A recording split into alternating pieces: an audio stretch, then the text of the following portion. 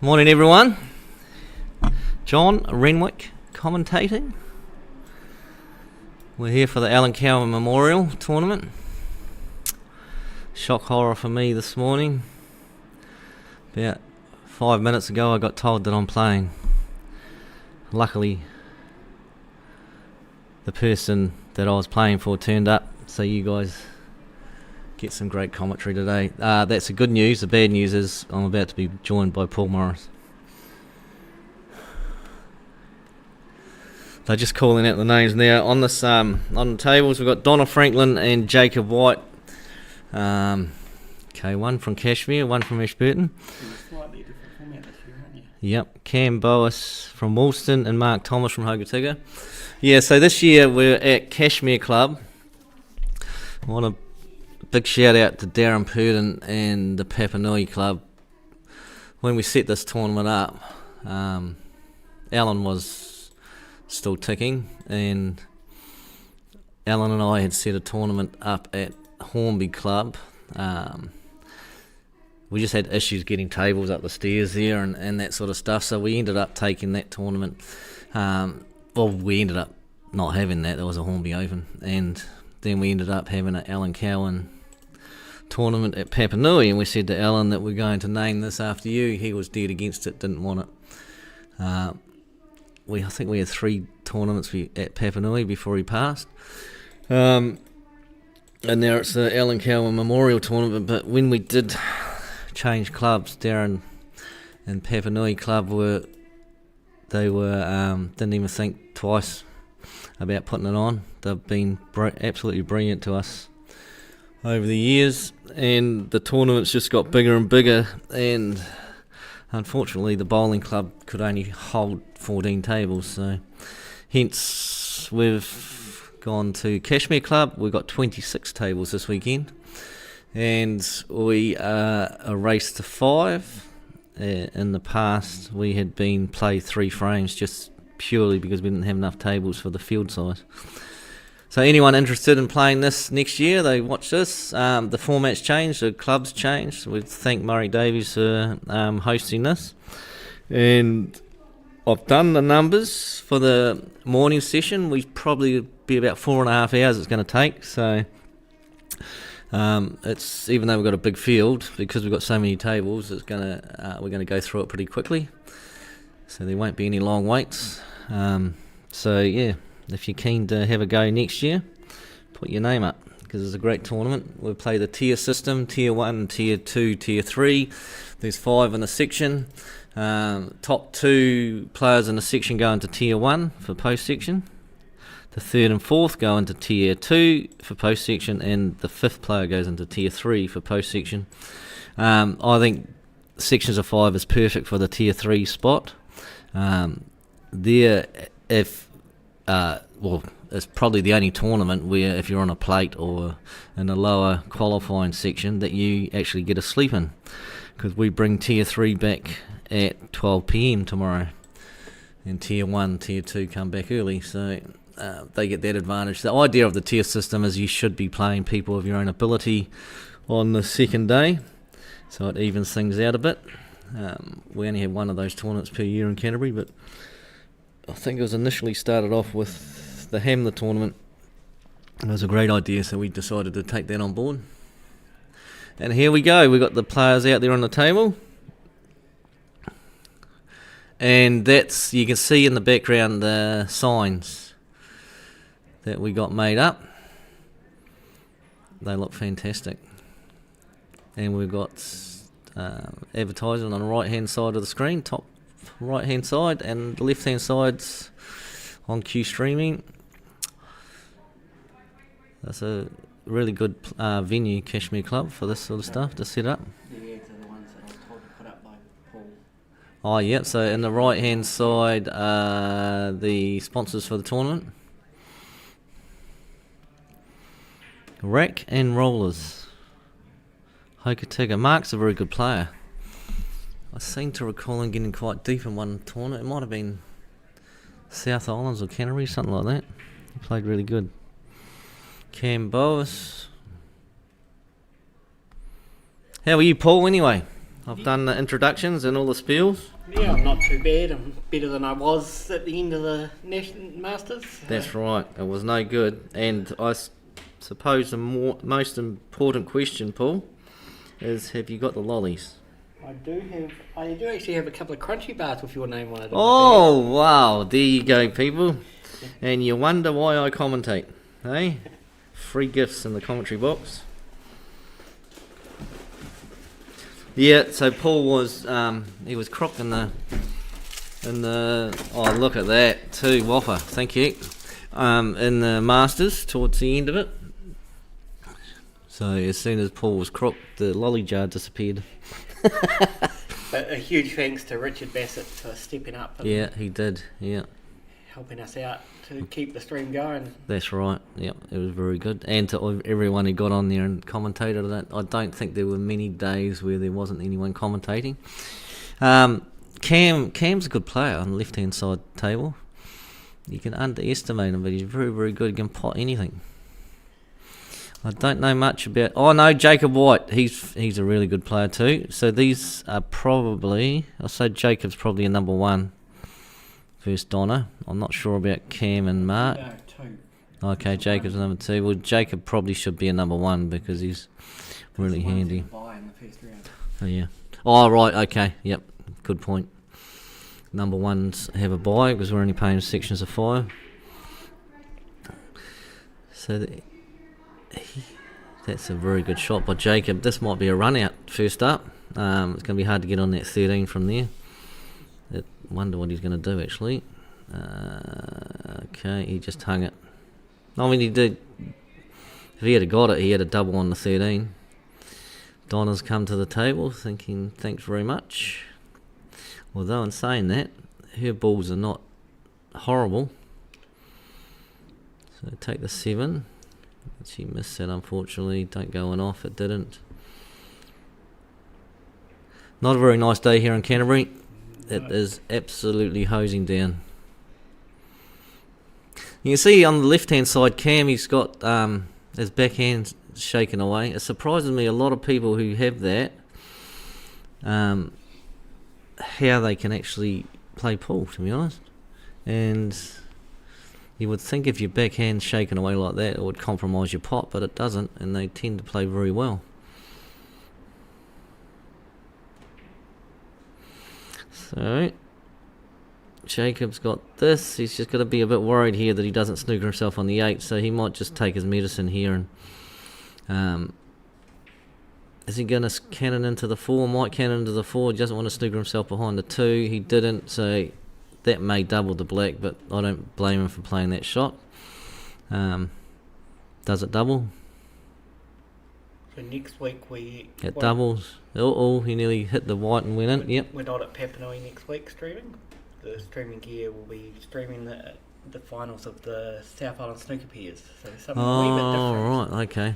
So next weekend we have got the Papanui Masters. Unfortunately, the stream is not on there, but Paul Shivers said that the streaming gear will be streaming the South Island Snookers? South Island Snooker Piers. Snooker Piers, and whereabouts is that, Paul? Cuthbert's Green, is it? Club Waimea. Club Waimea, wow, so you're going all the way up there. Yep. Hang on a minute, can we turn the microphones off? I've been told to turn the microphones.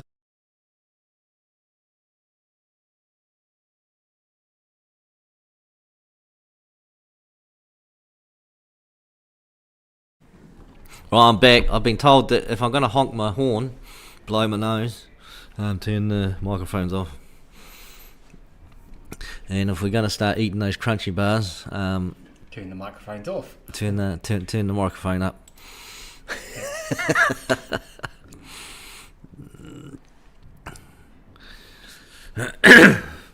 Oh, I also got told off for that too, coughing during the stream.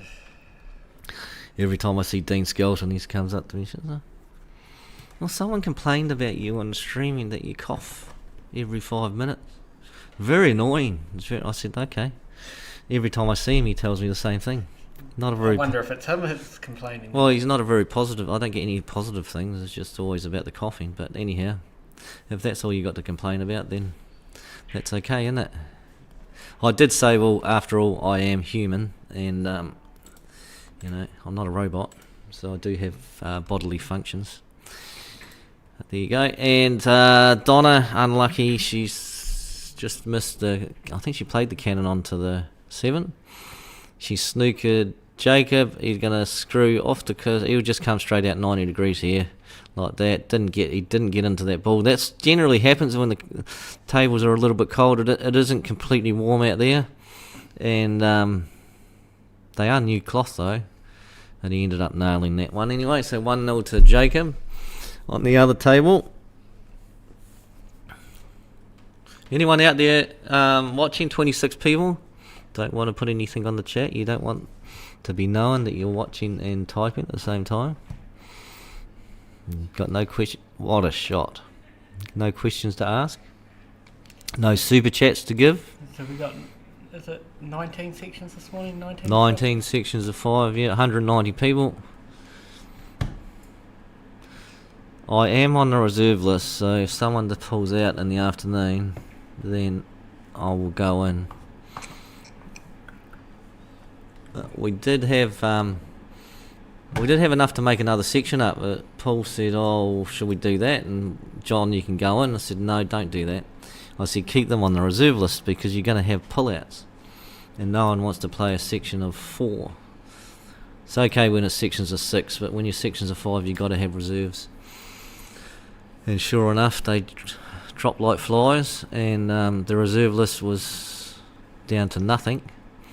We had dinner with Kerry Lowe and Tony last night after the table set up, and they both said that they'll go on the reserve list. As soon as Kerry said that, she was in because someone texted and pulled out, and Tony got the call up this morning, so they're both in.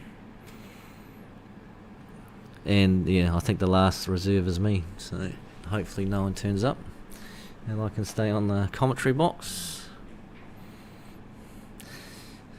So Cam's up 1-0 and Jacob's up 1-0. Cam to break. That Q is going away with the place. But he plays a very good game, so it doesn't really matter to him. And it's not nerves with Cam. You think, oh, it might be... if you're nervous that would happen, but I remember it used to happen to me a lot of the time. I'd start shaking, my leg would start shaking when I was at the table. Going back maybe, I don't know, 9 years ago, and I'd be standing up, the leg would just shake uncontrollably, and that was just pure nerves, especially when you're on the streaming table. Now it doesn't bother me. Right, so we'll focus on Cam's game. Cam's got this 5 into the middle. Oh, bit hard there, mate. He wanted to follow through to break into that 2 and 4. So Mark, he's probably going to hang this 12. No, he can pot it, so it's okay. He's nice on the 9 into the middle.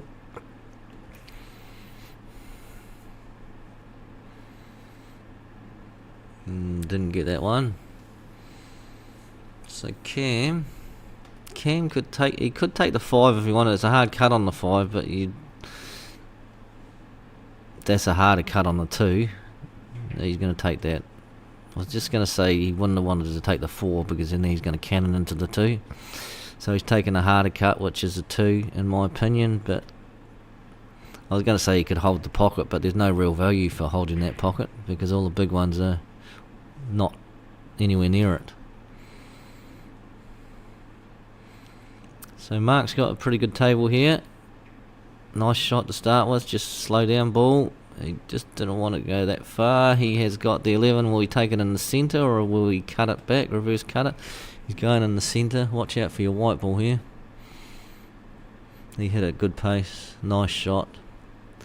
This one here is just this tricky shot here. You just got to drop this in and not go too far with the white. Oh, okay, he's playing the 15 up the top. That's a good option. That's a brilliant shot.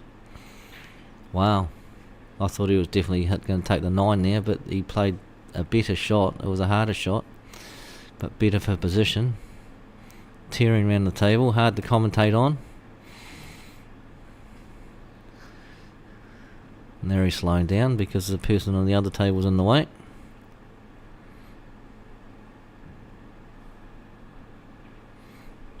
Right, can we just have someone say on the chat that you can hear us loud and clear? And there's no issues with the volume or anything? Anyone? Beginning to think that you don't like me. Oh, we just had to join the queue anyway, if that's the case. Bad luck. Right. 9 goes into the centre. He is on fire. Can hear you. Oh, Paul shivers. Oh, well, that doesn't count, Paul. That's a silly thing to say.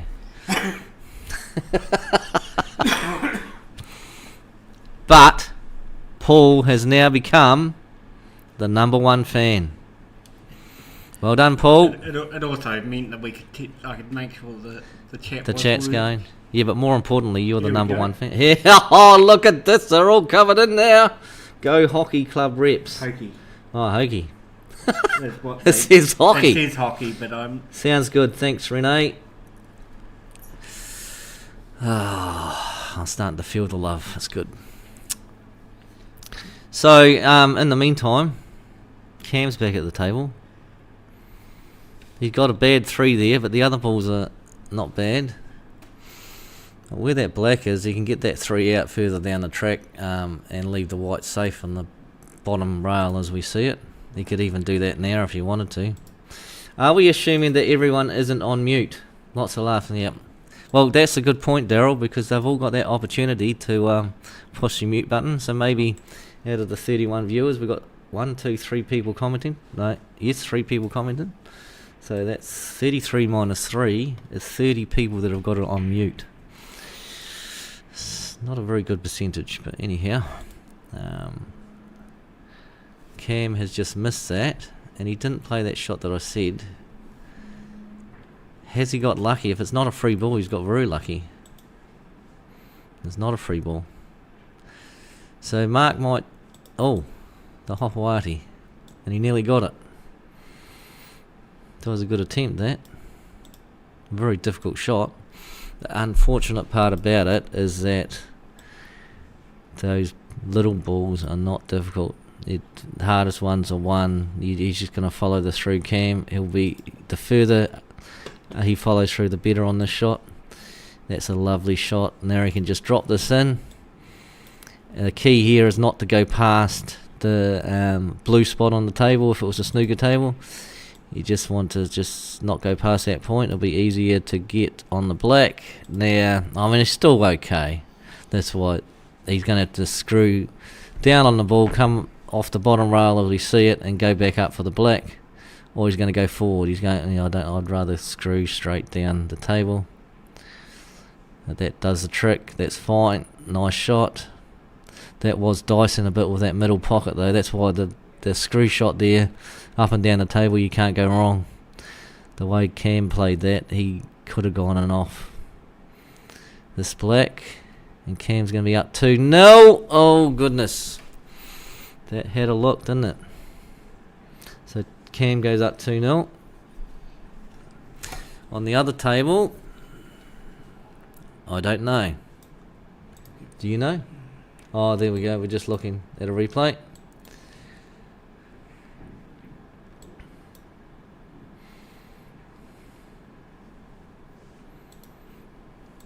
I don't know what Paul Morris is doing down there, but he's not up here, people. He did say that he might not do much this weekend. Oh no, sorry. Yeah, that's he's right. Got a bit of a... He has too. So Paul Morris, unfortunately, people, all his fans out there, you can probably count them on one hand. He's got a bad cough, so he probably won't do much. And the other thing is, I'm in the commentary booth, and he probably doesn't want to sit alongside me. That's probably more so he doesn't want to give me his infection. Good on him. I don't think it's an infection, but anyway. I wouldn't be surprised if he's got a chest infection like I had. Yeah, I had one too. I got told at work, they said, John, go to the doctor. I said, what? Can't get antibiotics. I didn't. They said, it can kill you. Have you been to the doctor? I did. You did? Yes, well done. I ended up going on the Monday morning after the... Because I thought I was coming right, and then no.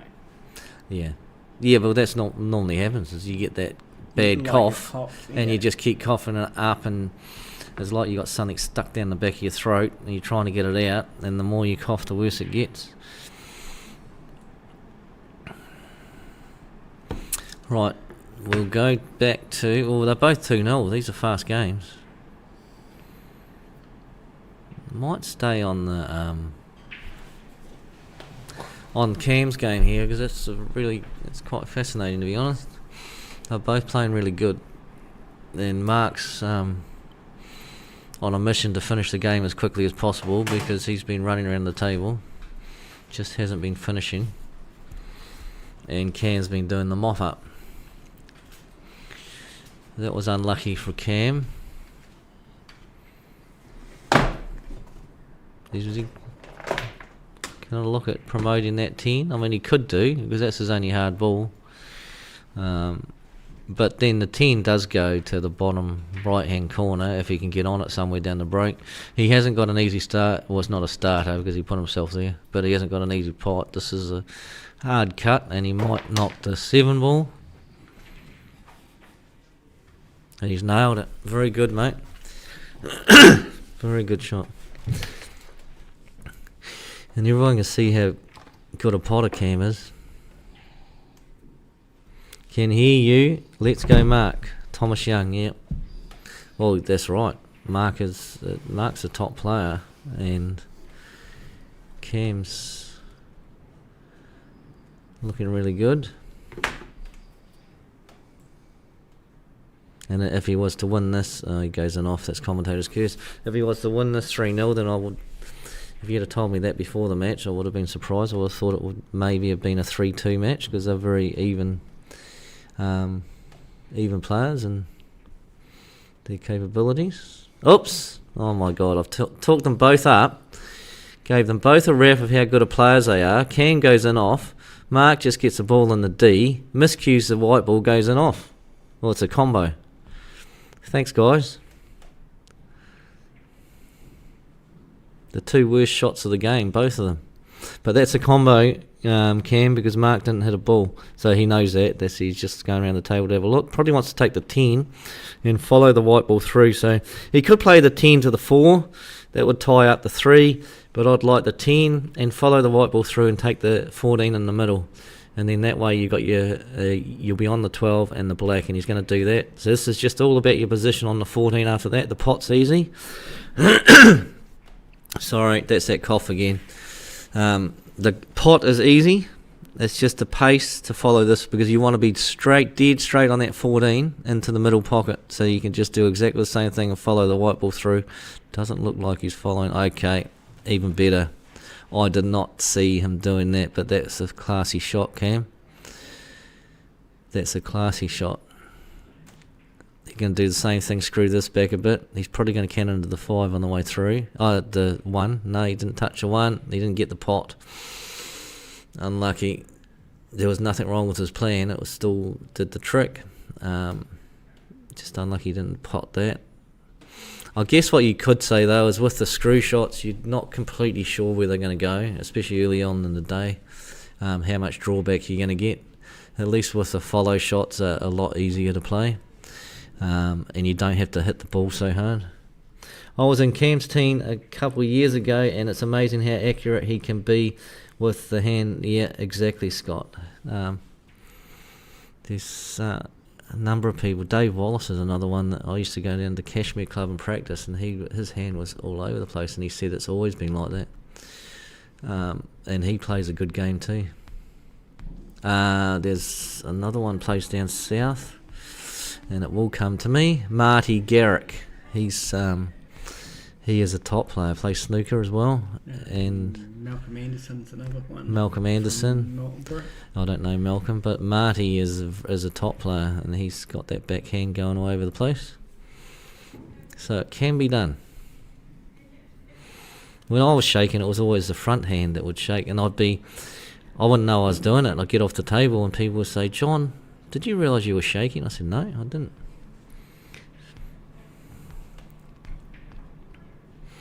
Right, Cam, you can see the edge of the 14. Don't know if you can see it enough to pot it. He might be able to. Oh, he could easy. He didn't get it though. Right, Mark, this is your opportunity. Do not take that 5 ball. Leave that until last.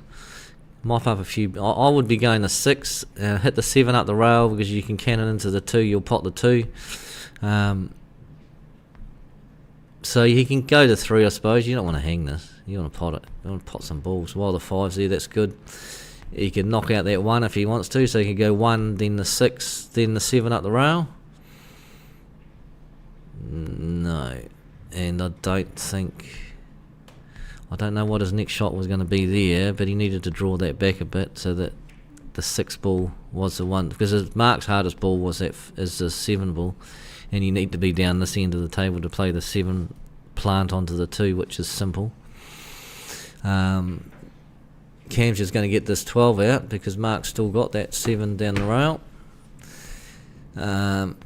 He could play the 14 and get closer to it.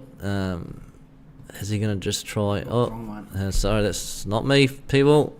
One job, Paul Shivers. Early in the morning, you're forgiven. So I'm not sure what he might have played that. He might have played that to go in the middle. What he has done is given Mark an opportunity to get the 7, and that's got it. Yeah, see, that's pretty good because it covers the black to one pocket. And it's probably the pocket you'd want to be taking the black in. Cam, you got to take that 14, and you want to be jacking up on this ball and screwing straight down the cushion. That's right, that's what he's doing. And you want to suck this one back and take the 12 in the centre. You got to give this a bit like that. It's pretty good result. I don't think he was playing to come back to that cushion, but it ended up working out for him. And it'd be nice if he could just drift this in and play the black inside the 1 here. He didn't. That was a hard shot. That was a hard shot to play the one I said to hit that in and then play the black into the middle inside the 1 ball, but he didn't have a lot of opportunities. Is he going to get lucky, Mark? No.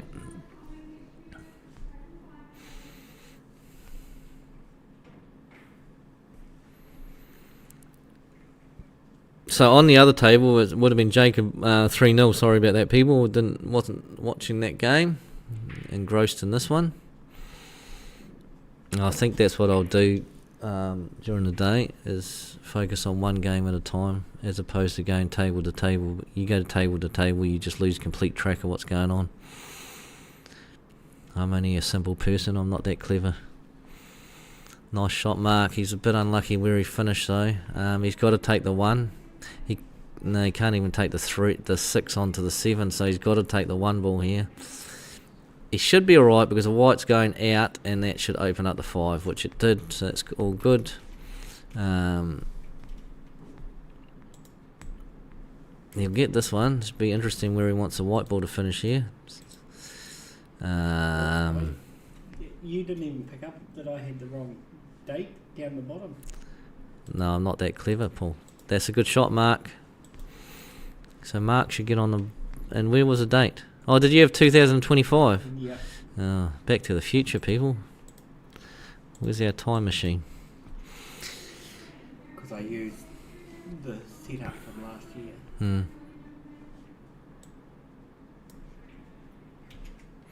So this is a hard black. He's got it. What a jam, something or other. I can see why Mark played that. He would have been unhappy of where he finished with a white, that he had to play that black, but he played it with that pace. If everyone's going, why did he hit it so hard? He played it with that pace because he was purely thinking about where the white was going.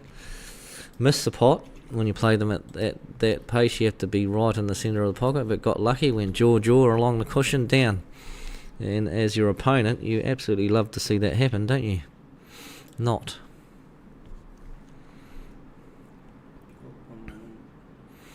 I don't know whether you guys can hear the rain pelting down outside on the commentary, but I can assure you it is. It's a good day to be playing pool. And we've lost the ball, folks. Maybe that cat that's been around the place has grabbed it and taken it outside as a toy. Still can't find it. It'll be stuck in one of the pockets right in behind. This is a party trick. Here we go. There we go. Yeah, it would have been stuck on the net. No, it wasn't even stuck on the net.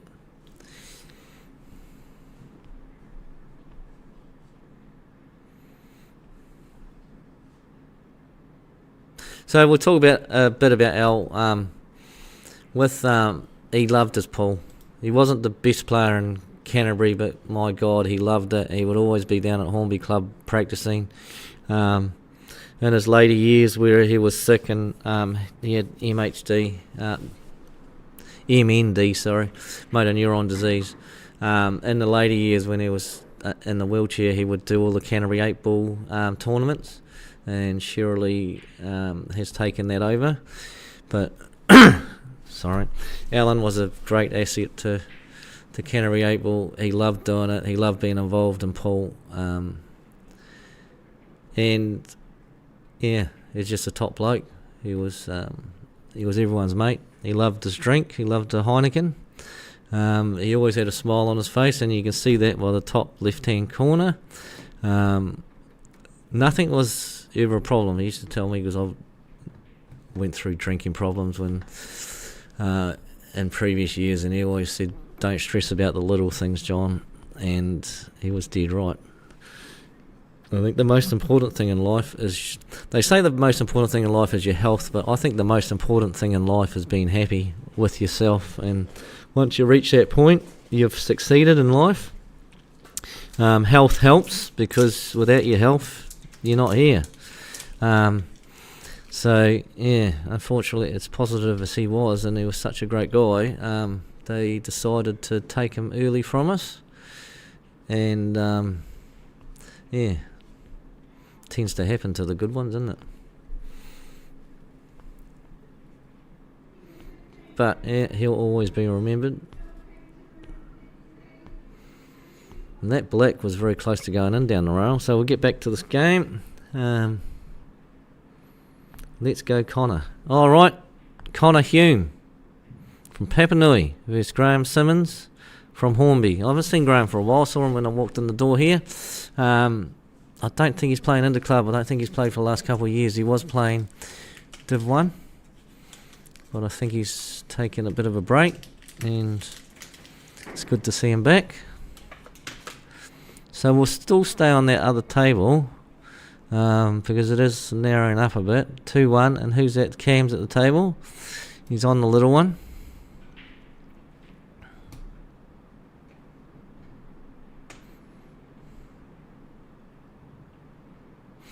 That's a nice shot. He probably didn't want to follow the white ball through as much, because the one ball would have been the one he wanted to be on after that. And I don't... well, he might be. He's taking it like he is. Or maybe he's just taking it now to get it out of there. I'd be surprised if that goes. And it goes. Look at that. From the angle that we saw that, it did not look like that ball was going to go. He could play this 5 ball up and down the table, so hit it quite hard with the 5, up and down the table, so you can put some bottom on this, hit the top cushion, come back off that, and cannon into the 4 and the 7. Yeah, if he had dug down on that ball and hit some bottom on it, he would have come closer to those 2 balls. Maybe he's saying he didn't want to cannon in. He's quite happy with the... I see. The 7 in front of the 8. No, he didn't take that. I think if he had dropped that ball in, he could have dribbled the 7 ball up to the 8 pocket, and if he didn't get that, he would have had the ball over the 8 and taken control of the frame. Does this go? Doesn't look like it either, but he's having a go at it. Got a little nick on the 11. That's pretty good. What a result that is. So he's probably played for that, in all fairness, because the white balls ended up blocking that. The 7 ball ended up blocking the 9, so that was a very good shot by Cam.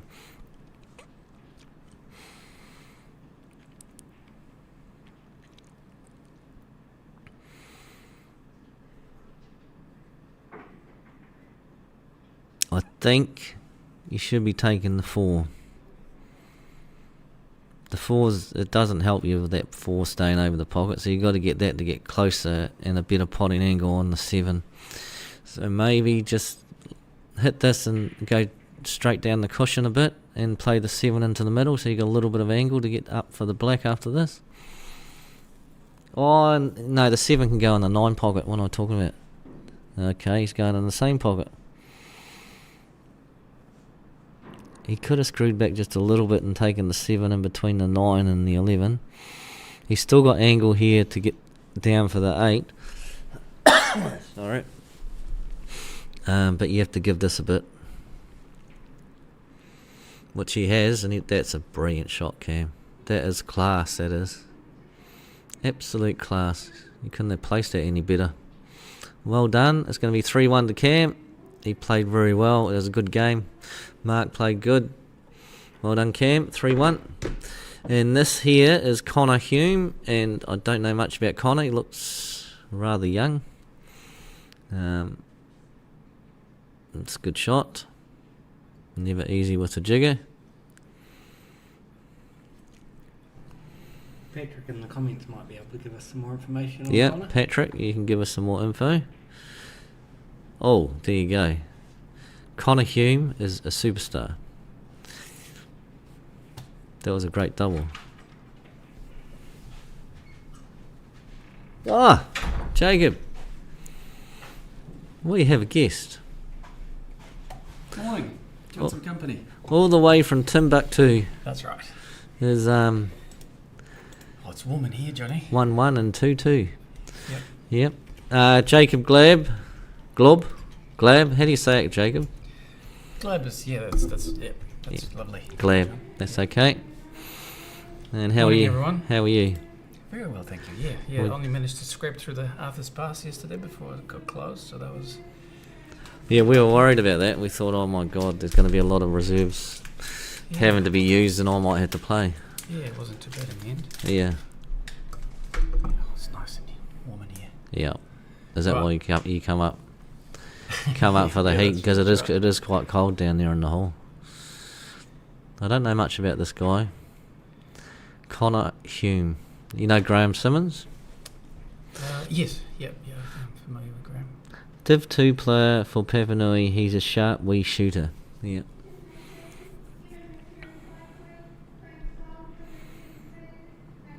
Nice. It's not bad if he's on 2. Looks like he is. And it looks like the 1 goes as well, so this should be a clearance here for Graham. As long as the 1 does go. Looks like it does. So this is a stop shot. And you can follow the 1 through and be on the 6. And then the black, so Graham should get up 1-0. Unless he doesn't hit that hard enough, but that's still all good. Just enough. Don't want to hit this too hard. That's a good pace, well played.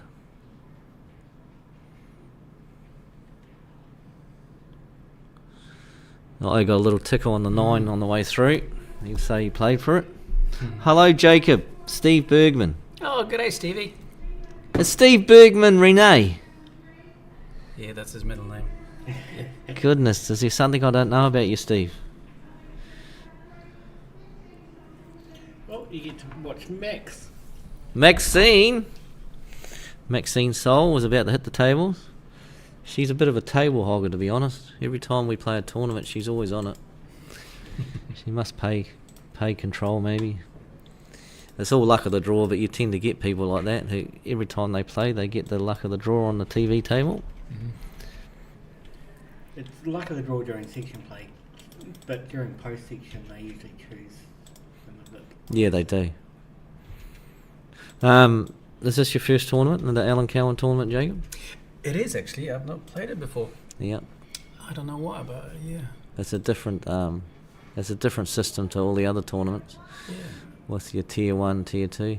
I think it's a great idea. Actually, It is I think a great lot of idea. people. A lot of people like it. Yeah. I was reminiscing the old Allan when we were driving here. Yep. Cheeky monkey that he was. Yep, we just said that, and the good thing about this is with the stream setup, we've had to put those photos right down low, but you can see them. Mm. They normally hang over the tables. Yeah. He always had a smile on his face. I loved his pull. Sure did. Loved the beer, the Heineken. Yeah. Great event. Yeah, it is, and he was around when we did the first 3 tournaments, I think. Oh, was he? Yeah. I didn't remember that. So because we'd set it up as a Hornby Open to start with, and then we had problems with getting tables up the stairs, because they were the old Canterbury tables, the slate ones, Yep. and yeah, pretty dangerous. But now the on cue ones you can go up the lift. But because of that fact and the cost of getting them up the stairs there, we ended up going to Papanui, and that was when Allan was sick. So we said, right, we're gonna name the tournament after you, and he didn't. He said, no, I don't want that. I don't want that. He warmed to it in future years, and his mates all got free drinks during the tournament. That would have been a few drinks. Or free drinks. Yeah, I mean, that would have been a few. It was, because we were telling people, if you're going to buy Allan a beer, you need to buy 2s and then bring them back. And Allan could only have like 1 or 2 beers for the day back then. Yeah. So all his mates got looked after well and truly. We had a table full of Heineken the whole tournament at Papanui. Nice. That was good. Graham Not had so good for the headache, though. No. Graham had a good clearance on. I felt that he went about sort of the opposite way to what I would have. I would have probably started up the top and got back to the bottom. But Well, that's what you should do, isn't it? That's what you're all taught to do, is go from one end to the other, mop up one end of the table and then go down and finish the rest. I like what Connor's doing there, as long as he plays it soft and if he doesn't get it, leaves it out of the bag. So he had a combo, right? Yes, yep. And Graham missed his ball completely by the sounds of it. I wasn't watching. The 15 ball's a tough one, unless it can get through that gap. It doesn't look like it is. No, that hasn't worked that well. That 15 will go through. He'll probably play to hang this over the pocket. I don't know if it goes. Must go. Yeah. We got overview, Paul? On the right hand table. Yeah, can we put that on, please? Quickly. Yeah, it goes. Got to be precise, but it goes. That's just as good. Yeah, That's pretty good. And where the black is, that's a horrible position for Graham. He'll be trying to get this 2 out as well as potting that. Did he get the 2 out? No, he hit the 2 onto the ball that was over the pocket, so he's given away another combo. Would you put the 14 now? Open the black up. Yeah. Yeah, the 14's probably his toughest ball. Suck it back and play the... Well, he can either do that or follow it through into the middle. He's probably going to do that, is he? It's easier. Either or, sucking it back will be fine. I did say that about a screw shot there, in previous frames where you don't quite know the pace of the table early on.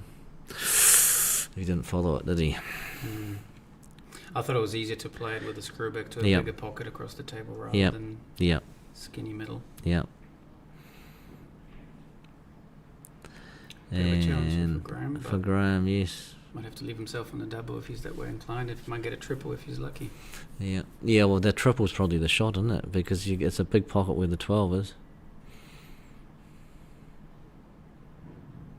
Hard, though. Triples are hard. Oh, Graham, you're having a shocker. Yeah. Goodness gracious. Save all the good shots for the stream. I think he wanted it in front of the 11, if anything. So He was that's... pushing it. Yeah, and that's only a free ball, people, in our rules. It's a bit strange, isn't it? You could completely disturb the whole table there. And you only give away a free ball.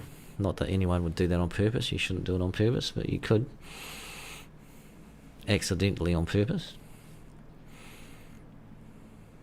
This is about the pace. You want to hold for... Yeah, okay, that's an overhit. Yeah. So, Graham... 3 rails into the right-hand side middle pocket, you reckon? Well, he's still got that triple if he whacks it.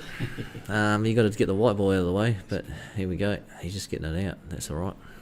Well, it's all right. Now you just hang this 12 over the pocket, Connor, and leave the white ball up the table. I mean, you might even pot the 12.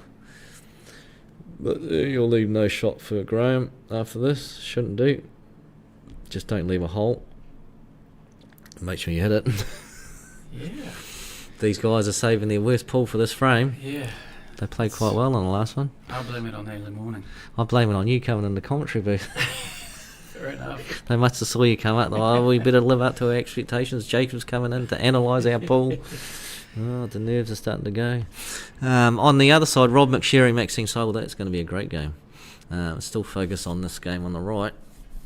And Graham, he's got his head's kind of like on the side there when he's queuing down, but he goes up 2-0. On the other table, Rob McSherry is a very good player. He's played a bit soft, didn't leave himself on that 14 into the top right. Yeah. Rob's got Evan as his son, and he's can hardly see over the table. Nice. And he's brilliant. A brilliant player. He moved to Clubs New Zealand so he could play. His son could play because he was playing for the North Canterbury Pub League. Oh, right, okay. A couple of years ago. Yeah, we played Super League with him. Oh, he's a really nice kid. Evan, isn't it? Evan McSherry, yeah. And Rob's, they're always down there practicing. So, yeah, good to see father and son. I tried to get my boy into it, and I think he played one game, and that was it. I don't like Paul. Okay. So he's played that up, probably would have doubled that one on the rail, the 10, back up the table and back down to the pocket where the black ball is. Yeah. Because where it is now, it's... Yeah, right, because this is going in, and she could hang this too if she wanted to. She probably will, because where the 6 ball is. Although when you try and hang a ball, what happens? Generally goes in. I see them playing a little bit more generous than what I'm used to. Yeah. Is she going to come off the 11, but then she'll probably end up potting the 2? Yeah, she potted it. Yeah, I don't think she wanted that. No. She could play the black over the pocket here if she wants to. Just don't pot the black. Okay. There's a hole there for the 11, so that's not good. Like, if she had got the black over the pocket, then that's fine. But this is no good now. All Evans' balls are there. The hardest ball's the 9 ball. He just doesn't want to touch the black here. I don't think he will. You playing this morning, Jim? No, I've decided that my worth is not on the table, Jacob. My worth is up here. Full-time commentating this week. For the millions and millions and millions of fans Yeah, available. Everyone turns up this afternoon, he's full-time commentating. Yeah. No, we were talking about it on the cast. People were like, I hope John is commentating this. Oh, thank you, Jacob. You've gone to number 1 fan. Yeah, well, it was a bit of shock horror, to be honest, because at 8:25 I got told, go and put your pants on, John. You're going to be playing. I'm first reserve. Oh, yeah. Nice. Yep. What I said before about that black, Evan don't hit the black. Well, he hit the black. So he had the table open at his mercy, and that was the one thing he didn't want to do. And now Max is back in this game. She wants to get that 6 in a position where she can, her next trip to the table, and she didn't really do that. Her next trip to the table could be the 6 down on top of the black and free up your 3 at the same time, or worse, or even better, hang the 6. You get a free ball situation. But where Rob has put that black in now, I don't know how he's going to get it. Oh, will he put the 9 in front of the 8? He might be able to do that now. I'd actually play it a little bit harder off the rail and then, nudge cannon into nudge the 3 across the table, because then the 3 won't go into any pocket. And the 9 stays over the bag nicely. That's a hard shot though, but he could do it, but he's not even going to look at it. No, I think he's missed it. He has. He has, because he needed to get. It's all very well potting these other balls, but he's going to. I mean, I suppose your black, he could just double kiss the black, and that should hold the pocket for your last shot. But yeah, always work on your hardest ball, eh? If you can. G'day, Tomo, saying hi from Greymouth. Shame you're not here. Yep. Thomas, you normally always playing this. So you must have had something on. So there you go. Yeah, just got to make sure he doesn't kiss into those balls on the way through here. He'll put something on it, will he? Make sure he doesn't. Bit of bottom on the ball. Yeah, you're going to cannon into the 8. It's not bad. That ended up quite good for him. If he had a potted it, it would have been good. Double the 3 back into the right hand side. Yep, that's the shot. And Max will probably not. She's really good at the doubles, by the way. You don't want to give Maxine Soul a double, full length of the table double. She'll nail them every day of the week. It's got to be in or over Yep. shot, isn't it? Yeah, but she'll whack it. No, you're right. She'll probably pay this the right pace. And she's got it. See, that wasn't in and over. That was a stuff you, Jacob. I'm just going to pot it. The thing is, if she played itself, she would have had that 6 onto the top left. Yeah, so she played, yeah. Well, look at where she's finished. She's finished perfect. If you like these shots, a lot of people don't like the middle shot, so this is a sitter. She doesn't like it. Face cut. I love these shots. It's just a little touch. Let it dribble in. You could face cut it. We'll see. It's going to be a face cut, is it? Oh, no, yeah. Shirley's like that. She hates the middle ones. She's setting up a trap. She's setting up a snooker. Yeah. I think even if he does snooker himself, it's an easy one to get out of. It's unlucky for Max. She played a really good shot with that 3. That wasn't easy. And there you go. It's going to be 1-0 to Rob.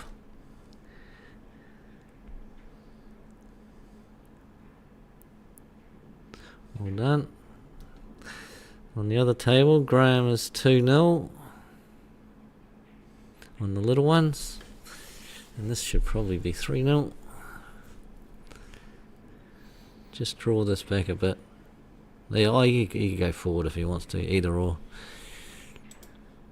Don't stop it, Jacob. Just don't stop it. I think there was an argument to play the 7 first before playing that one. Could have. But I mean, the way he played it was, well, he played a stop shot, wasn't it? It was really weird. It was either going to be a follow through or a drawback. That's a pretty good shot to get out of jail. That's a really good shot, actually, because he was in trouble if he hadn't have covered that black up. This one here, you go off the rail. It's an easy shot. I don't think he's going to. Would you have done that, Jacob, off the cushion? Probably. Yeah, it was an easy, and then you can bring the white closer to that 13. Got quite good angle here. Follow it through. No, there's going to be a free ball, unfortunately. And that free ball was probably perfect where he's left it to cannon into those two. If he takes the 13. Then he's asking, I don't think he knows the rules completely, Connor, maybe. But that's definitely a free ball. Oh, can we have the overview, please? From there. Yeah, it is. That's the backdoor free ball. Can we chuck it back, please? Yeah. Agree? It might not be. Yeah, it's a free ball, Jacob. Okay. You're going to get the ref. We'll see who's right.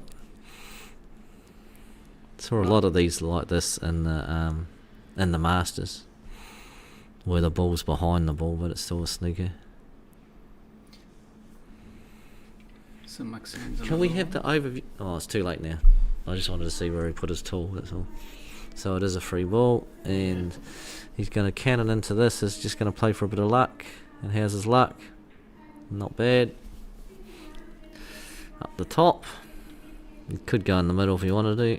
Either or. Up the top's probably the one. Oh, that's pretty good.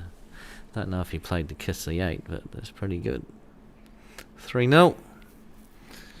We focus on Maxine's game. She's got the Allan Cowan top. Oh yeah, why didn't are you guys thinking of doing tops one year again? Well, you can still get them. Yeah, so you can still order them through On Q. Oh, I didn't realise that. Yeah. But well, I mean, we were doing it every year. We've promoted the tops and that, but we were even looking at doing a little bit different design. Oh, we just decided no, that we'll keep the same design, and if anyone wants to buy one, you just order them through On Q. Yeah, fair enough. I think that's the same with any tops that you want to. If you like them, you can still. The Masters tops, On Q did them. If you wanted to get one after the tournament, you can still order them through On Q. I think you just pay a little bit more, that's all. Rather than us doing a whole run of them. We did do like 20 or 30 shirts, but then you ended up with a whole heap left over or different sizes, and you're going to try and offload them somewhere. It's just a bit of a pain, to be honest. See, Rob play that ball up the top. I probably would have tried doing something on the bottom right, because there's no point putting a single ball once you've got a resolution to that. Yeah, but Max has just sold the farm a bit there, hasn't she? Well, Oh no, she's on littles, isn't she? Yeah. Yeah, so she had that ball over the pocket, and that was the advantage. I mean, if she gets this, is she going to try and put the 5 back over the pocket? Up and down the table maybe and get on. The 4 and the 6 don't. I think that 12 gets in the way. She played a very good shot. She got unlucky with that kiss off the knuckle, and now she's in a bit of trouble. This is one part of the rules where I would like it to be changed, but it's not going to, where you can just roll up to this ball without touching the cushion. oh yeah. It would speed things up immensely. Oh, She didn't roll up to it. great. Yeah, it's not bad. She's playing very positive. Paul. Yeah. The unfortunate side is that it hasn't really helped her with the obstacles where the 10 and the 9 are. They both go, and all of Rob's other balls are open. That's a nice shot for the 13 ball. That's nice. Wonder whether he would take the 9.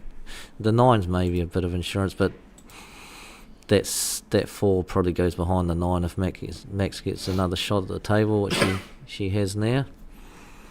So this one here is, you want to be playing the 4 and you want to come off the cushion, and actually the 4 has to hit the 9. If she goes the other way, then she'll end up potting it. Because if you try and squeeze that in the gap, guarantee you'll pot that. She didn't want to pot it. Off the cushion onto the 9, that's pretty good. So she's got time now, Max.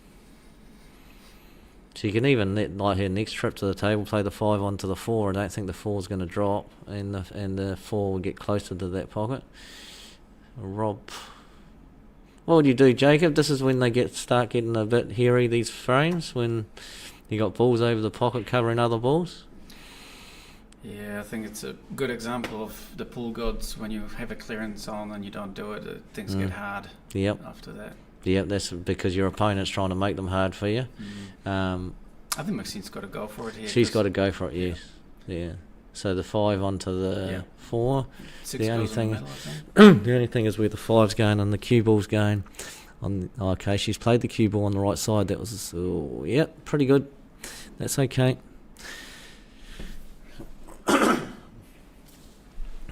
It does not look like that 9 can squeeze through, so that's the main thing. If she had a potted the 4, she might have been in a bit of trouble. But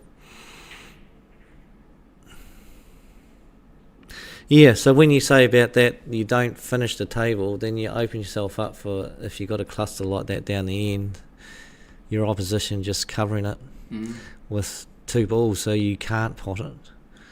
And then they can bring themselves back in the game. It's a unique set of rules. We can't play the skill shot in our rules. So you're never behind. In the game, there's always a way to peg your way back. Well, this is probably going to be a finish for Max. Just don't snooker yourself behind the 8. It's hard killing, really, because you're pushing that way, aren't you? We've got Mustafa on the other table. Yeah, he's a good player. Leanne, I don't know Leanne. This is, you reckon that's snookered? You had to come off the cush? No, I think she can play. It's just the problem is that making sure that you're on the next ball. The next ball, yeah. You reckon she can get past that 8 and hit it? No, yeah, she can. She hit 9. That's a good shot. I'll get told off for coughing. Yeah, I think you're Pet peeve. I wonder whether she needed to play that 7 as soft as she can to stay on. That's right, Above the on black. above the black, That yes. she would have guaranteed position. Yeah. But she's ended up playing quite a good shot though, because she's still in control. And just the other thing is that Rob can't go putting a ball in front of those balls. If Max had another ball, had that 6 still on the table, that was an option. But Rob's in a bit of trouble. What would you do, Jacob? You're going to blast them out. Holy moly, he Yeah, got it enough out. gap, but he didn't stop it. Yeah, it was a good effort. Yeah, a little And challenge just- for Maxine. Hmm.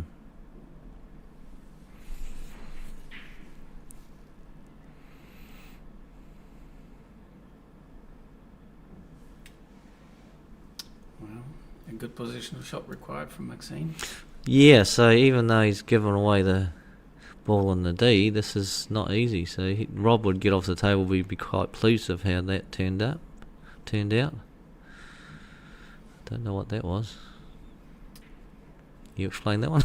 I think you mentioned that she likes her doubles. She's probably going all the way to the top again. Yeah, she is, I think. I think there was a natural line, you know, if she left herself Yes. low on the. Yes, she Oh, could she have. was She good. could have got down for the 4 and the pocket down here. She hasn't left it in a good spot. This is potable. It'd be interesting to see if Rob plays this pocket weight. If he does, he might not get on the black, but or he just backs himself to get it in. Nice. Backs himself. Great shot. Yep, good shot. And the black, so this should be 2-0 to Rob. That's closer than that this game.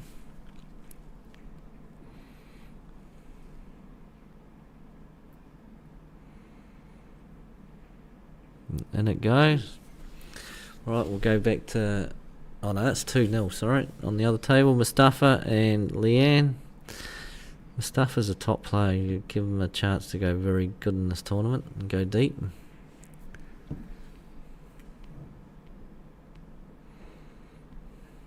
I don't know much about Leanne. It's good to see the Ashburton players coming up. It's the same with the Coasters coming over. Taking over the joint. In terms of prize money, yes. I think the Scotch Peers last year, was it the Scotch Peers? I think it was just about every tournament you came up, you took away all our prize money.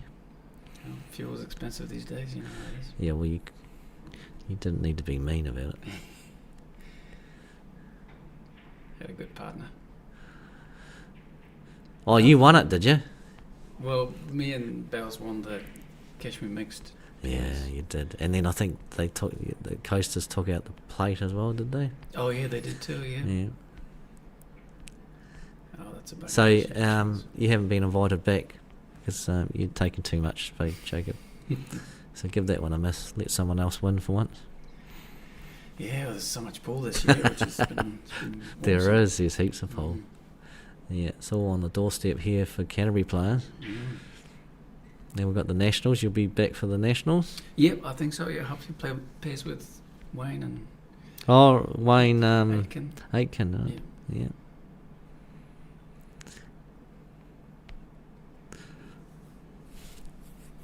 Yeah, he'd be a good partner to have.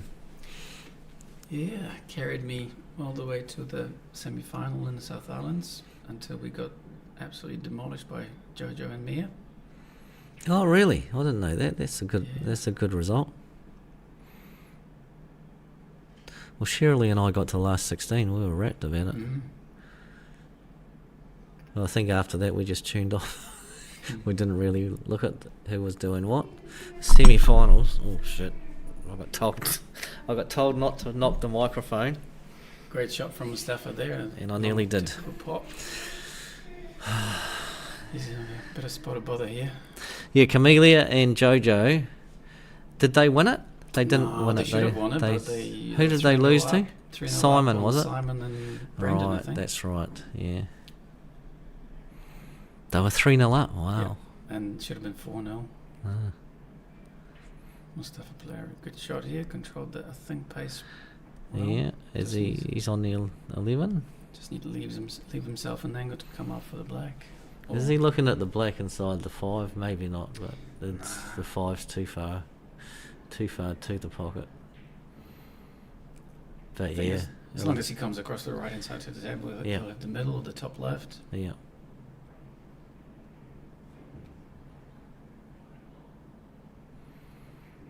It's straight, isn't it? I think what you said about the middle. I think it's not going in the 5 pocket middle. It's going in the other one. He's going to follow this through, but he could play the top left. He's just got to make sure he gets the white, like pretty close to the right hand side cushion here. Bit of a tester. Yeah, it is. To cure through that one nicely. And Yeah.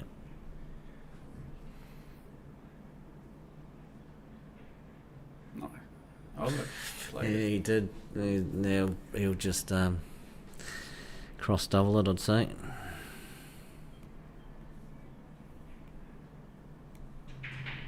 He might actually still go the top left-hand corner here. I'd probably be doing that because then the cue ball is a bit safer, I think. It 'cause is if you face safer, cut it, I think yes. I wouldn't like that middle left pocket. Yeah, you're right. And it's a big pocket down there, the top left-hand pocket. There's also no obstacles down there for him, so if he doesn't get it and hangs it, he'll be open next shot. Although I'm saying that, all the other little balls he did. Oh, yeah. I can't work that out. Can you work that out? Yeah, he was just trying to, go in the middle, just playing it thick. What? Try and pot it? Put it in the middle, yeah. Yeah, I didn't, because that's what I said earlier, I didn't think that was on. That's not a bad shot. She's done the right thing with the white. Mustafa, what are you going to do here? You could cross double. He could try and put it in nuisance value down the end. You could put it tight to the one. I don't know. What would you do, Jacob? Looks like he's looking at a Cross double? double off the top cushion back in the middle. I don't know. I'd probably face cut it to the top left. Into there. That's probably the safest option. Yeah, it is. Oh, that's what he's looking at. This is hero or zero. What's it going to be? Oh, you hit it. That's the main thing. There was all sorts of danger with that shot. That was, yes. They look good when they come off, but you're probably going to pot them like 1 in 10, if you're lucky.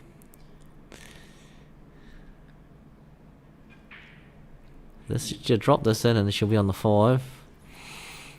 Links to the 2, get in. Perfect, Nice, yeah. And just roll this 5 ball in. Don't have to do anything with a white. Just concentrate on the pot. Then she can probably take the 4 after this. Yeah, I agree with you. Get in. Yes, nice.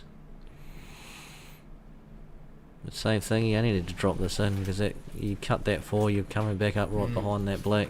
That's right. She doesn't like it. No.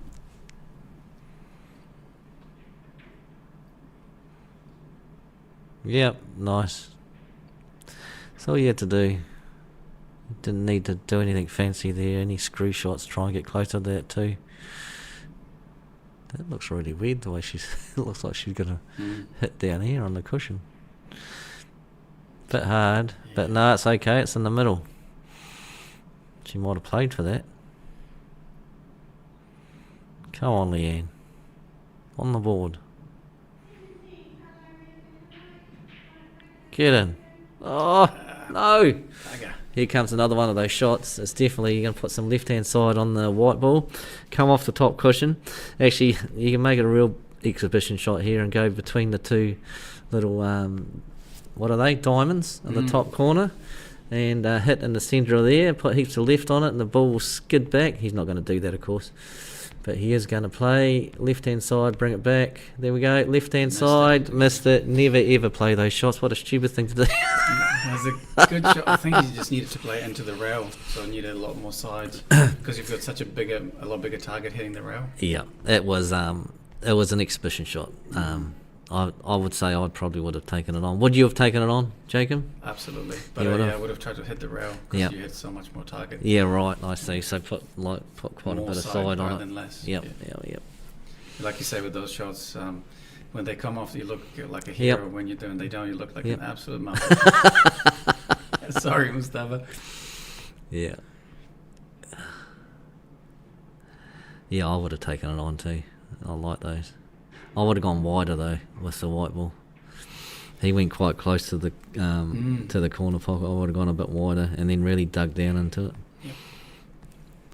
Right, other table. Who's that? Rob at the table. Yeah, Maxine's played a good shot. She blocked that 9 and left him a difficult shot. Oh wow. So Max is on the little ones. She played well, Max. She wouldn't want to go down 3-0. She would think she's played well enough to be very close in this match. That's not really going to do it there. She's got a cut on the 7. Yeah. Just play it nice and soft. She'll be on the black to the bottom left, eh? Yep. You'd be unlucky not to be on the black no matter what pace you play this, as long as you don't whack it. But she should be all good. Just make sure of the pot first and foremost. No, didn't get the pot. She's put it back in the same position that Rob was in before. I wonder if he could... No, he's not going to. I was just going to say if he could go underneath the 9 ball and nick it out and push the white ball down the cushion. Take 2 for Maxine. Yeah. Same shot. Yeah. I'd just play it, hard enough to come off 2 cushions back on there. Yeah. So you can see what Rob was trying to do with the white. If he got over about another foot, then this becomes a hard cut. Yes, Max. Oh, they whacked it. Gave it the beans. Oh, no. It's not good. Oh, This is a double again. Double again. Because otherwise she might pop that. Yeah. 13. Yeah, if she goes for the cut, the white ball's going straight into the 13, and you got a good chance of fouling. You playing this year, John? Neil, I was on the reserve list because... Look at it. Oh. Come on. Great try. Yeah, I've decided to put my time in this tournament to good use and commentate. Pool days are over. Well, they're not over, but anyway. So if you got someone that's committed to doing the commentary for the whole tournament, then you're not going to have the commentary box free with no one commentating, no matter how boring I can be. But and I enjoy doing it.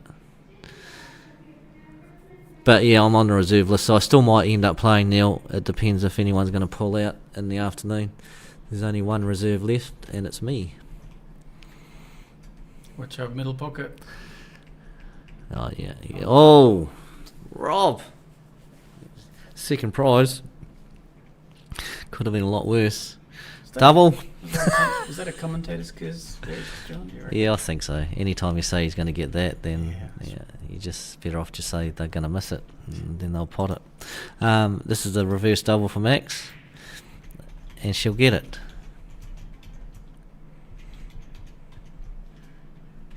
I'd probably go for middle myself. She's not going to. She's going to reverse it. Guarantee it. Because then you send the kibble flying. Yeah, I know what you're saying, but people would look at that saying for the middle and they'd be worried about going and off on this corner. They don't know how to get that ball out of the way. But yeah. You have it down the other end and leave the white down here. There you go. Oh, how's the luck? Pretty good. No, she just wanted that tight to the ball. Format change this year, I see as well. Yeah, format change, so it's no longer just 3 frames, which was purely because we didn't have enough tables. So we've gone back to conventional, which is a race to 3, as everyone wants. 26 tables this year, which is phenomenal. Awesome. And there's game to Rob. That game was a lot closer than 3-0. And Maxine will be kicking herself a bit. Disclaimer: all comments made by commentators are there. Is it because of me? No. I've been asked to put a disclaimer in. Is Daryl listening and not liking it? No, I just shut the mic off.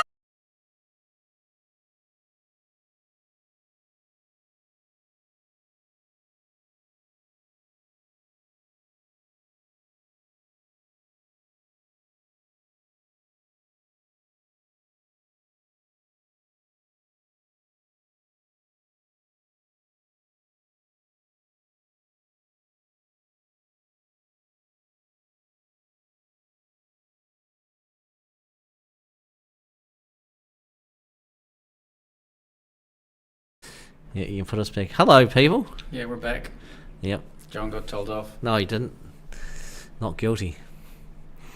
I just found out. 3 tables away. I just found out that little note on the stream has got nothing to do with me. I've been on my best behaviour, as you all know. Well, Leanne's putting good pressure on Mustafa. I'm not sure if she can see that. You know, the only person that you can have open slather on, Jacob, is your commentating partner. Which one? You. Oh, right. Fair So enough. you're the only one that I can abuse. Rip into it. You got too much of a smiley face for me to make it sad.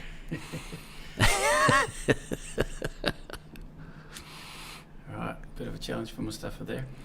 What do you reckon? I'd Oh, probably wow. go straight into the 11 now and try to play 11 off that. Paul. Yep. So carry on. Leanne's- The 11 off the Yeah. 7. Yep. Yeah, go early before you start putting So- anything else. Leanne's 1-0. I think that's only Yeah. one that's been going. A little bit too thick. Good shot, but a little bit too thick. It's done the job though. Mm. He would have liked it to hang over the pocket. But I was just going to say, Leanne is testing Mustafa. This is bit of a shock, to be honest. So again here, if we're feeling ambitious, I'd double the 6 off the top rail back into that pocket. She's just going to pop this out, but You're only a couple of tables away. it's mate. pretty good. She's just put another one, yeah. But I think Mustafa's just going to now tie this pocket up. That was a pretty good option by Leanne. I quite like that, but this is just going in behind. Oops, no, Bit thick. he didn't like that. Now the 7, you definitely play the 7. It's going to push the 11 ball out, and she could get lucky by holding the pocket on the 7 ball. Well, this was a great way to kill some time. I might see Yep. a bit later. Yep. Back by popular demand. Well, next time you come up, make sure you arm with a can of Coke and a crunchy bar. Roger, I'll see what I can do. Yep. No, don't worry about the crunchy. Can of Coke. He's got a Thanks. couple of crunchy bars. Yeah, look. See you guys. See you. Good luck. Thanks. All right. So she whacked that, Leanne.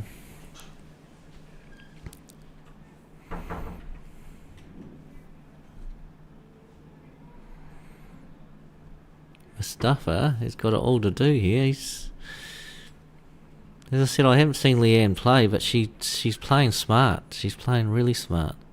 That's what you have to do in this game. You just have to make things difficult for your opponent, and you don't have to be flashy. You don't have to be clearing tables all the time. And there she goes again. She's unlucky. If she had hung that pocket, then Mustafa was in a world of hurt. But very impressed at how she's playing. And she's got the insurance with that, where the black is. Because of course if she had got that 6 over the pocket there, Mustafa would have had to have got his balls out. Because if he had left them there, then Leanne's next shot was to get the 7 ball out.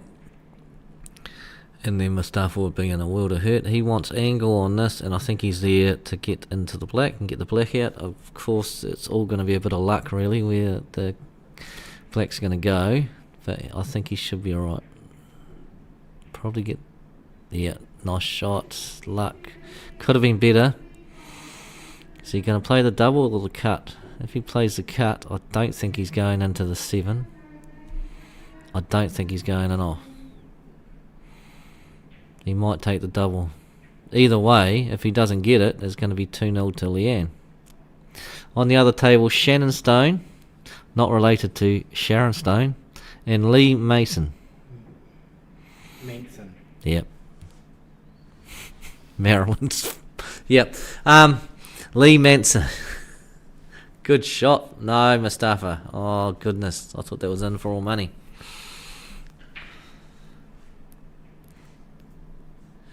So, Leanne, this is here for you.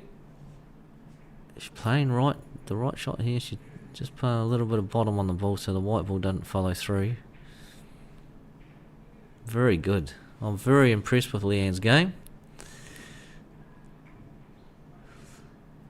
Knock this in, pocket weight, like she's been doing all game. And she'll be on the 8. And she's done pocket weight. Unlucky. She's been like, she missed that one, yes, but she's playing everything correct. She's playing all the right shots. Of course, you're not always going to get them. Coleman, I've got crunchies for you. Oh, thanks, Charlotte. Goodness gracious. You're gonna have too many crunchies. I mean, I might not be able to fit out the door by the end of this. I haven't even started nibbling on them yet because If I do, I have to turn the commentary off. As I sound like a little rat in the corner, eating its lunch. Neil Prattley, I'm not going to read that out. Number one fan and all. Hi John, Josh here. Oh, Josh joins us. How many players will qualify each section? Right, so Josh, are you playing, Josh? Be good if you were. But so tier 1, if you finish first and second in your qualifying group, you are in tier 1. If you finish third and fourth in your qualifying group, you finish in tier 2. And the last place qualifier, which is your 5th place in your section of 5, is in tier 3. So that's how they work. And tier, I think we're bringing tier 2 back early in the morning, 8:30. Don't quote me on this, but tier 1 is about 9:30, and tier 3 is about 11:45. So tier 3 get a sleeping, which is completely reverse to any other tournament that you play in.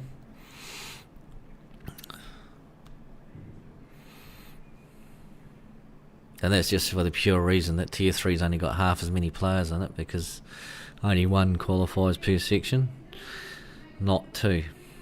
And I think we got, is it 39 sections, Paul? 38. 38 sections, so that's 38 players in tier 3, and 38, 76 in tier 1 and tier 2. Good maths? Good maths. I didn't even need a calculator. How good is that? I mean, that's unheard of nowadays. I'll go to a McDonald's drive-through and I'll ask for an order, and you'll give people money. So you give them $22.20 expecting a $10 note, and then they'll have to get a calculator out to try and figure out what change they give you. Hence how we have become reliant on that sort of stuff and not using what's upstairs. Just the modern nature of the world, I guess. Right, Mustafa's he's not on his game here. But he did get the last frame, so we didn't put that up, Paul. I know it's difficult down the end there, but you've got one job today, and that's the scoring and supplying crunchy bars. Josh is playing this afternoon, apparently. Yes, this afternoon. Oh, good on you. And yeah, so I don't know if you played in this, Josh, last year, but last year it was only play 3 frames. This year we're back to normal, and it's a best of 5. You're in section 22. Number 1 in section 22. Number 1. So your first game, Josh, will be the bye, and then you'll just go bang, bang, bang, bang, and you'll be into it. Your games will be... Still have to register within the Yep, registration. make sure you register within the registration. Even in this tournament, it's still registered under Canterbury April tournament. So we apply those rules, and if you're not here for registration on time, unfortunately, you get the old boot. We don't want that to happen, because if you get the boot, there's a reserve coming in, and that's me. So make sure you're here on time, please.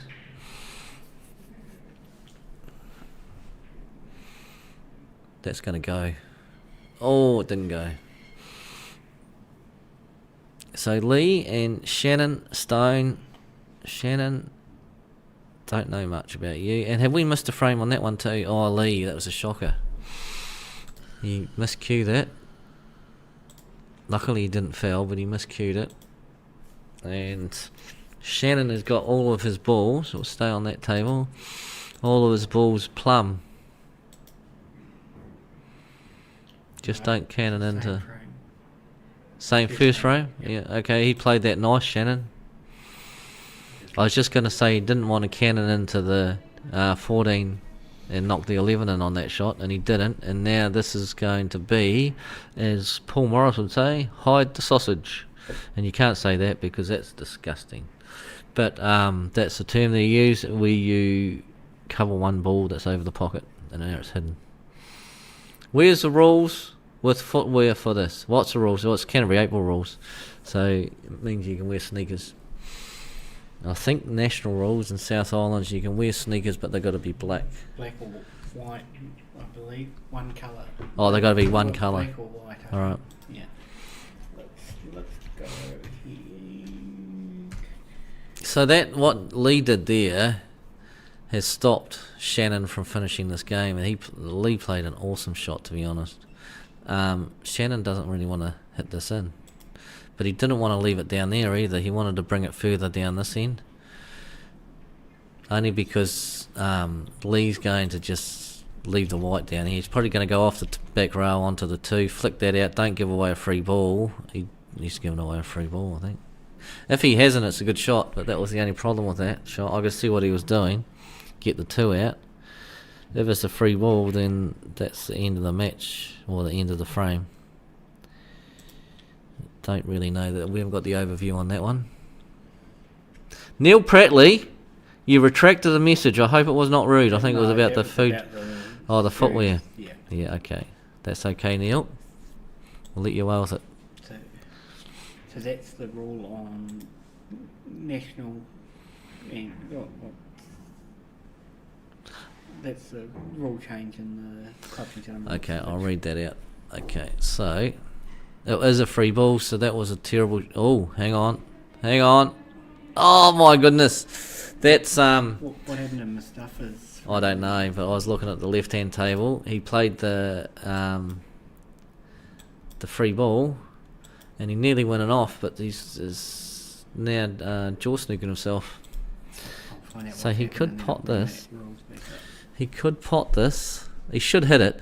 He could pot it, and if he does, then he'll be on the 8. But it'll be a hard 8. What a shot! That is a brilliant shot, Shannon. I don't know this guy, but he looks like he does know what he's doing.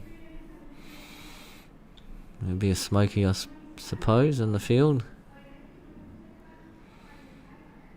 Watch out for the 1. No, didn't get it. I think he was worried about the 1 there. Mustafa got the 1 on the other table. Right, the rules. Well, we'll just wait until this frame's finished on the left-hand side, and then we'll talk about those footwear rules.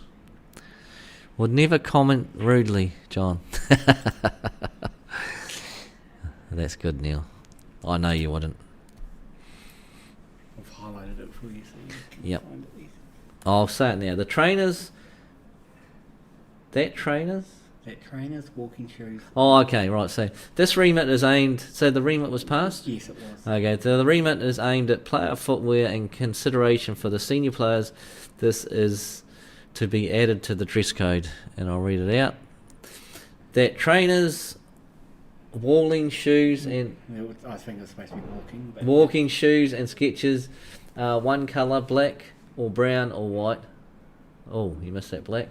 Black or brown or white that lace up. Slip-on or Velcro are clean, tidy, with no rips, have a closed-in toe and heel to be allowed to be worn at all CNZ April tournaments. And that was passed at the AGM last year. That was passed at the AGM last year, 19 to 14. You've heard it hot off the press here. Well, you haven't really. It was back then, but there you go. I did not know that. I thought that they had to be all black, but there you go. And he's on the black again, Shannon. He got another opportunity. He's nailed that one. 1-0 to Shannon over Lee. And then we'll go back to the right-hand table.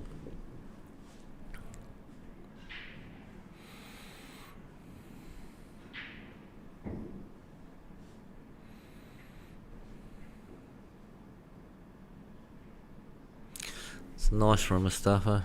The 8 ball's in a horrible position.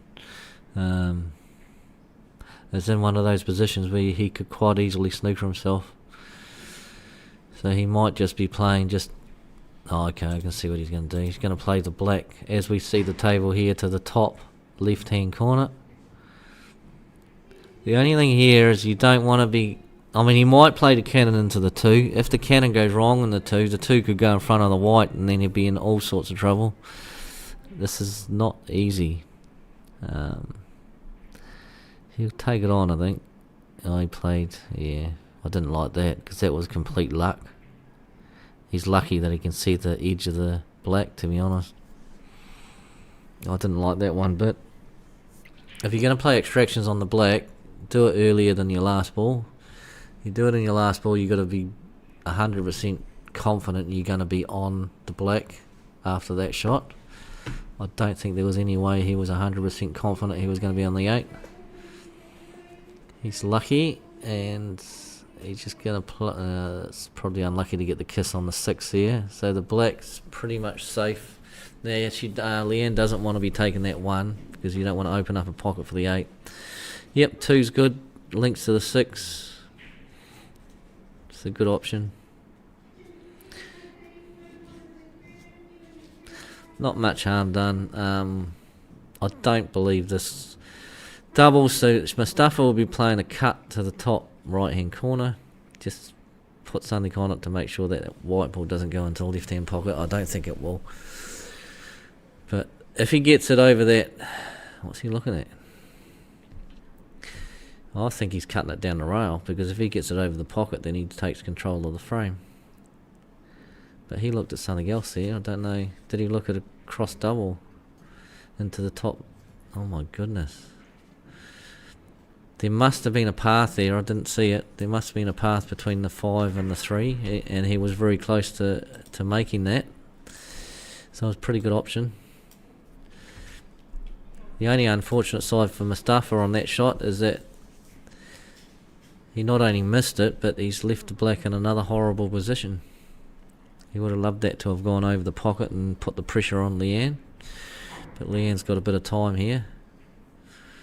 It's a nice shot. Probably didn't want to be straight though on the 6. She wanted a bit of angle. But she can, as long as she leaves the white down this end of the table on the left hand side, she's okay. Don't sneak it in behind the 7.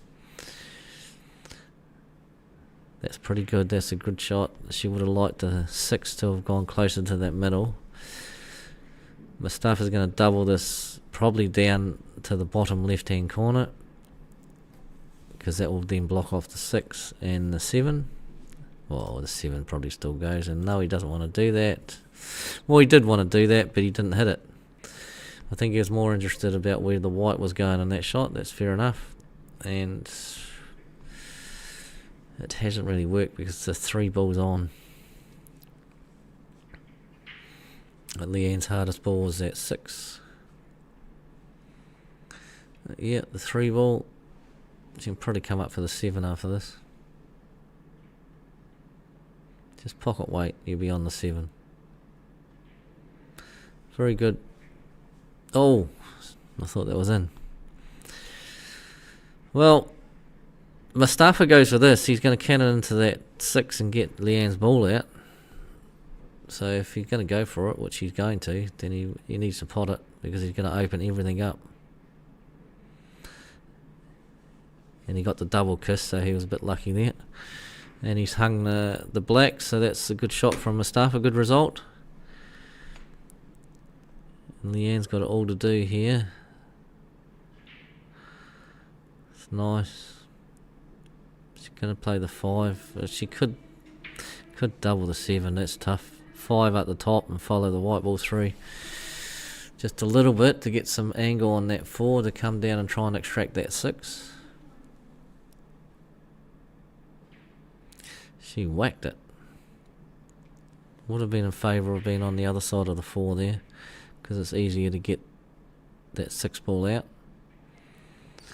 This is tough. It's very tough to get back down for either of those balls. So tough that she just decided to pot it, and she didn't get there. I'm not sure what the next shot. I mean, she could have reverse doubled the 6 after that. Quite like those shots. Left a free ball, but the stuff will call the 7. And on these, you just want to be hitting the 7 pocket weight. If you don't get the 7 to the black, it doesn't really matter. Oh goodness. Yeah, if you didn't get the 7 to the black, it doesn't really matter, because your next trip to the table, you're going to finish the ball anyway, because you're going to get another free ball. But the one thing you don't want to do on those shots is hit it hard, because if he had hit that really hard, Mustafa, the black could have popped out and left the 7 ball on. So, what are we doing here? double the 6 into bottom right hand corner.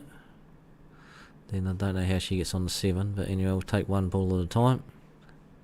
Okay, well, no, we won't.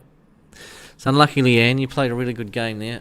Went down 3-1, you tested Mustafa to the limit, and Mustafa is a top player. She's making him play the combo on the 8, fair enough. Everyone says I've seen these missed, and I haven't, but that wasn't missed. That's game and match to Mustafa over Leanne. Leanne, you can watch that back and you can be very impressed on how you played there. I think you played an awesome game and tested a very good player in Canterbury. Keep playing like that, you'll do very well. Oh, Lee has just missed the ball completely. Now, if I know Lee, he won't be too happy about that.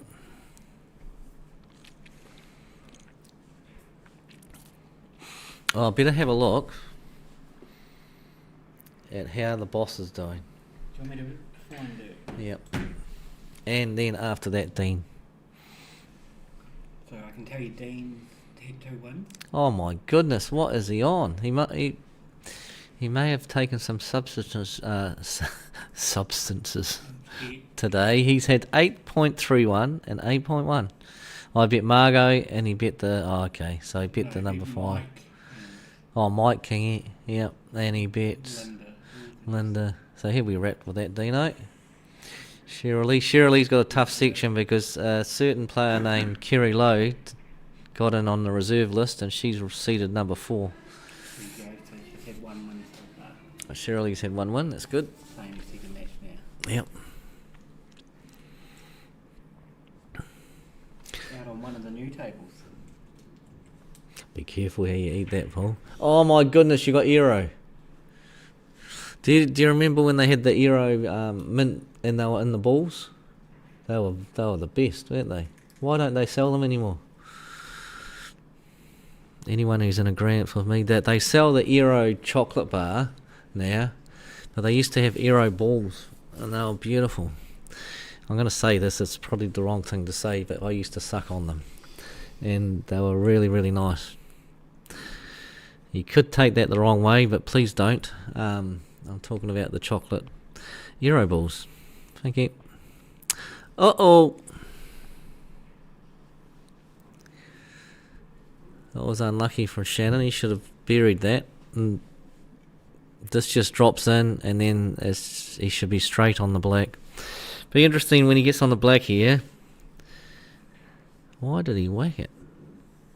I don't understand that, Lee. I mean, he's played for a double, but... Oh, okay. Now I understand it. Would never comment... Oh, no, that's right. Right, so that last shot of Lee's, I don't know why he just didn't drop the 1 in, and then he would have been straight behind the black to the corner pocket. He decided to play for a double. The doubles are a lot more difficult than what that shot would have been. Neil was probably wanting to know what series because he's playing this afternoon. Yep. Well, Neil, you can come down early if you want, because by the sounds of it, Paul Morris is not going to be in the commentary box much because his voice is... I don't think it's so much his voice. I think he's not feeling... He's a bit under the weather at the moment. And the last thing he wants to do is come up to the commentary box when I'm doing it and get abused. I just can't help myself with some people. He's done a good job. Paul's organised this tournament. We had Richie Woody organised it for a number of years. Paul Morris before Richie Whitty, I think. Then Richie did it. He might have did it for 4 years, maybe. Might have been more. And Paul has come back in, and he's doing it. It's quite good, quite handy. Last resort, Shirley and I could run it, but it's good to have someone else there overseeing it all. We've got plenty of on our plate with Canterbury 8 Ball. You do a good job, John. Thanks, Matt. A good job at what?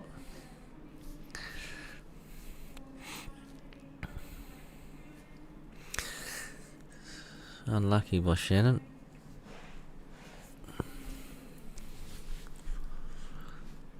So, I don't know if there's a ball down here. 2, 4, 6, 8, 10, 12. No ball down, so it's open table. What's Lee going to look at? Is he looking at that 12 ball going in off a magical plant? Ball onto ball onto ball. No, another double. Commentary, thanks, Matt. That's nice here. You can come down and commentate with me as well, if you want to. You did quite a good job. I remember you and Kerry, I think, on the mic once.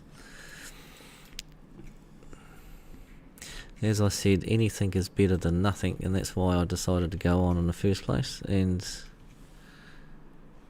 I quite enjoy it.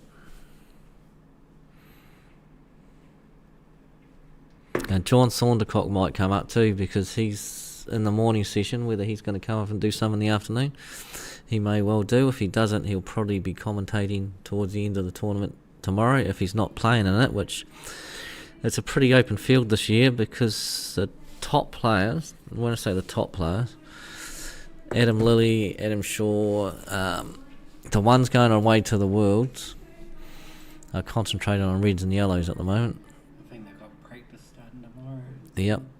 So they have decided not to play in this tournament, so it's opened things right up and giving everyone else a chance, which is good. Des as well, Des Wilcox. So it is open, which is good to see.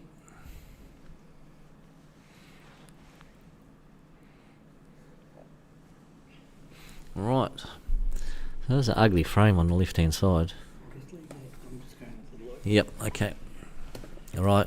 Be careful, people. I'm all alone in the commentary 18, box. 19, so it's the same setup as usual, left and right. This is like leaving Dougal Maguire from Father Ted in charge of an aeroplane in the cockpit. If you've seen that episode, they said, whatever you do not hit the emergency button.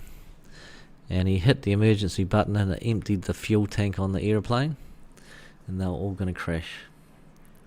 So it's not quite that bad a scenario, but yeah, you've left me in charge of all of these flashing buttons that I'm quite impressed about.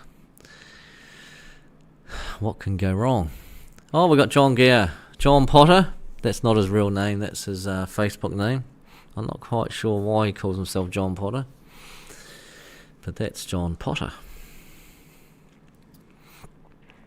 I'm not even going to try and pronounce his opponent. Tufuga. I guarantee that's wrong.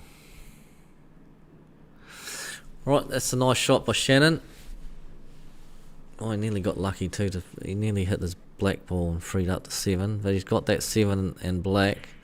That is a problem. Oh, he's got a 5 in there as well. I think this is a case for whoever breaks that up. If you don't pot it, if you don't pot a ball along with it, then you're going to open the whole frame up. So I would be in favour of turning this pot down and not going for this, not going for the 6. What's he going to achieve? Unless you can see a plant the 7 to the 5 into the middle. I don't know. Yeah. You got to ask yourself, what value has he got potting this? He should be double. Yeah. Could. Oh my goodness.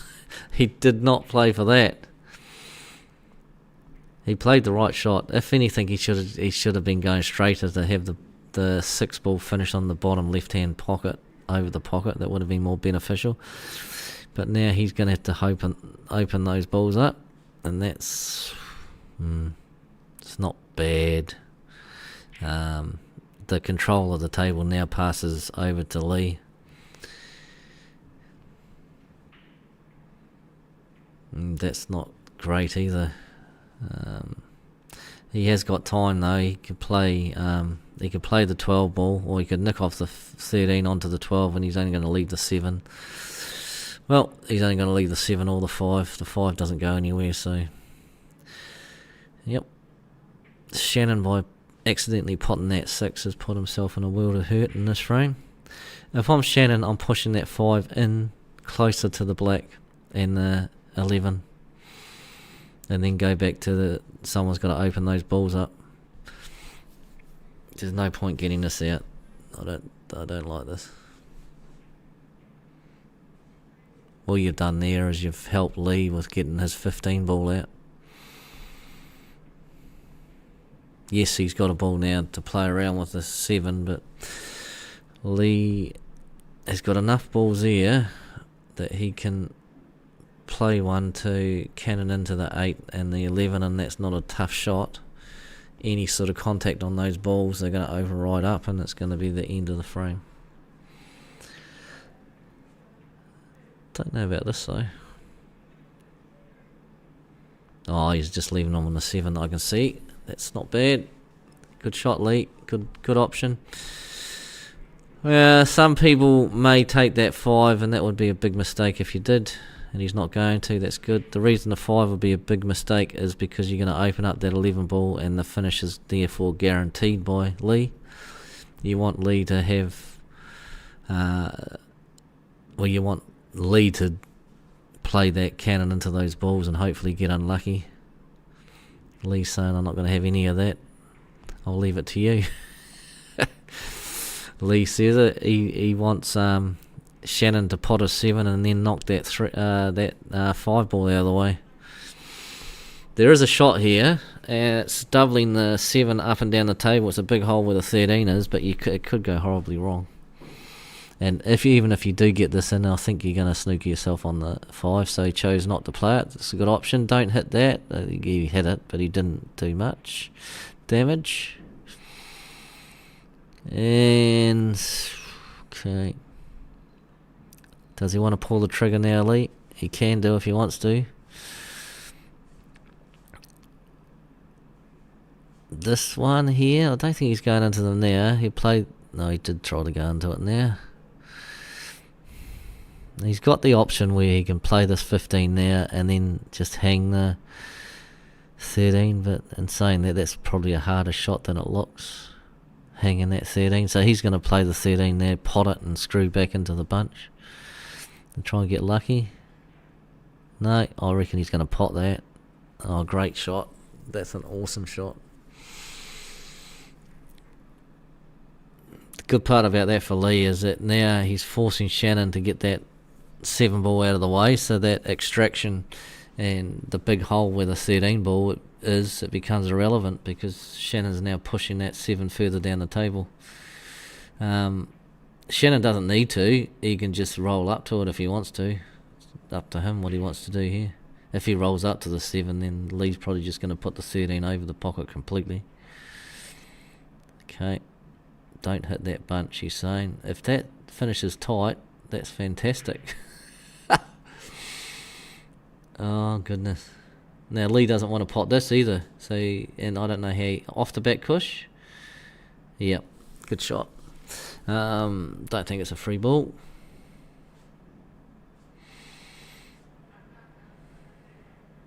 So just the slightest of touches. Roll up to this. Force him tight. Leave him Chinese sneak it on the 5. Then Lee's going to do really well not to pot the 13 ball. Lee will probably go off the back cushion though. Okay, that's not bad either. He's left distance. What's this? See, Lee could have played that a bit harder to try and push the 5 ball in front of the 13. He kind of rushed that a bit. He didn't really look at all the options. But it has turned out alright. The balls are now free. If that goes in, it'll be nice. Wow, look at that. And he can play this into the same middle pocket. The angle where the white ball's coming, it's coming off the side cushion, and the black will go into the opposite middle pocket if he gets a weight right here. It's not a difficult shot. It's all about the pot. You just want to be hitting this pocket weight, and you should have natural angle on the 8 after this. Bit too hard. Yeah, he didn't think about where the white was going there.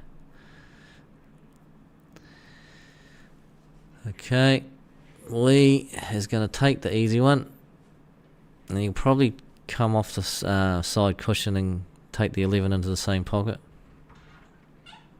No, okay. I think Lee likes his doubles, to be honest, because this is another double. If he's going to cut, he might cut it. No, he's going to double it. He likes his doubles, and he didn't get it. He got good position on the 8.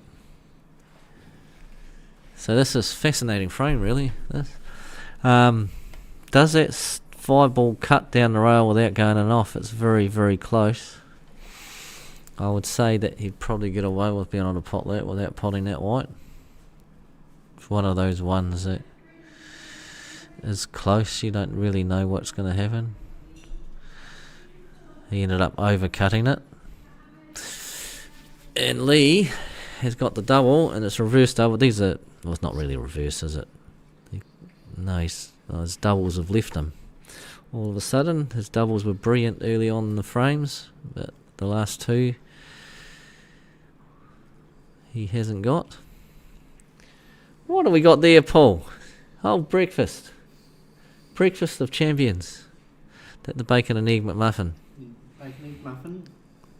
You know what? I could just snap my fingers and then Murray Davies would be listening to this maybe. And He's playing. Okay. I'll take it back then. Last time I did that, I ended up getting one for me and one for Shirley. They were beautiful. And I'd been buying them just at the bar, not getting them heated up. They're heaps nicer heated up. So, oh my goodness, I've been commentating that frame all this time. Absolutely riveted to it. And Paul has distracted me by his bacon and egg McMuffin. So I didn't see the end of it, people. Sorry. I think someone went in off, to be fair.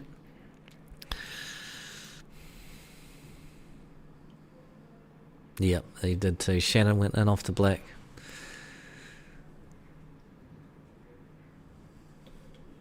So, yeah, okay. That's unfortunate because that was a really good frame. I pulled that. On the other side, how do you pronounce the guy on the left hand, on the right hand side? Paul? Tufuga? Tufuga, no, Sar? Tufuga Sar? Sar's easy part. Tufuga.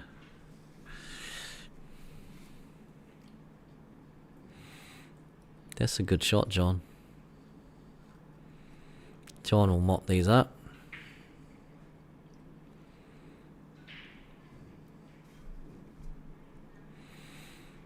Didn't like that one though. He's probably wanted to finish straighter, so he's on the 13 before this ball. It's a bit tricky now. Yeah, that was a bad position shot from the previous ball.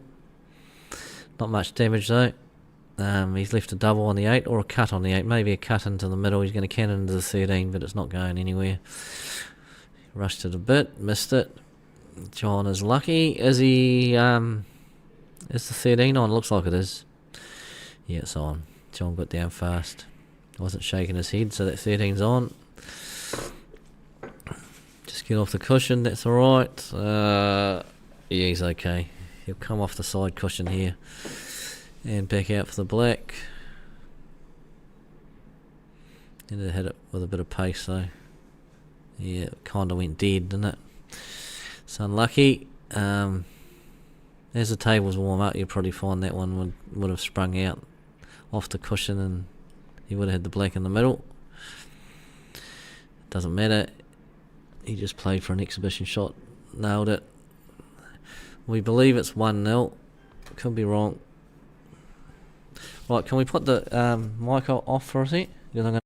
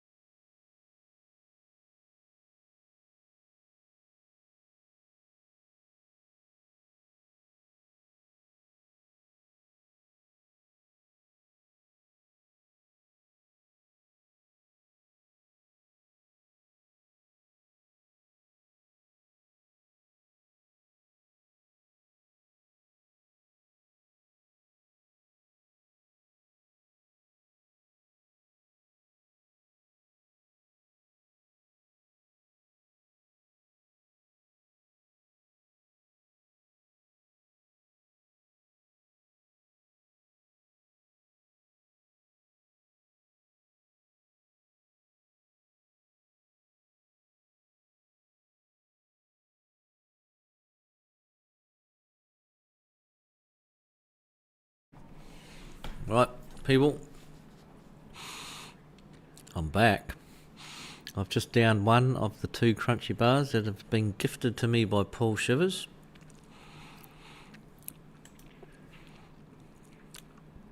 So thanks, Paul. That was very nice. And John Gower was up 2-0, not 1-0. Went back and had a look. Yep. It's the only problem when you're commentating by yourself with the 2 split screens is that you're concentrating on one game.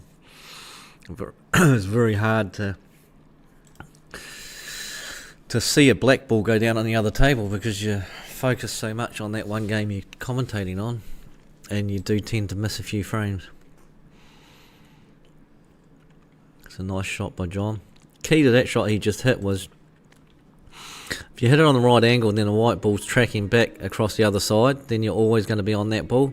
Too many people hit it the other way, and then the white stays on the right hand side cushion, and it would mean you would not be on the 3 ball. Very, very simple thing to do. It's or very, very simple thing to know. It's the amount of players who don't know that, and it ends up costing them frames. You got to always think about where your white ball's going when you're playing a plant like that. And because you got balls over the pocket, it doesn't really matter where you hit the object ball that you're hitting to start with. It doesn't matter where you hit that. You just think about where the white ball's going to go and finish to make sure that you're going to be on the next ball. So John's got this 7. How's he going to get on the 6? He might cannon into them. I don't think John will do that. That 6 is difficult, unless it doesn't look like it goes past the 14. He might cannon into these balls. Get lucky. No. He's coming out. No good. So that tells me that the 6 does go in the 14 pocket. Can I have the overview, Paul? Is this on this one? Oh yeah, it does. You can change it back now. Thanks. From this angle it doesn't look like it goes, but it goes easy. And he missed that by a week. Unlucky. Tofunga. I've really got that name wrong. I don't know what to say. Can someone please tell me how to pronounce it on the stream? If you. Anyway, he's at the table and he's doing the right thing, taking the hardest ball that he's got.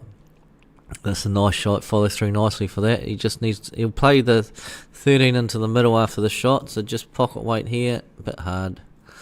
If he had to play that pocket weight, he would have been right behind that 13 into the centre pocket. That would have been a stop shot in the 13, you would have been on the 8, that'd be end the game.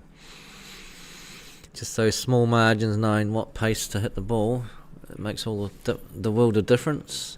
He nearly nailed that though. Unlucky. Sort of changed the complexion of the frame in one shot, but John, he's got awkward cueing off the cushion, but he should get this. It's a natural angle to get down for the black after this, so just make sure you pot the 6. If he misses the 6, if he hangs it, he's probably won the frame anyway because the white's going in the middle of the table. Potted the 6, black for the win to make it 3-0. And there you go, 3-0 to John. And have we got anyone out there who wants to empty their pockets with a super chat? $3, $2, $1, going once, going twice. I'm not promoting it, but I am, just so that I can say that I got more than what Paul Morris did. So anyone out there? You want a comment to be said? You want me to get excited? Throw a couple of dollars at the stream. They'll all go towards streaming gear.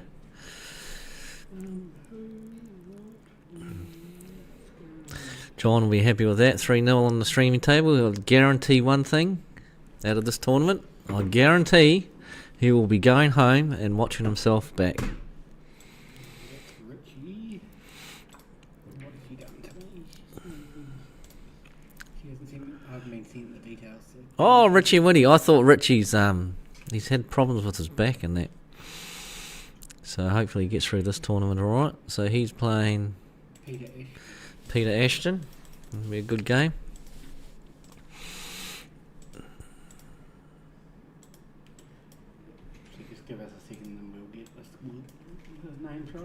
Richie's a bogey player of mine. I can't seem to get him. He's like always tends to play his best pool against me.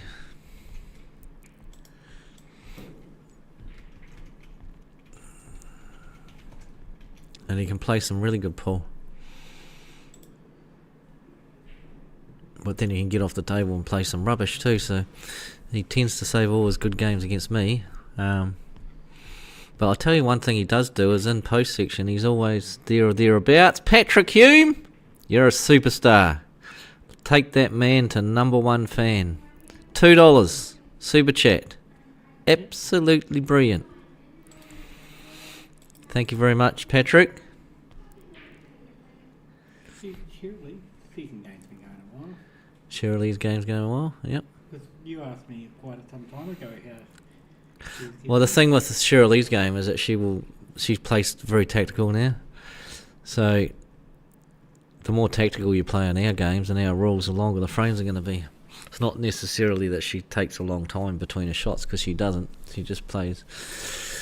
She'll dig in, and the games can take a while, but she'll get the win. As opposed to me, that I'll just don't usually have the patience. I know I like commentating on tactical games, and I don't like it. I love it. I love watching them. But then, if I actually put it into practice, I don't tend to do it. I tend to play too open. So we're in the third round now. Richie, unlucky. We're in the third round, people. So we're going good for time, are we? 10:40. Yes, we're going good. So what part of the third round? Just top couple of sections. Oh, okay. Yeah. So Peter is from Ashburton. We know Peter. Peter's been around the pool scene for a long time. Cowboy, they call him, I believe. He's always wearing the cowboy hat. You can't wear them on the table though. That's Andrew Lorimer. Nice shot from Peter. It's a hard table actually for him. That 11 and 15 ball, unless they plant to the middle pocket, like the 15 onto the 11, it looks tough, but I don't think they plant at the moment because the 13's in the way. Good option.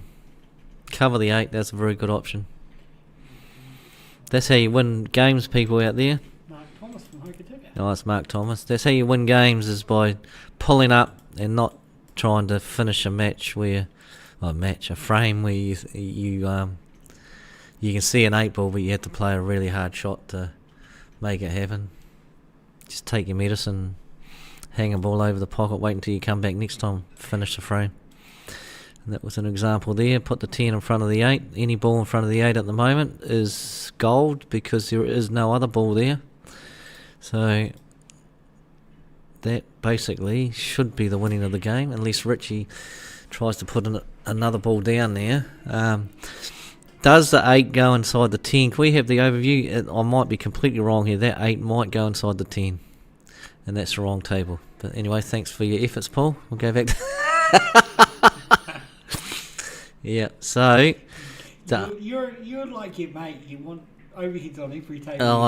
I want. Good shot, Richie's. Hold up. Yeah, pretty good. The 14's now going to go into the 2, push the 2 closer to the 8, 14 over the pocket. That's what I'd be doing. The white ball's going to come across the table, and Richie won't have a shot on the 2. The only thing about this, you've got to get the 14 to the pocket. That's the only thing, but it's a pretty straightforward shot. Because as soon as that 14 kisses into the 2, the 14's just going to roll back towards the cushion, and it will go over the pocket. So watch this, folks. He potted it. Okay. Don't know if he wanted that. And now we're going to find if that plant goes. As I said, I think the plant goes without the 13 ball there. But because, and we haven't got an overview, that plant might go. It's very hard to be sure on whether these balls go from this angle. And there we go. If it doesn't go, Richie may have that black inside the 10. So that we don't know really, because we haven't got the overview, but we don't want to keep harping on it, Paul, do we? But if that black doesn't go, there's enough room. Oh, Mabel! $5 super chat. Thanks, people. You're making my day.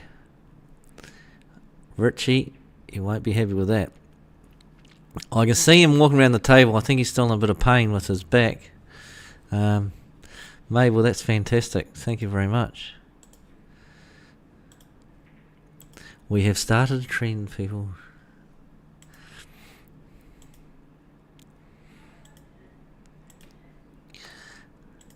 Peter, he wants that to slow up, and it's going to. So now he can just play the plant, the 15 to the 10. He doesn't have to worry too much. The white ball's coming back to the right side after this. Just don't hit it fat. He hit it fat. Okay, still alright, but he would have liked to have hit that on the other side, and then it wouldn't have got anywhere near the black. I think he's just going to touch this. I don't think there's any value potting it. You want to get it to the pocket though. But if he pots it, he whacked it. Okay, fair enough. I didn't think that went at that pace anyway. But that was a good shot. Let's just take care of where your white ball's going here. You don't want that to go across the table and knock the 2 in. Mabel, are you playing in this? You might be in the afternoon. That's a good shot. That white ball was tracking.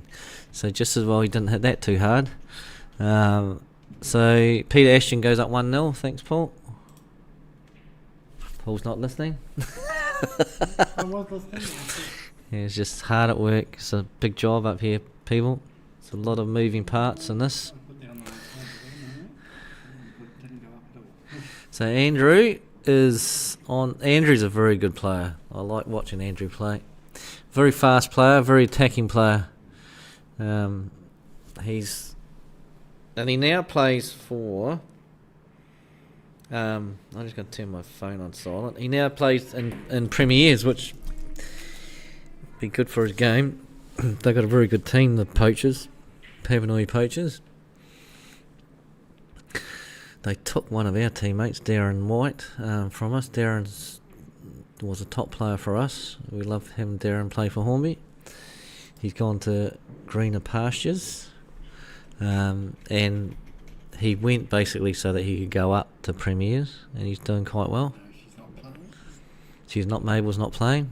She's putting her feet up, listening to some fantastic commentary. No, I don't know about that, but she's listening to some commentary, which is the main thing.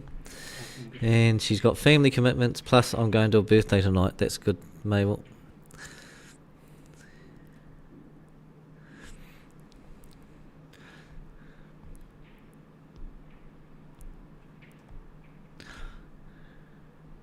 Well, you have a good time on your birthday. They probably won't be too happy with the weather, so hopefully it wasn't going to be an outside one. Of course it wouldn't be in the winter. What a stupid thing to say. But the weather hasn't done you much favours. There you go. Shirley lost it 3-1. 2. Shaden. Oh, right. Shaden. Is his brother playing? Kelter? Yep. Oh yeah, he is. He's in this afternoon. Good player, Kelter. They're both good players. Kelter's younger, I think.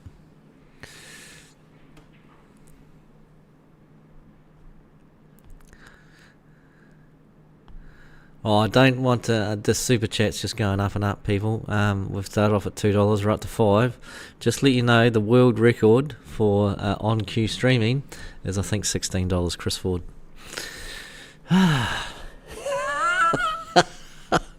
It might be more. I might have done him a disservice here. I think he did about 3 of them in one day. Eh? Whose sister-in-law? That's what she said. It's your sister-in-law's birthday. Ha ha. Is it? My sister-in-law's birthday.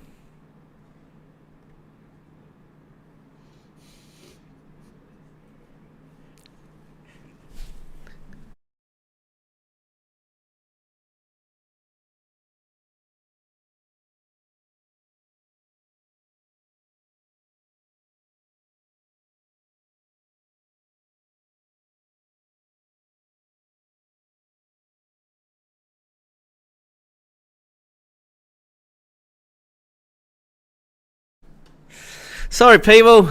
I just needed a bit of time for my brain to function. Well, you got to have one first, but anyway, a couple of rabbits inside my head started ticking over. The wheel started spinning. The hamster's having a good time, and I've worked out what you're talking about, Mabel. It's your sister-in-law's birthday. Well, it's not my sister-in-law's. Well, yes, it is if we were married, but we're not. But yes, it is. It is. It is. Hang on. She just no. Dumb Shirley's sister. Yeah, I knew that. Yeah. It's not my sister though, Mabel. No, she said sister-in-law. Yes, I know.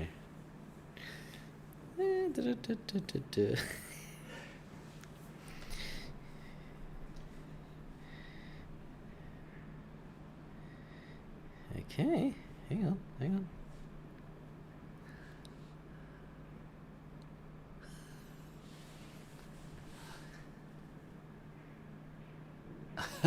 Julianne.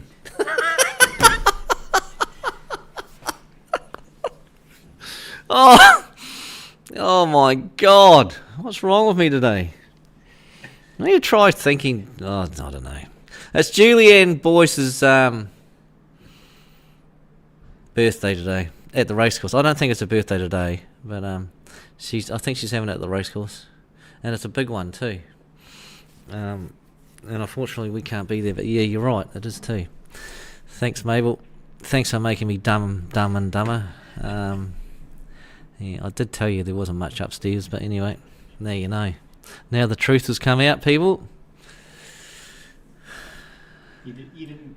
It took me a while to click. Well, I went to a quiz night the other day, and we went with Carl, Shirley's son, Michelle, Carl's wife, and Eli and Maya,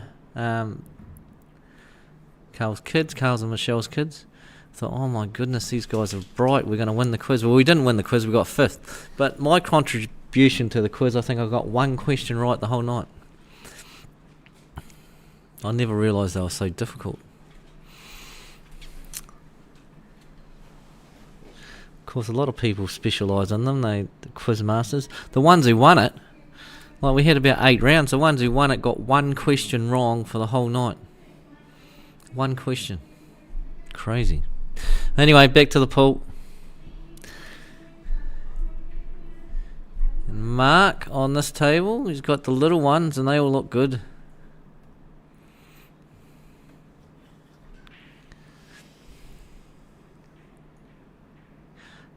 That's quite a good option there.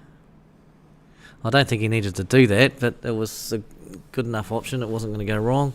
Got to get back for the black. Now, that's where he tried to dig that in and screw that white ball all the way back. But as I said, when it's not too warm out there, that reaction with the screw back. Never mind, I forgive you for being clever. I don't forgive myself, Mabel. The truth is out. I'm not as intelligent as everyone thinks. Don't worry, I'm still a pretty face. Wait for all the negative comments on that one. And I said to everyone today, I said, look at that specimen of a man standing upstairs. And it was Paul Shivers. I said, he could have at least done his hair today. Paul, what's your excuse? Hey, did you just jump out of bed? Or you just got one random piece of hair sticking up at the back. You probably can't see it. Can you? No, you can't, sorry. He's upset now. Oh, I could say the same about you. You've got a little bit sticking up at the neck too, John. I've got, those who probably don't know me, I've got a white patch at the back of my head. It looks like a seagull's had a bit of a party there from the air. Yeah. So I don't know what that's about, but anyhow. We can pick on each other, John. I know we can, yeah. Not on players. That's right, and we're very good at doing that. Oh, what a shot! Good shot, mate. I think he played for that. He definitely played for that. That was a good shot. And he was in trouble, Cowboy, if he had have missed it.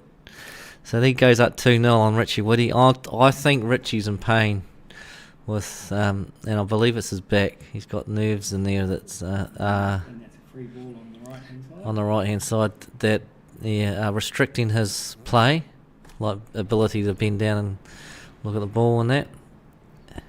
But he loves his pool so much that he'll persevere through it.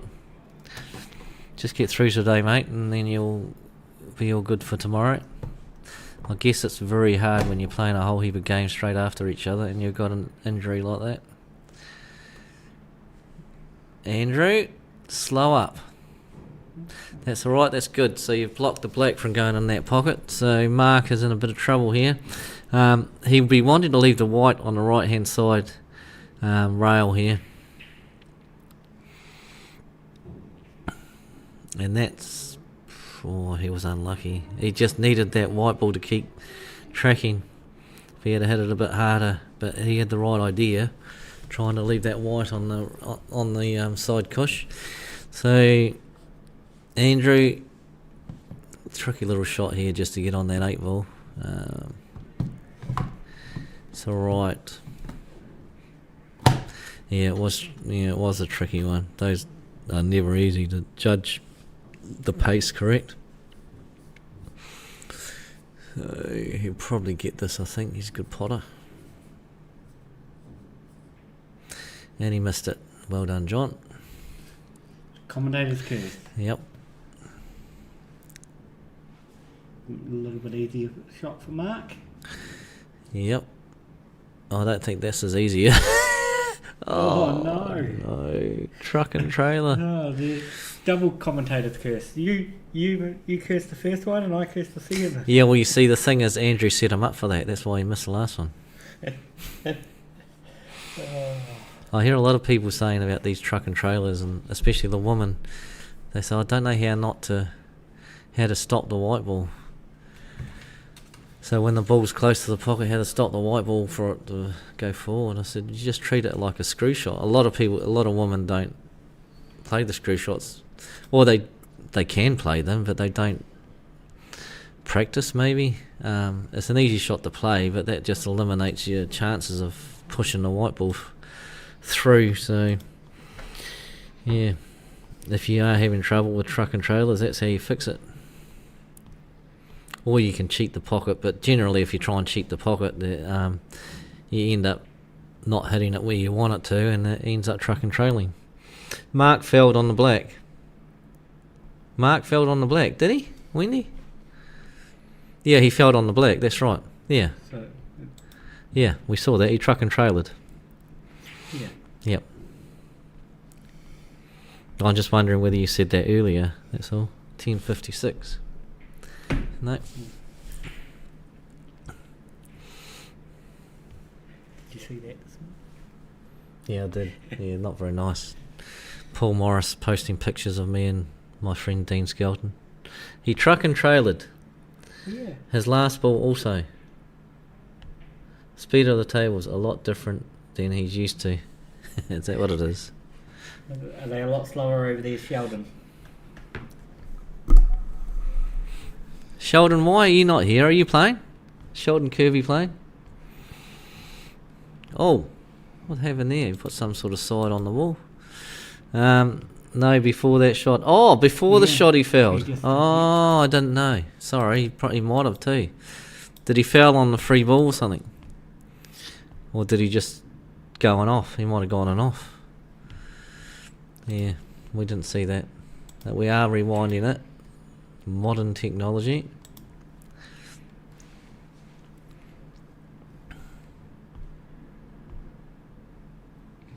We didn't off on that one.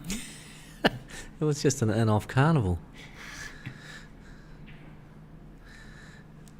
Sorry, we're just busy watching the replay. Bang, bang, bang, bang. So this was a free ball. This is a free ball. Oh, did he go? Oh, did he foul here? No? He should have called that. So it shouldn't. Yeah. I can't see that being a free ball. So that's not, yeah. And then there we go. And here's Mark here. And now...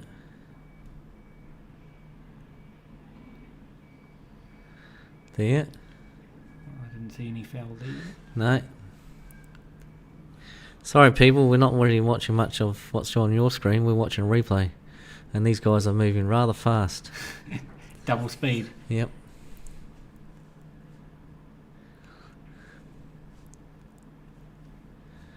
There. This is the one he truck and trailers on. Yeah, no. So, upon further investigation, Wendy, we didn't see a foul. And Shane Stewart says that he did as well. He went on off on a free ball while on the black. No. I don't want to go back and look at it again. But you're welcome to send me a message on Messenger as proof, and I will take back what I said. No, we just had a quick look at the replay through all the match and we didn't see it. But anyway, be known to be wrong. And if we are wrong, we will freely admit it because we're used to it. Hey. Is Richie having a bad... No, Richie's injured, I think. Mabel. So, he's down 2-0. But, as I said about Richie Woody, is that he might play absolutely terrible in qualifying, then he'll turn up the next day and he'll win something. As opposed to me, I'll play quite good in qualifying and then turn up the next day, get knocked out first round, that's goodbye nurse. Or good night nurse. But Richie's got a knack of even winning flights and that sort of stuff. Or being right at the end, the tail end of them. But I would say the reason why he's not playing too good is he's carrying an injury.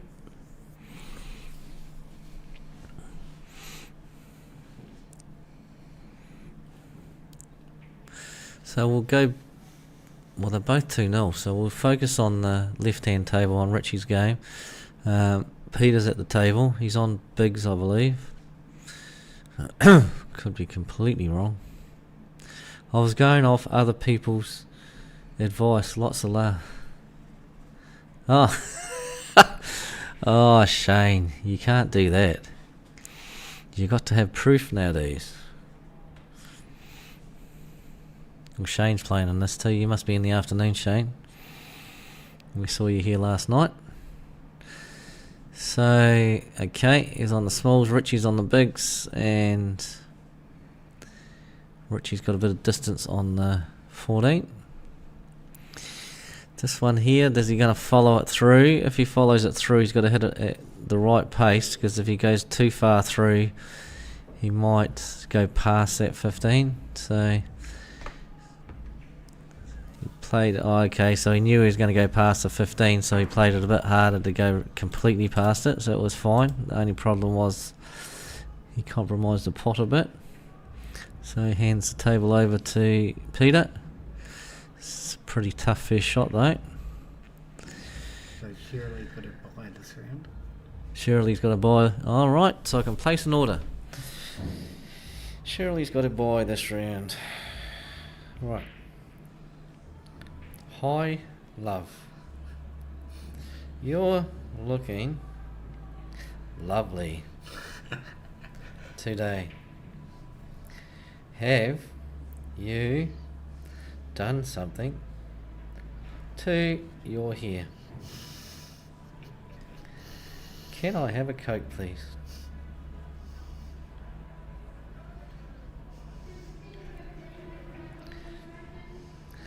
Love, Adonis. I would say that would do the trick. I'll probably get the Coke, but it'll probably be poured over my head when she gets up here. Anyway. Did you have that on? Yes. Did they listen to that wonderful commentary of how to order a drink off your partner? Has Richie got a head injury? Somebody... Yeah. Some people call it a hangover. Well, it is a Saturday, and yesterday was a Friday, so it could be a possibility. But you can tell that he's struggling to get down on the table if you watch him closely. Yeah. It's a nerve, I think, in the back, and he's been struggling with it for a while. I think he had to pull. Yeah, you can see there. I think he had to pull out of the tournament recently. Might have been the Masters. He Yeah. pulled out of on the start at the start. Yeah, I think he might have played a couple of games and he just couldn't play. No, they replaced him from the start. Oh, did they? Yeah. Oh no, he played the Peers. That's right. He played the Peers and then he must have pulled out. So this is a killing shot here. He's gonna follow the white ball down to try and get on that 14. I don't think that's if it's straight, it's all right. I think it's just. Oh, he played that beautifully. It was straight and he played that to perfection. Nice shot. This here, you can put a tiny bit of bottom on this and bring the white ball back a bit. You don't want to over screw this because if you do, you could compromise the pot. So just a nice sweet shot there. It's pretty good. Unlucky. Yeah. Unfortunate thing is for Richie. See, I want to be taking this. I'll be taking the 4, and then you can get on the 5, and then you can drift down to play the 6 in the bottom left-hand corner. Because he's going to cannon into the 8 here. He might not be guaranteed to be on the 4. He didn't get the pot anyway. So Richie's got a reprieve. I'll just see whether Shirley's answered or looked at the message. No, she hasn't. Delivered. You could be waiting till the end of the session. Yeah, very convenient. Just leave the phone in the bag. It means you don't have to deliver anything. She could have come up here for a buy and spent time with us commentating, but you know, probably got too many people to hug downstairs. So, Black goes in 2-1 to Peter Ashton. Richie's on the board. He'll be happy about that. We've seen a lot of 3-0s on the stream today, so it's good to see a couple of close games. So most we've got the first, second, and third, or the first and second sections have all played their first 3 games. They've got 2 matches left, and the other sections are in their third round.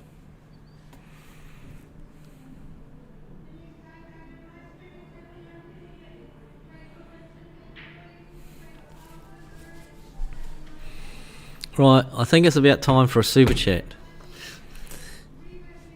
If I sound like a broken record, I am, but I just can't get enough of them. I don't know what that gets the endorphins going or something. I don't know what it does to me, but I get highly excited.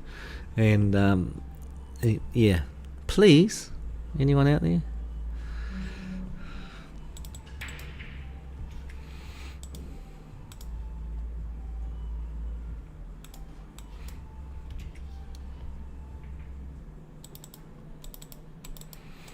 You know, one day we'll be aiming for the million mark, the 1,000,000 subscribers, and then when you get that many people subscribed, then YouTube will start paying us, and then the commentators will start getting paid too. We won't have to work, and it'll be a great life. Hey, Paul, you're not listening. Here you go. Hannah said that Richie needs his pills. Oh, Richie needs his pills, yeah. Well, he would have taken his pills, wouldn't he? Mitch. Oh, he hasn't taken his pills down. Oh, no.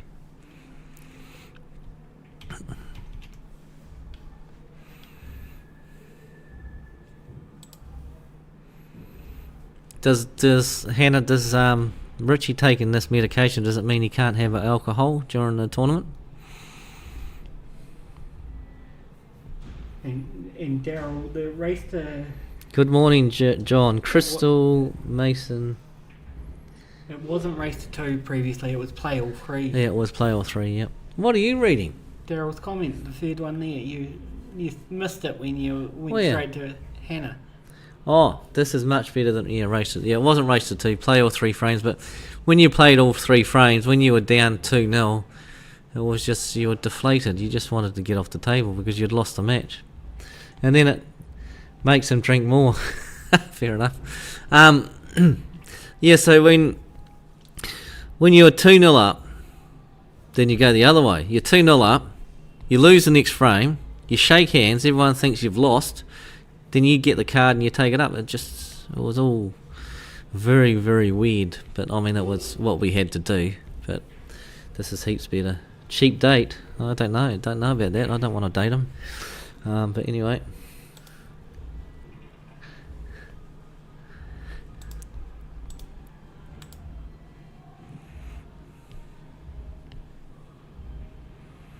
That plant goes, I think. He's looking at it.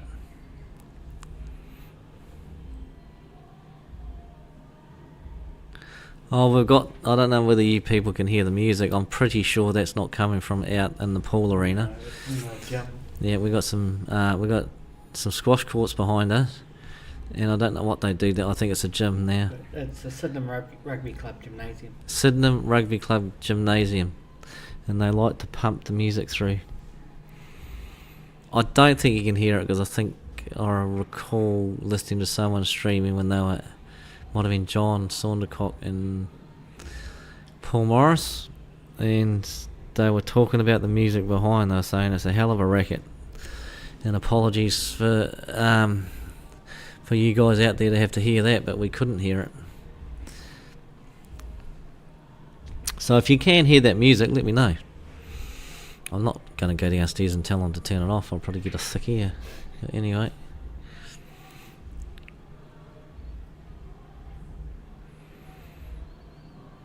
It's a nice shot from Peter.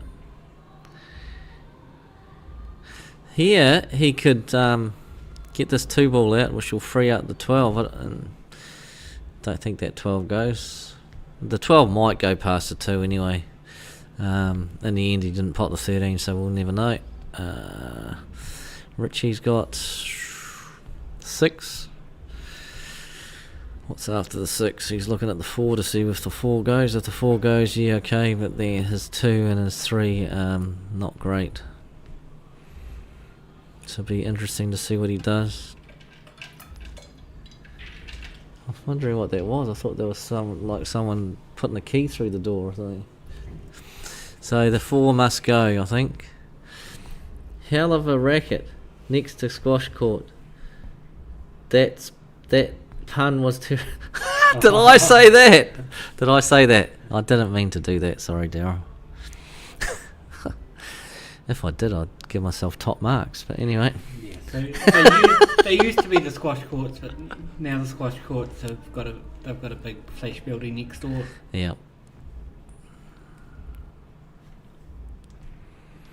Tell you what, finding the Cashmere Club now is a bit of a mission, isn't it? With those houses in the way. You always just about miss the Oh turn-off. yeah. Every time I go past it. You And then come in the back gate. Yeah, that's right. And then we were following this other car in front of us. And I said to Cheryl, they're looking for the Cashmere Club, aren't they? Because they're in front of us and they didn't turn into the Cashmere car park. We turned and they got about 50 metres up the road, then they put their indicator on and turned and came back. So they missed the turn off completely. Now Richie just went for the Hail Mary there. It's not bad. He's got his balls out, and the table for Peter is not very kind to him. He's got 2 balls on the rail. The 10 may squeeze into that middle pocket. It might not be that difficult. Doesn't matter now because he missed the 9. He was on perfect on the 10 though. Richie's got this 3. Is it coming directly behind the 2 for the middle after this? Sorry, we should be on the... Yeah, that's a bit of language here from Paul. I hope you didn't hear that on the stream, people. We might have to give him a red mark beside his name and a couple more and he'll be out of the commentary box. We won't have a stream, will we? Anyway. Can't hear any music, thanks Thomas. That's good. Now, I'll put something else out there. If you want to hear some music and listen to me sing... no. Oh, okay, that was very quick, Paul. Thanks very much. No, we don't want to hear that. I'll tell you what, you sound like my missus. She doesn't want to hear me sing either. And apparently I've got quite a beautiful voice. According to my mother and Aaron Happy. Anyway. Tell you one thing about singing, though, is that how come when you sing yourself, you sound good? Right? Oh, you must do this in the shower, Paul. Do you? Do you sing in the shower?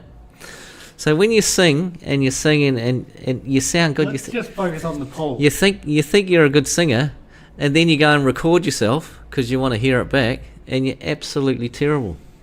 Absolutely terrible. How does that work? Let's just focus on the pool. I've been told off, people. Focus on the pool, eh? That was like Calvin Dunlop when he was talking about his heart condition. We got told off by Paul Morris. Right, so Richie has got... Oh, yuck.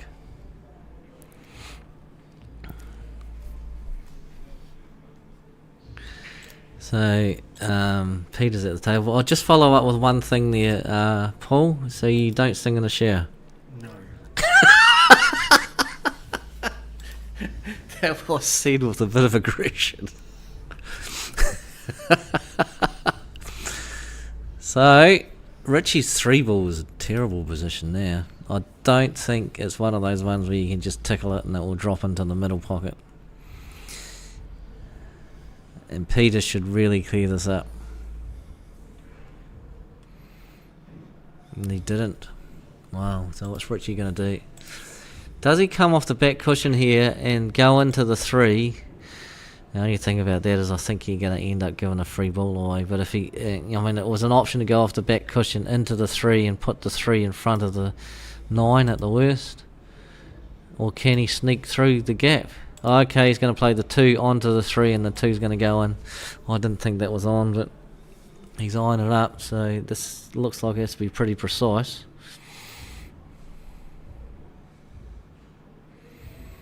Nice. Played that really good, Richie. This isn't easy shot though. This is a difficult cut, and the reason it's difficult, he hasn't got very much room between the cue ball and the 3 ball. This is the white ball's gonna. Okay, he's not even taking the cut on. He's going for the triple, double, and that's no good. So I'd say that's going to be game to Peter, because all Peter's balls are over the pocket. It's just going to be where he's going to finish on the black for his last shot. Don't hear any comments about my singing, by the way. So we'll put that to bed. We'll treat it as a learning experience. I should have kept my trap shut. No. What does that mean? No to singing. Just make sure you come out enough so that you're not going to snoog yourself on the 8 here. Uh-oh. A couple more rolls, he was in trouble. Did we miss a frame, Paul? We did. So you probably take Frank. this black to the pocket where his hand is. Is it Frank in the blue on the screen there? Frank Soul, yes. Not Frank Edwards. Frank Edwards, oh shit. Yeah, sorry about that. Yeah. The late Frank Edwards. It's horrible to hear that news. So Peter for the black for 3-1. And there it goes down.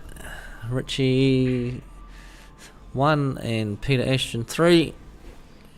Now we've got Brad Goodmanson. He's an interesting one, Brad. He's one of these players who stands very upright at the table, and he doesn't crouch down, and he's a very, very good player.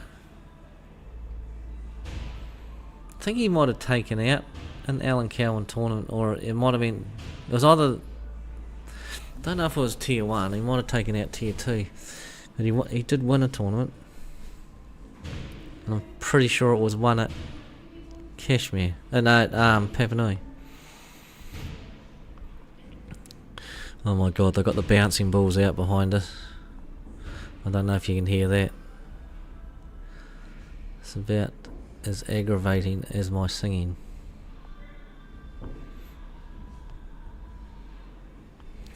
Race to 3 much better. Was it advertised? It would be race to 3 before the draw was out. It was advertised when the draw came out. Yeah, the thing is that we couldn't advertise it for the mere fact that there was a possibility we could have got 250 to 300 people in this event. And if you go advertising what the race is going to be, you can compromise the the tournament structure. So although we've got 26 tables, you'd be reluctant to put what the race is going to be. Moving forward, I would say it's always going to be a race to 3. I doubt whether we get up to the 250, 300, but we weren't sure because last year was 180, I believe, at Papanui. A lot of people didn't plan it just because there were so many numbers in a small venue and the waits were a long time. It had nothing to do with the people. It had nothing to do with the venue's a lovely venue. It's awesome people. It was just a mere fact that there's big long waits and there was nothing that can be done about it because we just couldn't fit enough tables into that venue. So hence we've come here and it's the first one. So those who are sitting back and thinking, oh, I wish I had played in this now, well, you've got next year, and you'd be more than welcome. Oh, here we go. No, I thought that was in. I think it's a free ball to Frank. Frank's a good player too. He's been around for a long time.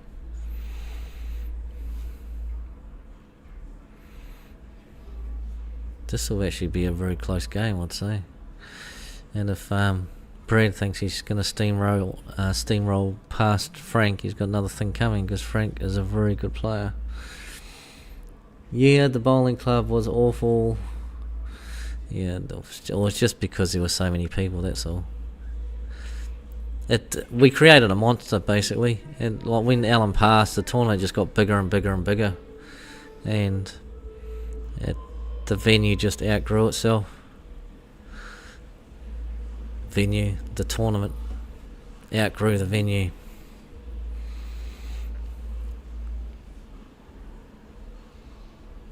Well, you were talking about Evan earlier, and here he is. Where is he? Oh, he's on. Oh, cool. He's got a bit taller since I've seen him last. A hell of a nice kid, Evan. Really nice kid. I hope he does really well in the game. And so's his father. He's a really nice guy. So it was a pleasure when we played Super League with them this year, the two of them. And his father nearly gave me the pleasure of getting absolutely thrashed. He was up 5-0 against me in the Super League. And it was only a race to 6. I ended up coming back to 5 all right on the buzzer. But they both can play. So it'll be interesting to see, like with the juniors, they improve so much and so fast. Be interesting to see what his game's developed to now and how much better he's gone. So we'll stick to the right hand table for this frame.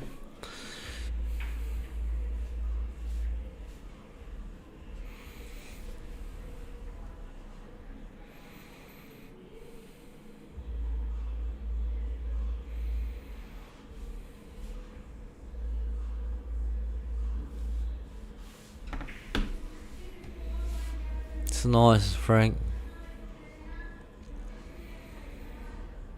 This is a bit tricky to get on the black. Does it go up and down the table?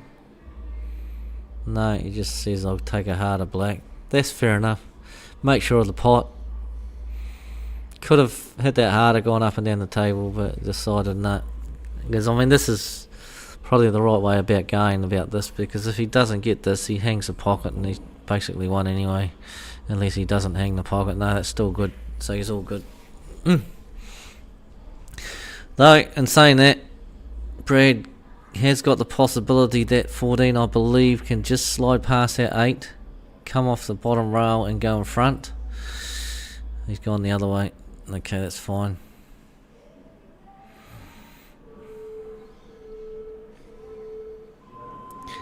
And he's been put back in, is he? He did. He got put back in by Frank. And that was a mistake, basically. Because that was quite an easy shot for Brad.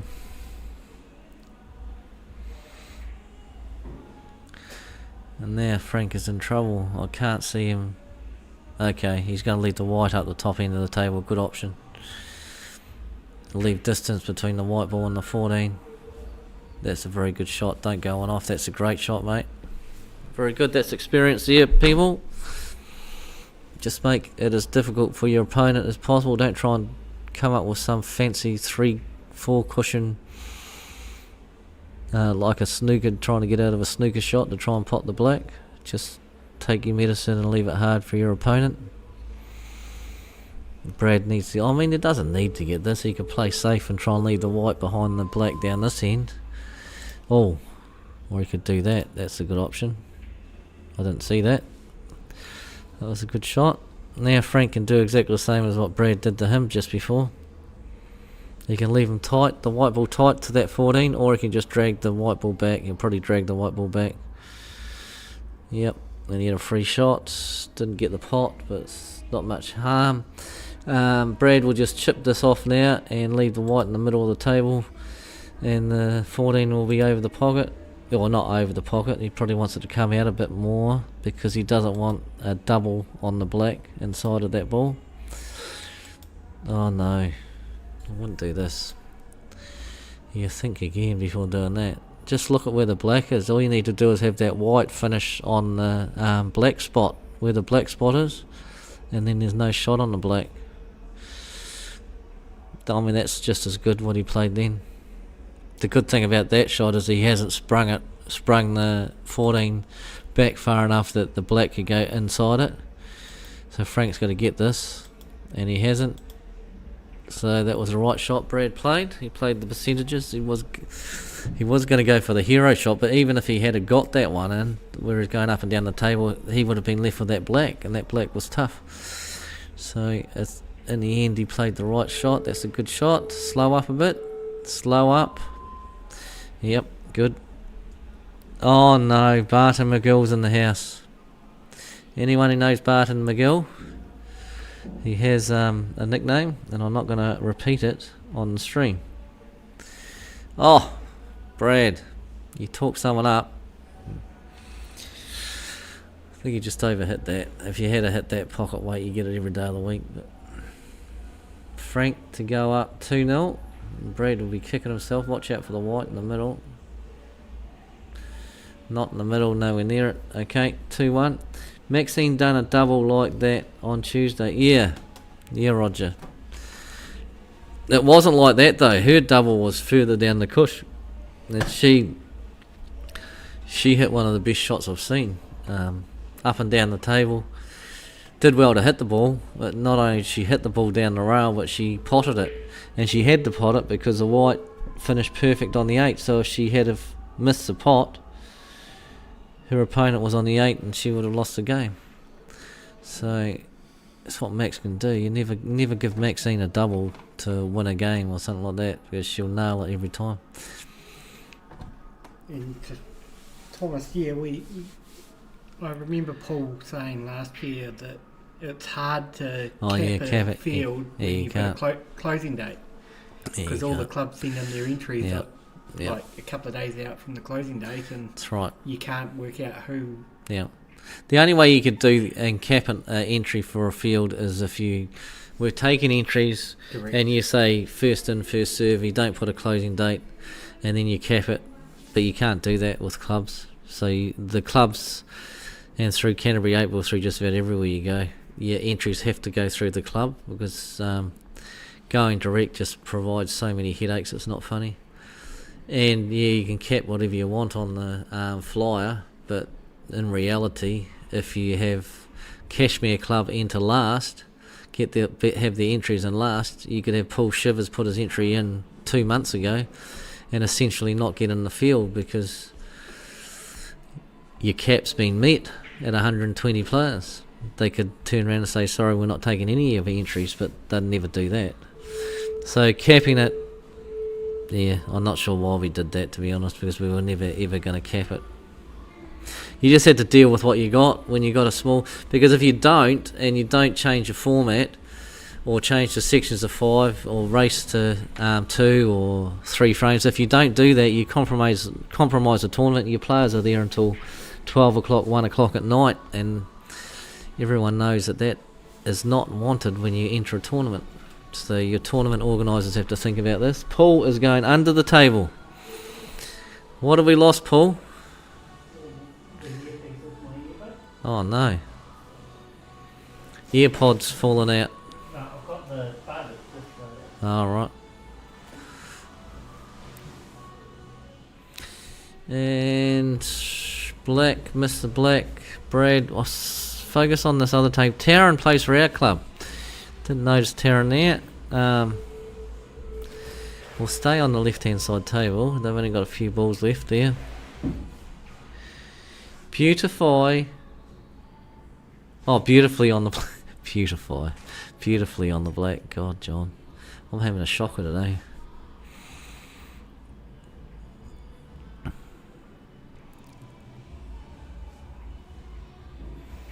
Have you found it? Do you want me to have a look? I don't want to. How big is it?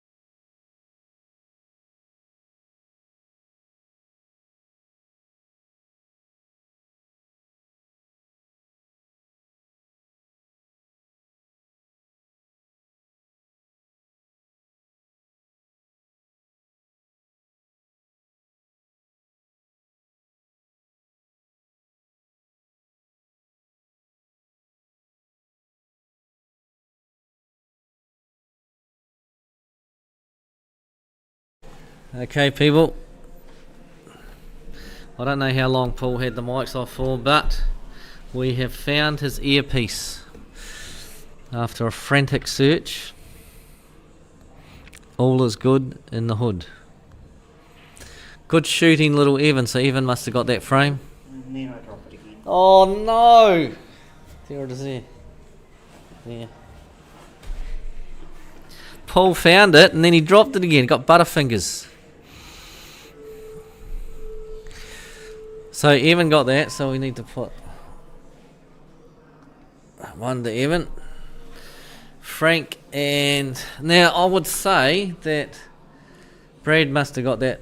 It must be 2-1. Can we have some people comment on that? Because I believe it's 2-1, right?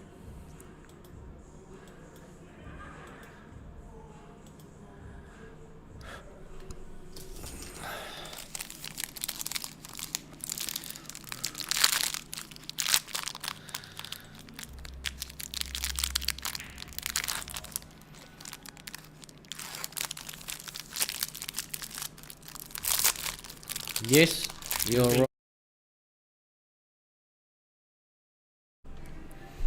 So was it 2-1? Just going through it at the moment. Got to be 2-1.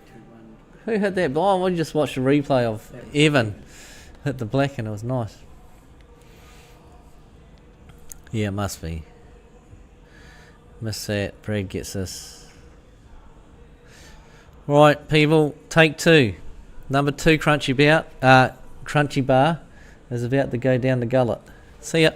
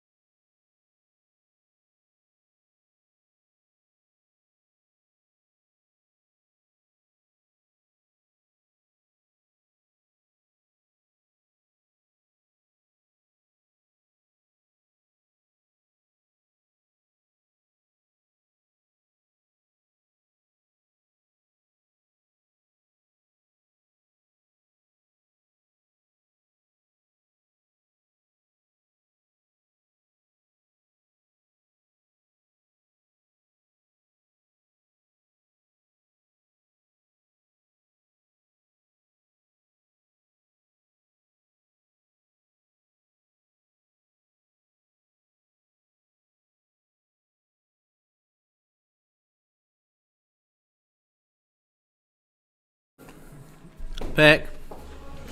It's gone now. No more chewing. I had to get up and stretch my legs. And at the Cashmere Club, we're locked away in a little room upstairs. But you can oversee the pool tables. So I was standing up, eating my crunchy and looking down on the player. All of a sudden I see these hands waving out downstairs, and it's Shirley and Dean and some other people.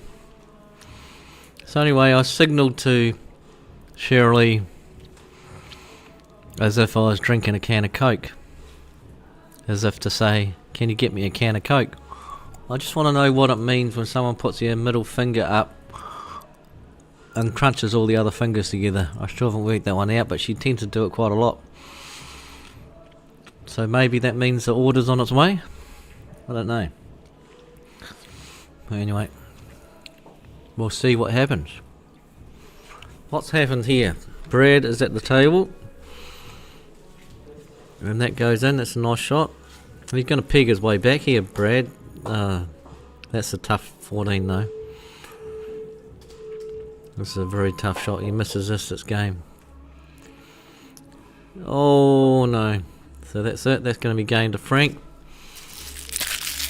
I'll throw my rubbish in the rubbish bin, but I'll just wait for this.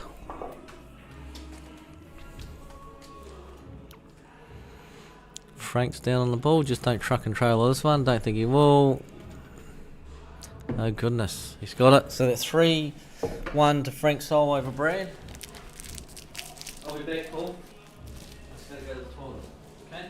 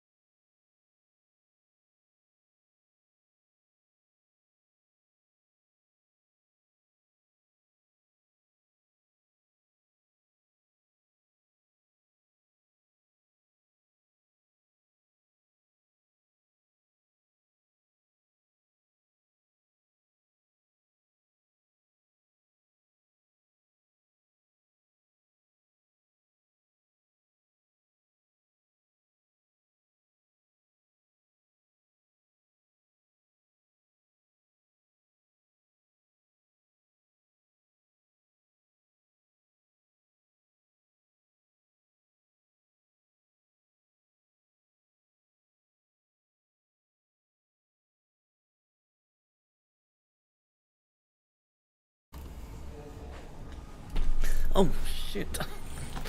Hello.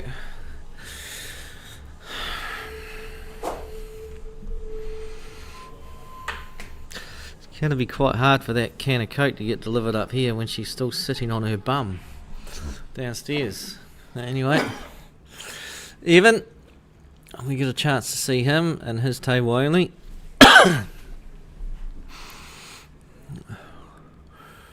That racket downstairs, by the way, it's only one person in the gym all by himself, and he's got the music turned up as loud as you can have it. It's a nice shot from Evan. Is the black on? Doesn't look like it. Maybe on for a cross double. No, he's good thinking though. If he went for a cross double, he probably was going to can it into the 13. White ball could have gone anywhere. He'd be a bit disappointed that the black didn't come off that cushion, but he played the right shot. Just get it out and put your pressure on your opponent. Well, maybe he did play for it on the rail because Taryn's balls are all there, and if the black was out in the open, then she would have an easy finish. makes her finish a bit more difficult.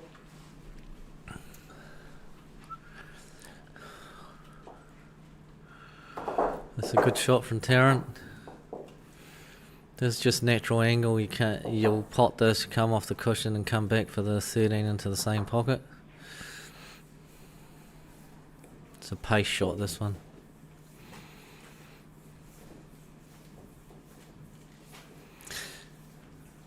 Oh, she put some side on it. This probably turned out quite good. She can follow this through, or she can play for a double on the 8, or she can play to hang it. If she plays to hang it, she'll probably pot it. But if she plays to hang it, then she's going to leave a hard double on the 8. It would have been a double on the 8, or it would have been a reverse double, and probably makeable. Evan, is he? Yeah.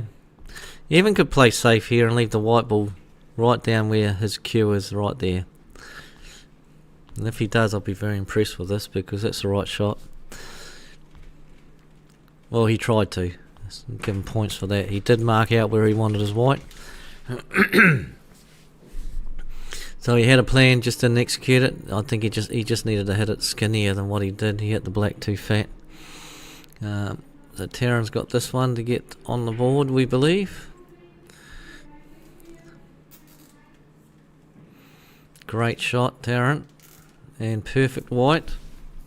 Slow down a bit though, it rolled a bit further than what she probably wanted, but I'd say she'll probably get this. The black to get on the board, we believe. Don't take it up the top, take it in the middle. That just goes to show, I don't know why it is, in particular with women players, they just don't like the middle pockets, and I just don't know why, because that was definitely an easier shot to take that into the middle than up the top. Evan goes to 2. Oh, we got your old mate coming up. Oh, hello. Hello, Matt. Have you got my Coke? Oh, I don't get your message. Shirley needs to get me a Coke. Yeah, she was looking up here, and I thought She went like that. you're going to give her a wee eye, but I'll give her the eye. I'll give her the bird. How are you? good, thank you. Yourself? That's good. Oh, I'm a box of fluffies. It's just been great stuff sitting up here by myself. Yeah, I thought you were lonely while I was having a Oh, coffee wow. and a scone earlier, so I thought I'd better come and say hi. I'm not feeling any love at all. Although we did get super chats, I'll give the chat that much. We got 2 super chats today. We got started off with $2, went to $5. Now Matt Lee's in here. He's probably justifiable of a $20 super chat, I believe. So first one wins. Don't all go at once. So we're 2-0 with Evan against Taryn. I was just saying, for some reason, with women players, they don't. A lot of women players do not like taking shots into the middle. Taryn had in the last frame, she had an easy pot into the middle. It was a cut, and she decided to take the black up the top and missed it. I don't know why they are so fearful of playing shots in the middle, but they generally do. Thoughts, Matt? Or you don't want to get into that? You don't want to end up in the dog box? Is it? I can't comment on something I didn't see, but yep. I guess some people, yeah. I'm just saying, ladies in the ladies' game, a lot of them would turn down the cuts into the middle and take on a longer pot into the end pockets.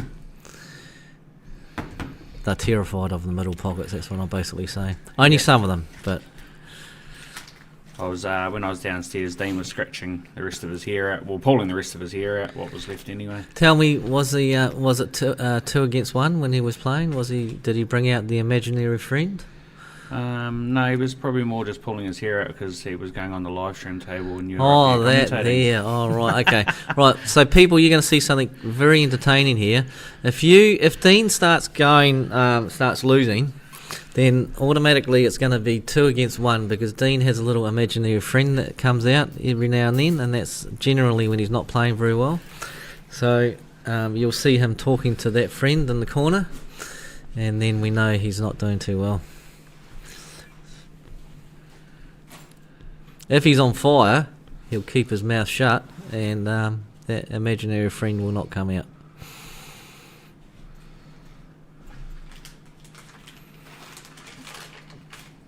He's playing well.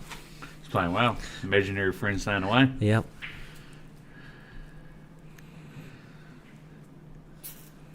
And he'll probably get this. This 14's going in front of the 8. He's going to pot this ball. Guaranteed. He'll snooker himself on the 15, but he'll pot this ball. Look, there you go. Matt, told you. Oh, he's got the 12 on the top rail, though. Oh, yeah, he's not snookered. That's right. But now, you're right, he was what's snookered on the 15. Now, so this here is going to be across the table. Go on the other side of the table, Dean. On the other side. Cross. No, the other side.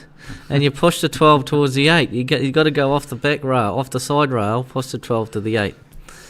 Oh. He's tried to go for the miraculous finish. That's only because he's on the TV table trying to show off. Look at me, look at me. There he goes. Oh, he's playing Glenn. Oh, my goodness. This is a game for the ages. Is that why you came up? Because, he failed. Now tell me something, Matt. Yes. This is a very serious question. Oh, no. Is Glenn drinking water? Oh, actually, I don't know. Because he told me he's going to have a sober day today. Well, he won't be having a sober day. Well, he might be a day, but tonight he won't be. He told me last night when he had a few, he was going to have a sober day today.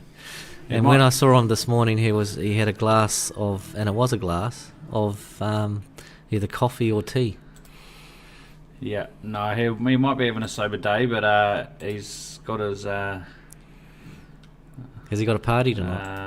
an engagement party tonight. So Oh, right. for Tracy's boy. Oh, okay.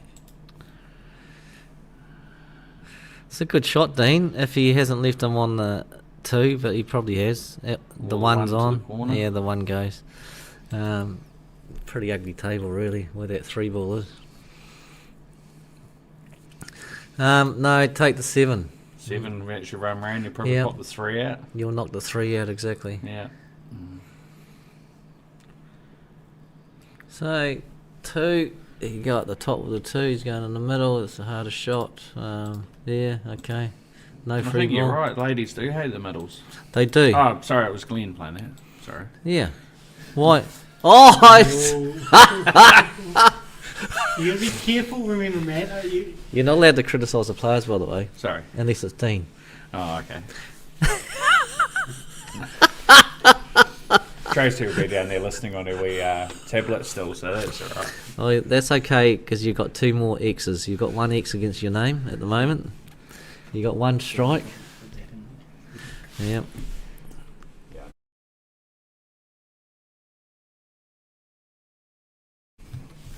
So that's a nice shot, but he hasn't really left anything. Can he see the 7? He might be able to cut the 2 down the rail.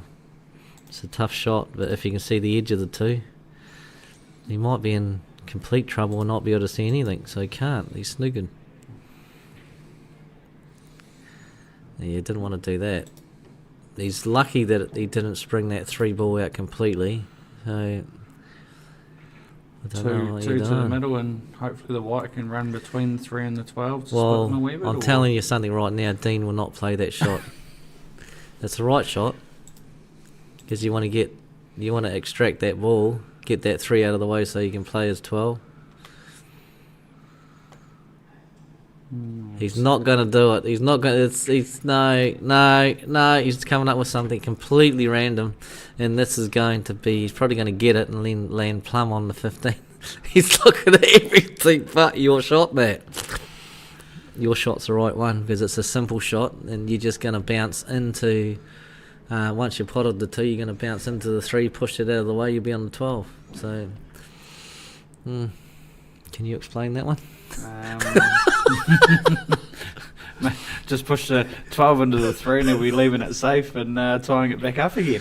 So people out there, if you don't know and you're just tuning into the stream and you're thinking that we're being super harsh on Dean, Dean's one of my best mates, so we're just having a bit of a laugh. But anyway, he tends to go about things a long way.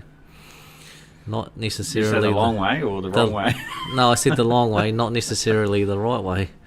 But and I told Dean I was coming up here just to commentate on this, just for a bit of a laugh, and he loved it, so it was alright. And the one thing about Dino, God bless his soul, is that if you get him to watch this game back, and he'll tell you exactly why he played that shot and he didn't play Matt's shot. You could talk to your blue in the face that it was a wrong shot he played, but he'll still say that he played the right one. And this will be interesting because how do you get down for the black after this? You just take your medicine and pot it. If he does slow roll this and just go for the pot, then if he misses, he's in trouble. Yeah, you still got to play a wee bit confident. Yeah. As much as... top it through. Yeah. Oh, here we go. That's going White's in. in. No, White's going in. Nearly a Dean special. It's probably not bad. I mean, he's given him angle to get... I'd be inclined just to take the 12 and then Yeah, even right. just Yeah, sit the 7 over the hole yeah, he is if you're not going to, you know, and just Yeah. and hopefully Dean doesn't pull a miracle off. And Yeah, well, I've got bad news for you. That's what Dean's renowned for. So I agree with you. I'll say no respect to where he would have been if he had put in a D. But yeah, just leave the white there. Good shot, Glenn. Right. So this is probably a 50-50, this. We call these shots Dean special because he gets them more often than not. So look out, this white ball's going to travel, the black's going to travel. He's not completely sure which pocket he's going to get this black in, but it will go in. Yeah, here we go. Oh no, that's one of the rarest things you'll ever see in this life. Dean missed one of those. But anyway, it does happen. And this will be a good shot from Glenn. He cued that quite nice, to be honest. And it's a good white, so Dino's going to come up with something else. This is why he's no good at pub pool, because you've got to nominate which pocket you're going to hit the black into. 1, 2, 3, it's in. Last roll? No. He's letting me down a bit here, Matt. Got to go for the pot. The white ball... No, Glenn, you needed to back yourself. The white ball was tracking for the black. I can see why he thought of that, but he should have backed himself to pot that ball, because he would have been perfect on the 8 once he got it in. yeah, definitely first frame as well, you know. So Yeah. So this is off the cushion. This is bound to go wrong. I'd hit this quite hard, so in case it did go wrong, you'd have pushed the black up. Yeah. Yeah. Those look easy. They're not as easy as they look. You hit that ball fat like he did, you're never going to get the pot. Glenn, yep. So what were we saying about the ladies in the middle pockets? Matt? they like them there and again, I guess. Yeah, well, he just took that into the middle pocket, so we'll class Glenn as a man today. A sober man. Maybe that's why. We're not sure. We don't normally see Glenn sober. Somebody's got a beer in his hand. I guarantee that he's not living up to what he said he was going to. I guarantee it. Do you reckon he's going for a sneaky one with I reckon he was telling me baloney last night. He was just telling me what I wanted to hear. All I said was that he gets rather... well, it's only with me, actually. Maybe I'll push the wrong buttons with him. But, yeah. He gets aggressive with me. I think last night he even punched me on the shoulder. Yeah, anyway, we shouldn't go there. Oh, we got another disclaimer. Paul's getting worried. Sorry, people. We'll focus on the ball, on the 8 balls, on the what are we watching?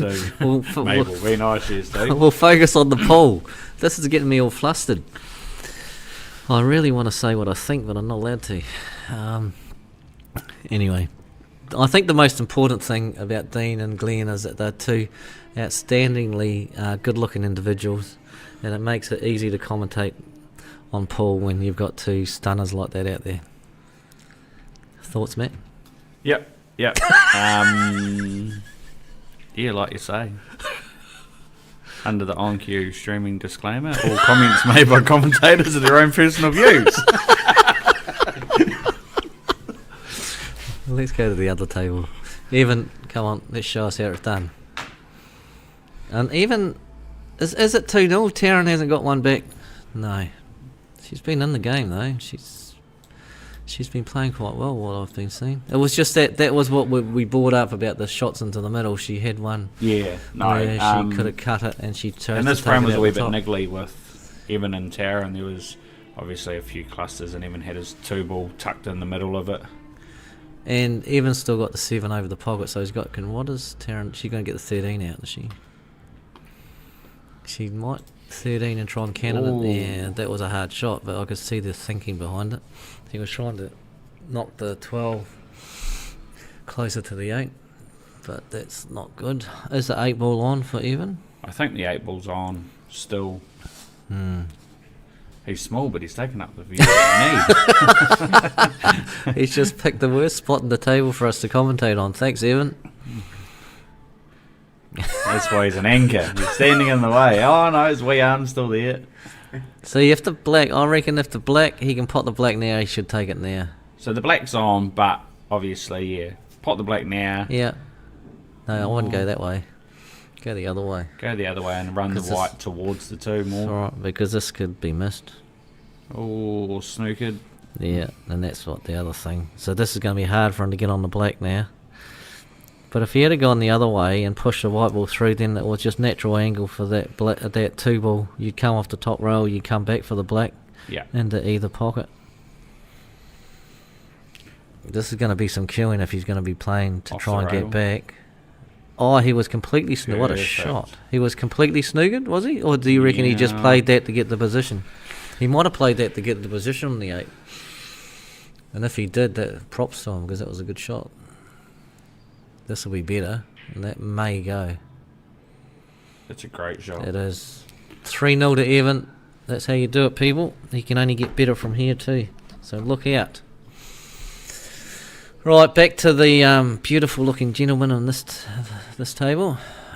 He is a specimen of a man. Dean, also one of the characteristics of Dean is that when he's down on the shot, he holds his breath and he doesn't breathe until after he's potted the ball. Don't know whether you've noticed that. Bit of useless information, really, but anyway. Have you noticed that, Glenn? Glenn? Glenn's playing at the moment, but that's Have right. have you noticed that, Matt? No, I actually haven't. I've played Glenn. Dean. No, same Glenn. Played Dean a few times actually, and I've actually never noticed it. We so. call him puffer cheeks. So you watch him next time you see it, he actually holds his breath.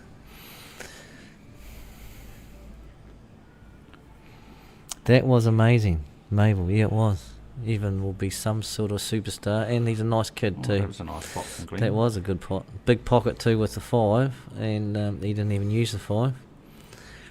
So plant to the, or can he get the 9 Or direct? you double the 15 back to He's the going 5. to do the same shot. Yeah. Oh, Like you said, Yeah. was a big pocket. yeah. Much harm done, maybe, because that 5's on, isn't it? That 5's on, the 1, the 5, and then you should be able to be directly behind the 7 after that, after the 5. And then it should be game. Yeah, that's this actually a is- good shot. Yeah, but You I don't think want to that's... leave yourself on the rail, because if you're playing the 5 and hit it too hard, you're going to cut it and snooker yourself on the 15. So But he doesn't want to bounce too much. Oh, no, it's all right. That's good. So, follow this one through, Matt. yeah, nice wee follow through. Yep. I don't think Dean plays the follow through, to be honest. As long We'll as he see. doesn't stop it, it'll be alright. Yeah, is he hitting top of the ball there? Yeah, nice, Dean, eh? That's what we've come to see. That's what we're paying all these super chats for, to see people like Dean Skelton out there on the table.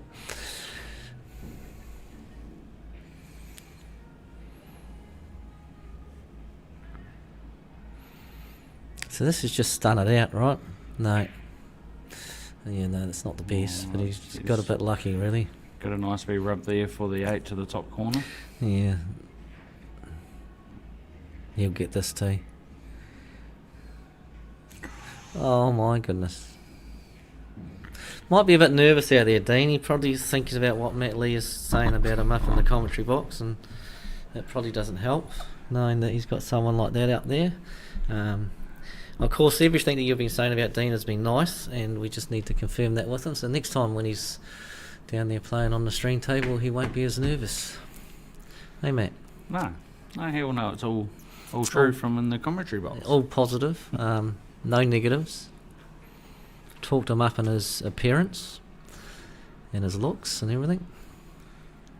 Yeah. And now Glenn, tricky little shot this. You can either overhit or underhit, but let's see how he goes. Oh, perfect. Nice. Glenn's going to go at 2. Well, if you ask me who's going to win Dean and Glenn, I would probably have said Dean at the start. And I'm probably still saying it. Oh, Glenn, you did all the hard work, mate. So this is to tie it up, they know.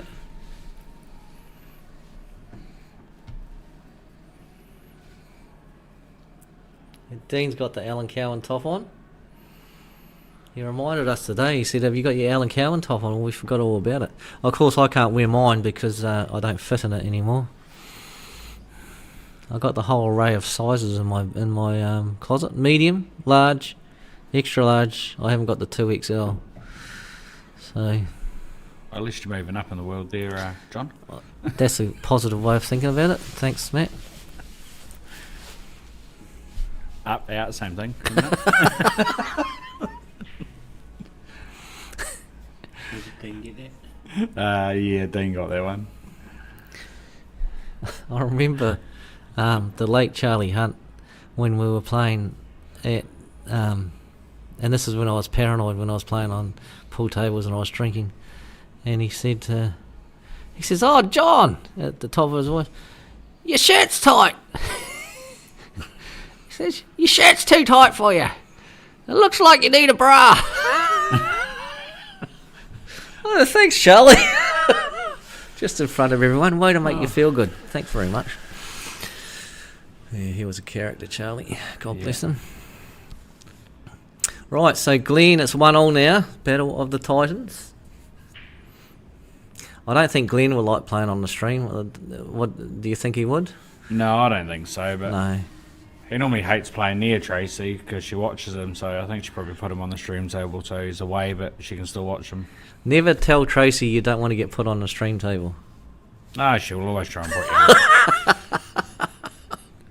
The one I want to see is Shirley and Kerry Lowe. And they might be playing now anyway, so it's probably not going to get put on.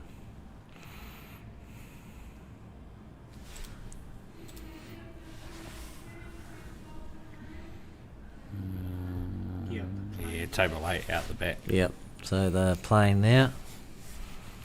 Because Kerry's coming in as a reserve and she's replaced the number 4 player. Shirley was really happy about that. Out of all sections as well, Yeah. it had to be Shirley's, eh? Yeah. But she bet Shaden. Oh, no, she lost to Shaden, that's right. Okay, she beat needed to Shannon. win that. Yep. Right, Glenn. It's quite a quick game. There's not a lot of tactics going on here. See ball, pop ball. Nice, is he on the 2? He's not on the 2. There's not a lot there. Maybe just push the 2 closer to the pocket. You're very tired if that 2 does go. Yeah. Have we got overview on this one? We do. And look at that. No, the 2 doesn't go. And I don't think you want to move it because as soon as you move that, you're going to open up the 14. Oh, Ooh. he could get it to the pocket. Didn't look like he could, did it? A lot more than we thought. So Dino doesn't want to take that 13 ball, and he'll take the 13 ball, but he doesn't want to take it. And the reason he doesn't want to take it is that, although in saying that, the 9 still does the same job. It blasts that 2 ball out. And he needs to get rid of that 2. He needs to get that 2 out of the way so he can pot his 14. So this is a good option. Cut the 10 back. And then he can mop up the 2 balls at the end of the table even. Oh, that was a great cut. Yeah, it was. Just make sure you don't tell him that afterwards. He'll He'll go back and listen to hear what you're saying about him, so... No, he never wants to listen when I'm commentating on the game. He thinks I'm slagging him off. I'd never do that. Yes, Dean back in the game. Yes, keep an eye out for our juniors. They are going to... Yeah, they're going a long way, yep. Definitely. Well, Dino did try to mop up the table down that end. If he had got that, he was perfect on the 15, and yeah, he could have come close to finishing that frame in that visit. Glenn, he didn't. I mean, the 2. What's he doing? The 5? Is that? I don't get that one. Maybe the 5 was trying to go the 5 off the 13 just to and push it down to tie that right. corner up maybe a wee bit more. And then to stop that extraction shot. So Dean's back to where he was before. He gets this 11, and he needs to get position on the 15 to take care of that those balls up the table, and then play the extraction after this. Oh, he's gone a bit far for the 15, so it needs to reroute. He'd probably play the 9 now. I mean, the 13's probably easier, isn't it? Because it's quite tight to the pocket. So whack it, man. Oh, that's pretty good. He didn't need to whack it. He played that perfect. Although if he had hit it harder, he would have got the 2 small ones out because they're covering the black ball. Nice. Very good, Dino. That was... It's not bad. It's nice we follow through. I think that off was... the side rail and it should be fine. I think that was a top shot he just played. And then he... I should never have talked him up, should I? Whose pink case is that? Grasshopper. Is it grass or... That's Grasshopper. Whose is it? Who's he? Jacob White. Jacob White with a pink case. Alright, Glenn. Okay, this is fair enough. He's just going to chip this to the side. Okay. Yeah, good white. Good result. Dean's in trouble. This is going to be a Hail Mary, I would say. Oh, he could try and push these over to the 3 ball and make the 3 more difficult. Or he could whack it and hope that one of these balls go in.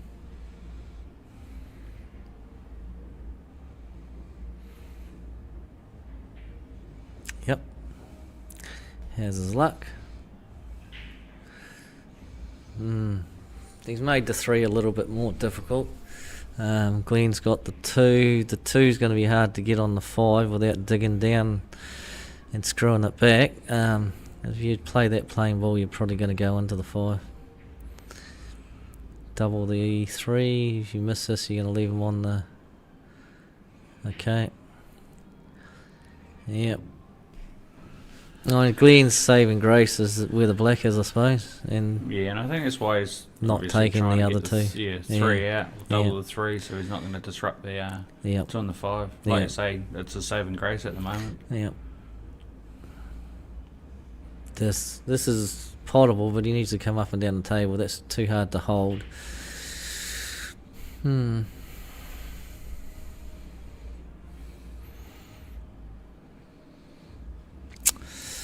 Yes, I've got no idea what he's going to do. Double it, and then try and... How do you get on the black if you get it? He could cut it. If he cuts it, he could... I'd be inclined to cut it, because then it's white natural angle it's, back down. It's coming back down this end, isn't it? So that's why he doubled. Yeah. Yeah, you're right. The cut was a shot. Yes, Daryl, still a 2-day tournament. Because if he had played the cut on that ball, then... I mean, the worst case scenario, well, it wouldn't be worst case scenario, but he could have had some good outcomes. He could have disrupted the 5 and the 2 and made them dead somehow. Could have got lucky, even if he missed the pot. But the shot he went for, he still had the problem with the black. And Glenn should go up 2-1. Just play this off the rail and play the black in the same pocket. No, just taking it into the middle, that's fine. Oh, Stuart Duff. Jacob White, this is second game on the TV table. It's a nice shot. Oh, I thought that was in. Right, now this is it requires a smart shot here, Matt. What are you going to do? It's pretty simple, isn't it? Oh, I'd probably still try and cut it over to the left-hand pocket, run the white back down here, and just put the pressure on. That's right. The key to this shot is just having the white ball down this end of the table afterwards. So you can afford to go for the pot or push it closer to that pocket. Just make sure that the white is down this end. Dean whacks it. Oh, it was thin. Yeah. In fairness, if he had hit it where he wanted to, the white was going to stay down the centre of the table, so we'll give him the benefit of the doubt. But that's a pretty easy double back. The only thing about this is if he's gonna, if he doesn't whack it, he's going to leave the white ball down plumb on the 9. If he just pocket weight, and he did pocket weight it, he got the pot, so it's fine. Yeah. Good shot, Glenn. Yeah, Glenn 2-1 up. Yep. On the other table, Jacob and Stuart just started.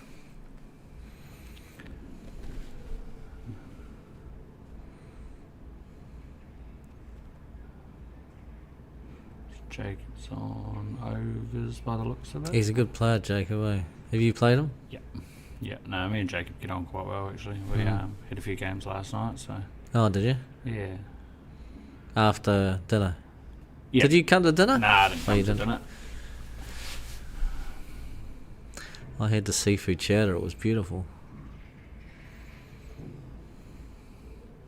Just a wrap for the food at the Cashmere Club.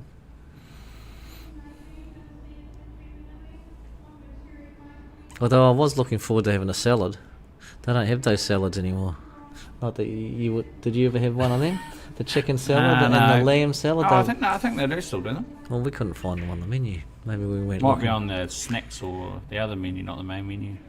Oh right, that was an 8 ball, wasn't it? Yeah. That was a quick frame. Well, I'm pretty sure that was an 8 ball. I didn't see Stuart at the table at all. He broke. Sure, he broke. broke. Got everything Yeah. opened, I think. So. Okay, and Jacob did an 8 ball. Well, we'll go back to. Yep. Do you want a Coke? I'd love a Coke. Here, I'll give you some money. You all right? Okay. Thank you, Matt. And when you go past Shirley, just say... Ask you for some money? No, just say this is what nice people do. They bring people... I'll do the long trip round. Yeah, Matty Lee, good fella. Righto, Dean, what do we got? You're down 2-1. You're on the stream. Your mate's commentating.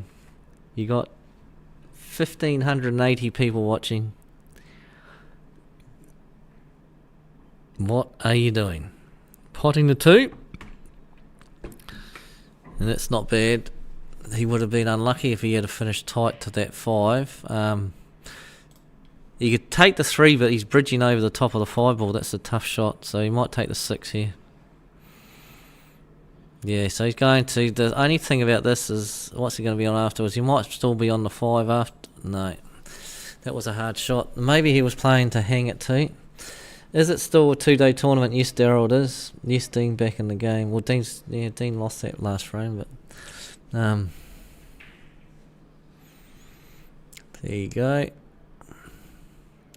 Glenn's actually playing quite well here. He is a good player, but I think he's lapping up the opportunity of being on the stream table. Who can get to a lot of people.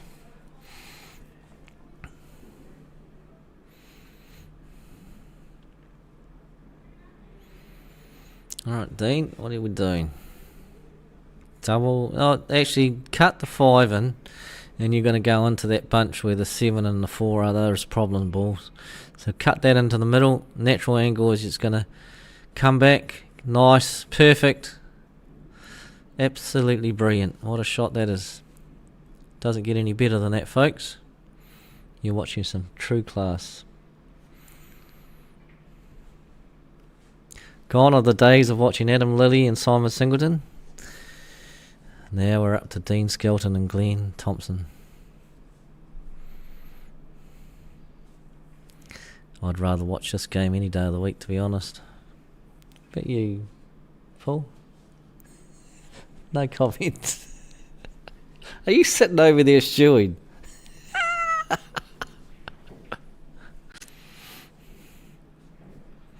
That's a good shot from Glenn. It's a very good shot. He's tied up that pocket. Dino could have done that earlier on in the piece, but he had the insurance of where the 8 ball was with that 3, but Glenn's just put a massive spanner in the works for Dean. Dean now needs to extract that 3, and he also has to get the black out somehow, because Glenn has covered up 2 pockets. That there, he might be able to get that inside of the 13 ball. How are you going to get the 3, Dean? I don't know how he's going to get this one, but this probably is a Hail Mary. He's looking around. Oh, did not see that happening. What's happened to our... That's not the stream down, is it? No, it's a chat, is it? Not enough memory. Oh yeah, there we go.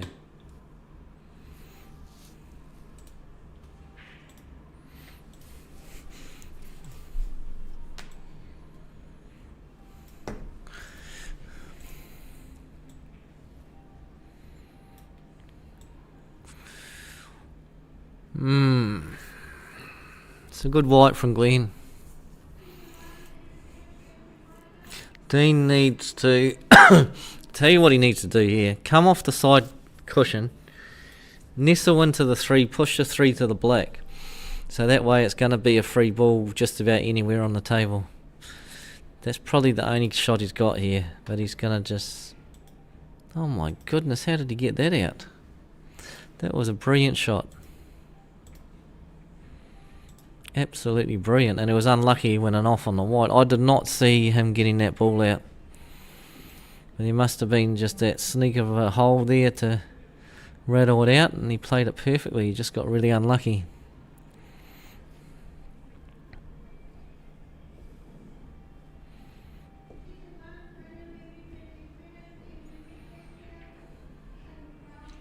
Well, they're starting the last round now.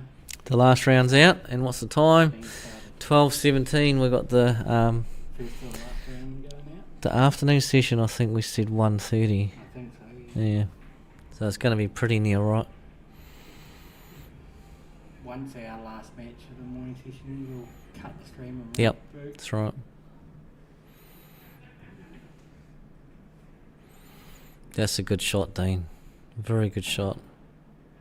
He's a bit unlucky about the white ball not springing off that cushion to be on the black, because this is a tricky black. So tricky that you probably don't want to cut that back into the 11 pocket. Oh my goodness. Oh my goodness.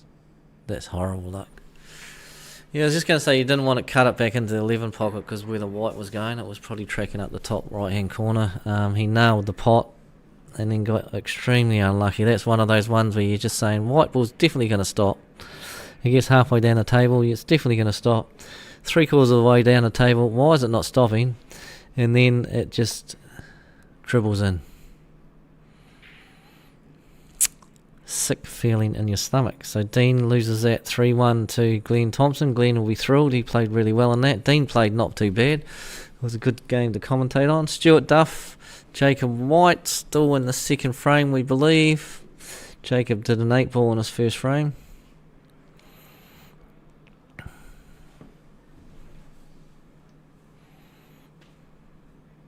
He's on the 8. No? What? What's that for? Was it a free ball or something? I don't get that. Oh, he was snookered on the 14. Right, okay. Yeah, I didn't see that.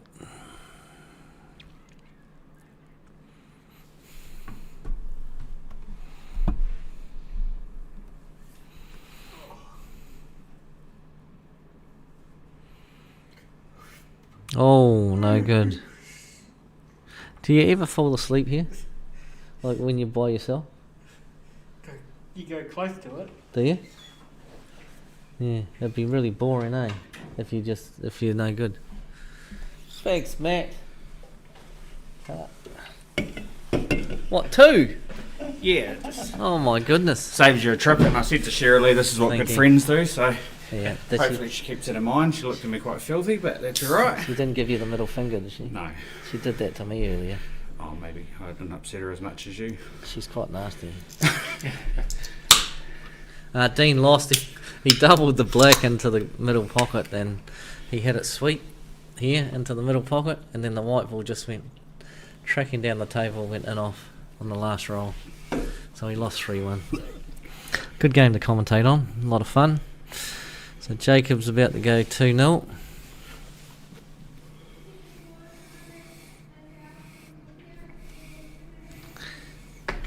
No, he's not. It was a free ball. Tony Blair and Sam Cunningham. Oh, that'll be a good game. Sam's quite a good player. Tony's a good player. Tony's just got in on the reserve list this morning. She got the wake-up call. Said, you're not going to have a sleep in today. You're going to be out there playing pool. So 2-0 to Jacob.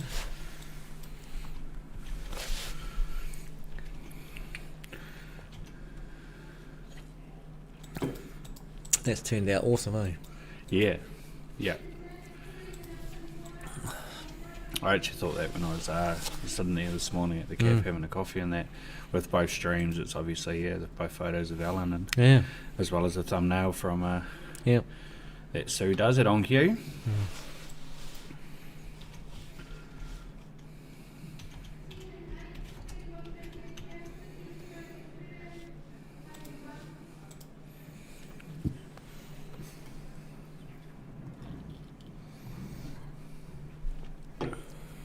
Right, Stuart. Time for a big comeback. Not like that. Not quite the start for a comeback, but the break's so important. oh, it's massive. It does. It definitely changes a lot of things. Well, you can have one day where you can't miss, and then the next day you turn up and you can't get one. And it can definitely be the determining factor when you've got two really good players playing each other. If you're not getting your fair share of balls off the break, you're in deep trouble. I had that a couple of years ago when I played in this. I struggled through section and just made tier 2, and then I went and won tier 2. But the second day it was the same thing. It was first day I played rubbish, but I obviously got it the right way around and played well on the second day. So yeah, well, I'm quite good at doing it the other way around, like playing good on the first day and rubbish on the second. I think I've got that to a master art. Bit frustrating, just to be honest. master it the other way and you'll be Well, right I think that's the way you should be doing it. But, I always say the hardest game is always your first game in post section. That's always the first game. You got to get past that one. Once you get past that, you're all good. Yep. And that's been my problem. Just need to get past that game. And it used to be nerves. It used to be nerves, like getting drunk and that on the first day and then not wanting to be there on the second day. But then when I've stopped drinking and I want to do well, I think it's trying too hard. Are you ready for a counselling session, Matt? I'm probably overdue for one. No, not you. I mean, Me to give you one? Yeah, I want you to be my counsellor for a minute so that we can identify my problem with Paul. Why I'm not performing to my potential. And don't say you got to have some before you start. Okay? No, it can be frustrating, this game. I was playing really good in the Masters, and I come up against Paul Blackler, and what I said about the break, he beat me 4-1, but I didn't get one ball off the break that day.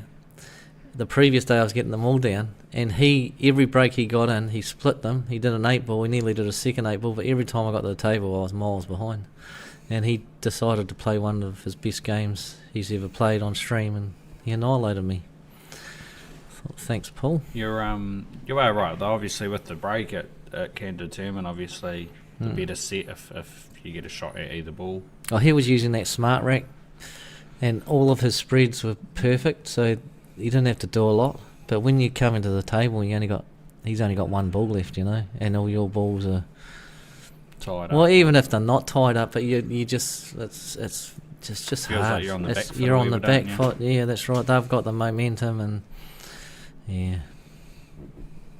In fact, he did the 8-ball, and then in the last frame, he was about to do another 8-ball. He missed the black. It just missed him going in the middle pocket, and he stood there and he just looked at it. So I came to the table. I shoved him out of the way. I don't think he should do that. He didn't pick it up on stream, but get out of here. Anyway, he's a nice guy, Paul Blackler. Just not that day. Just not that day.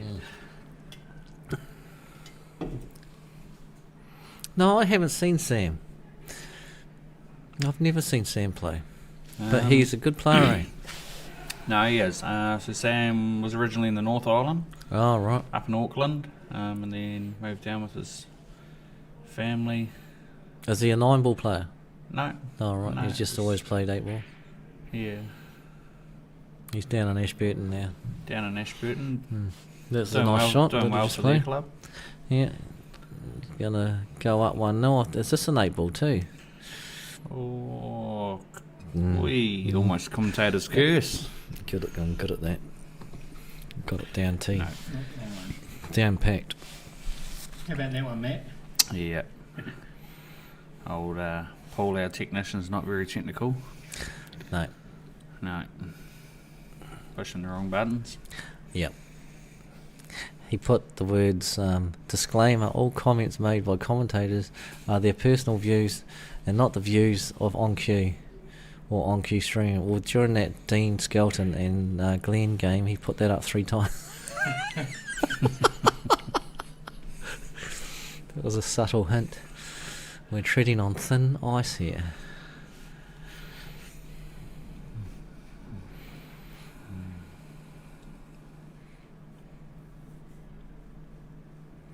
Well, what's Stu on? Is he on littles? Stu's on unders. Jacob just pushed the 12 bill to tie the one up. So cut the 4 onto the 5. They're no good anyway, those balls. Oh, okay. Is he going to play? Oh, right, okay. Yeah, fair enough. Just don't snoot. Oh, my goodness, he bottled it. Massive pop. If he had missed that, then he's left that 12 on, and it's a free ball as well. But if he had left the white down this end of the table, which I thought he was going to do. Yeah, then I thought he was just going to cut it maybe towards the middle and run the white safe. Yeah, safe. And then he would have been forced to have played the 12 and free up the 1. Instead, he potted it. At pace as well. I'll tell you what, here, I like this one, is when you just roll up to the 1, well, hit the 1 and roll up to the 12 tight. Leave him nothing. I mean, you could probably do that after these 2 balls. I probably would have left the 6 there and Was done it the by the 5 black, and the was 4. Just it wasn't tying anything up, but it just gave you probably a ball that was a bit more out in the open. Stu, you needed to get that. He'd be kicking himself. That's a free ball. Free ball, and probably Jacob just He'll take stun it. this in, 1 as a free ball and That's right. pot the black. Yep. 3-0. Yep. Like that. A lot of 3-0s today on the stream table. Here's another one. And there we go. Jacob White 3-0 over Stuart Duff.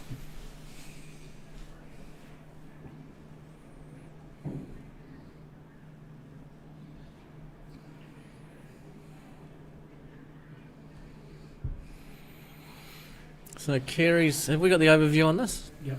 I just want to see if Tony, that's... not Kerry. Yeah, Kerry's daughter. You had to let him finish. You just wanted to know about the overhead first to see if that 6 went past, but... Yeah. I just want to see if the 6, I think the 6 does go past, and if it does, then she's in trouble now anyway, isn't she? Cut 3 could sneak in behind the 14. Oh, she's going to cut the 1, isn't she? Ooh. Inside the black. Yeah. She's trying to hold that pocket for... I mean, the black still goes into other pockets, but if you had that 1 over the pocket, it makes it a bit difficult. And ties the plant up for the 9 and 13 if it was over. Yep, and that's what's going to go in there. It looks pretty much set.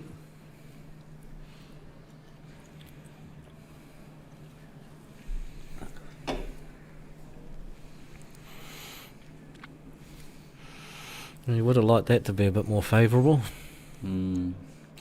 You can still play this off the cushion, off the 3, pot the 14, and it'll hopefully roll along and sit a bit nicer. Yeah, well, that's a good option. It's just where the white's going, though, isn't it? The white should run through just to the top rail still. As long as it don't hit that 6. Oh, didn't even need to. It was on more than I thought. I think he's right, isn't he? Got a bit lucky that they didn't finish super tight, so that's it. He should get this. It's just probably across the table twice. 2 rails. And come back. No. Unlucky. Played the right pace. But he's still all good because that 3 ball's not in a good position for Tony. Chance to pot the 6 and screw off the top rail. It's very hard not to pot the. Oh, that's a brilliant shot. Yeah, not to end up hitting the wrong edge of that 3 and knocking the 9 in, but she played that perfect. And just roll this through. It looks pretty straight. So she's got a chance to get out in this frame. No, maybe not that straight. Way angle.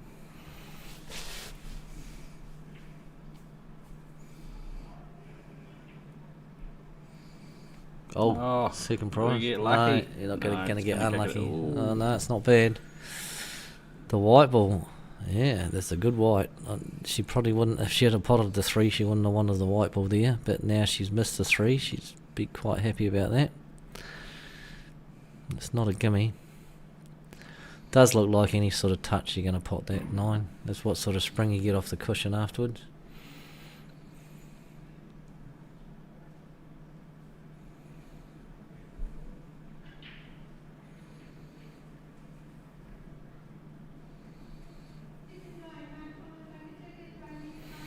Yeah, it's going to be right.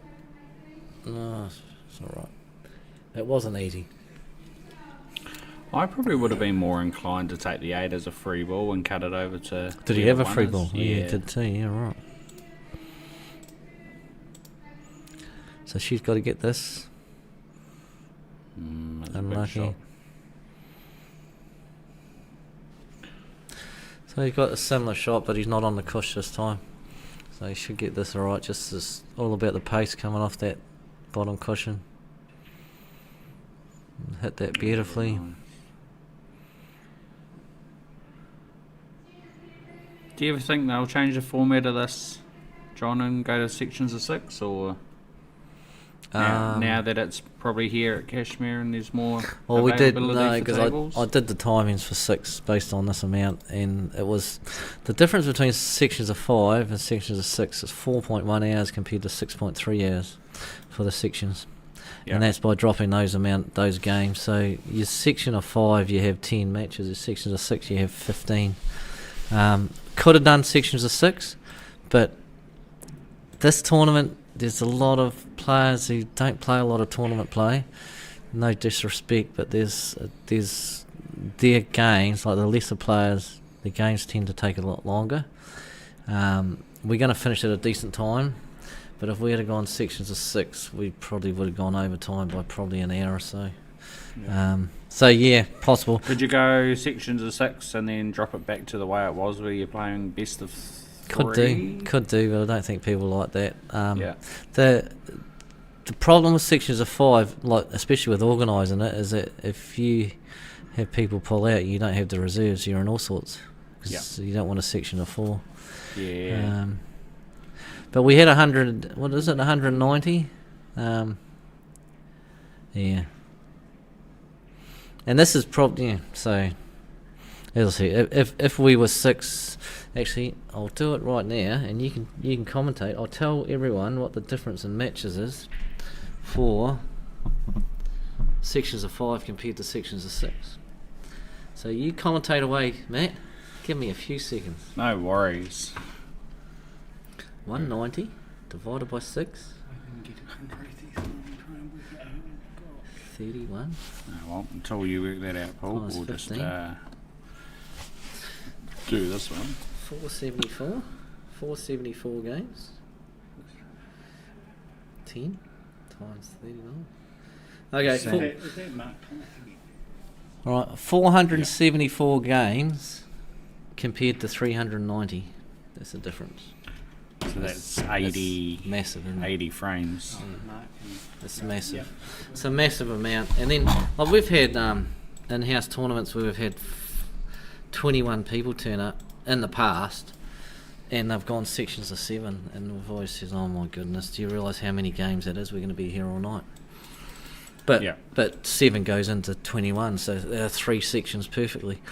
But the more you go up in numbers, the more it adds to your number of, and that's what we do now with all the Canterbury 8-ball tournaments, to figure out how many tables we need, what the starting times are in the afternoon, because you don't want to be turning up in the afternoon and your starting time's at 2 o'clock, you don't get on the table till 4. That's not any fun for anyone. No. Sometimes, obviously, some games do run overtime, and it is what it is, but some players need to understand that some days. So, in answer to your question, yes, you could go to have sections of 6 and go to 3 frames. Yes, you could, because you'd still have the same time period, because you're reducing the amount of time per match. So when I'm working these out, I'm basing it on 40. Oh, it was a lucky wee kiss from Tony there. Yeah, basing it on 40 minutes a match, and I think we're going to go over that 40 minutes today. But if you're only doing 3 frames, then that would come down significantly, probably 30 minutes a match. Yep. Yeah, obviously always looking at options, and obviously all our Canterbury 8-ball meetings, we're definitely looking at everything to improve. Yeah. Try to improve as to the best of our abilities. So if numbers continue to get higher, so say if we were next year we were 240 people, then I think that would be the option. You'd be going sections of 6 and you'd be going to 3 frames. But 190, what we've got this tournament's a pretty good number, to be honest. Yeah. Hell of a turnout. Every tournament, it's sort of grown and it just keeps getting bigger and bigger. I think next year will be bigger because a lot of people previous years they hadn't played because of the congestion, and the venue was just too small to host that amount of people and the long waits. So they might come back. Joe's stretching a wee bit there, and Miss Q gave away a ball in hand. But oh my God, Mark Thomas, this is the 3rd game he's on. He's a TV hogger. Oh, look at that. That's how you play. Oh, it's 2-1. Yeah, well, that's Tony wouldn't be very happy with that. Well, she had a couple, so it's Did all she? right. Yeah. All right.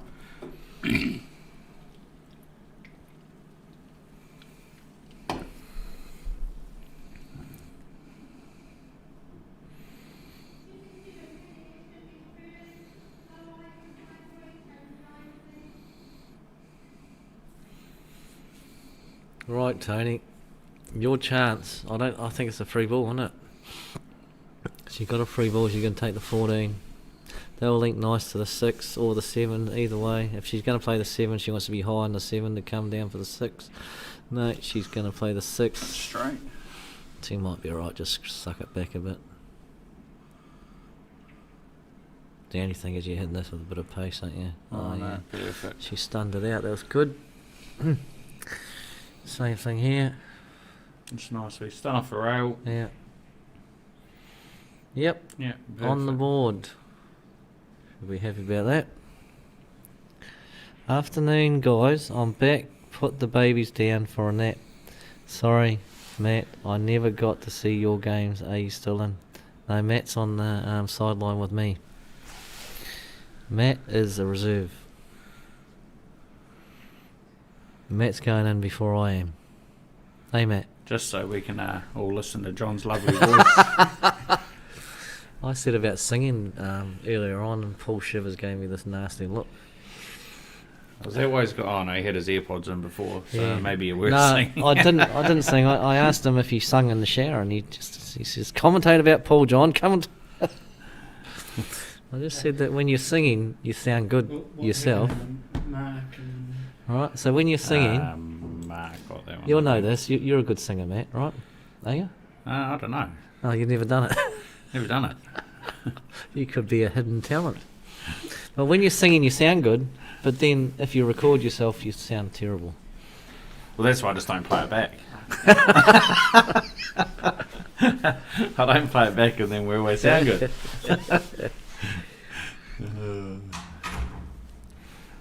Yeah, well, you see I think people. Paul's going to go have a sing in the shower now. Yeah, he has. You see people turning up to American Idol and New Zealand Idol when they used to have it, and they are adamant that they're good singers, and then they start singing, and they're absolutely shocking. Anyway, we're not here to sing, we're here to watch Paul. I mean, did we know what happened on that one? Who won that one? Mark got that frame. Did we put the point up? Yep. Oh, yeah.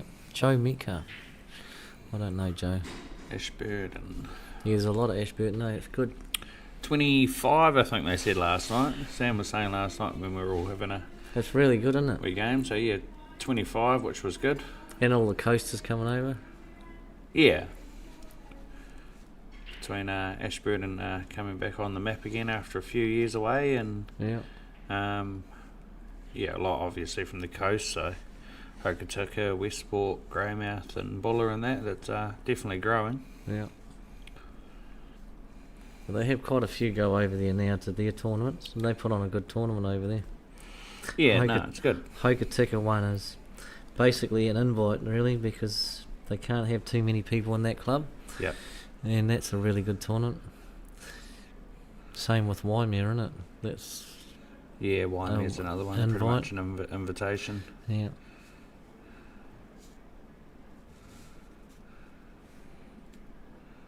So is he on bigs? I like the 15 here. He's not going to play it. He's going to play the 15 next. He would have got straighter on the 15 ball.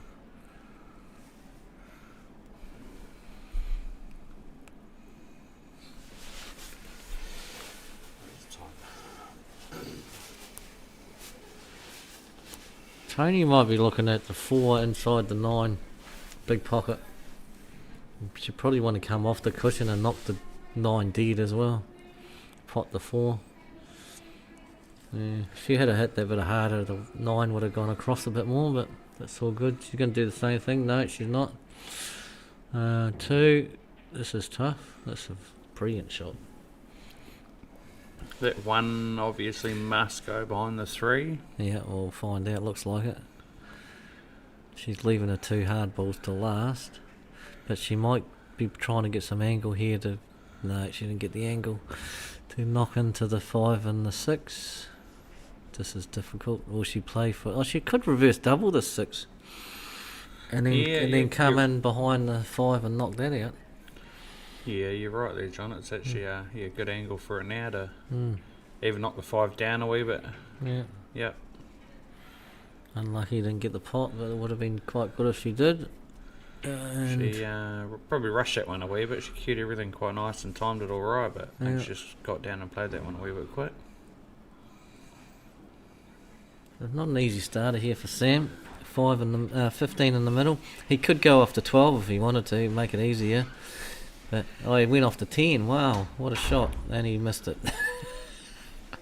And he's had a good white.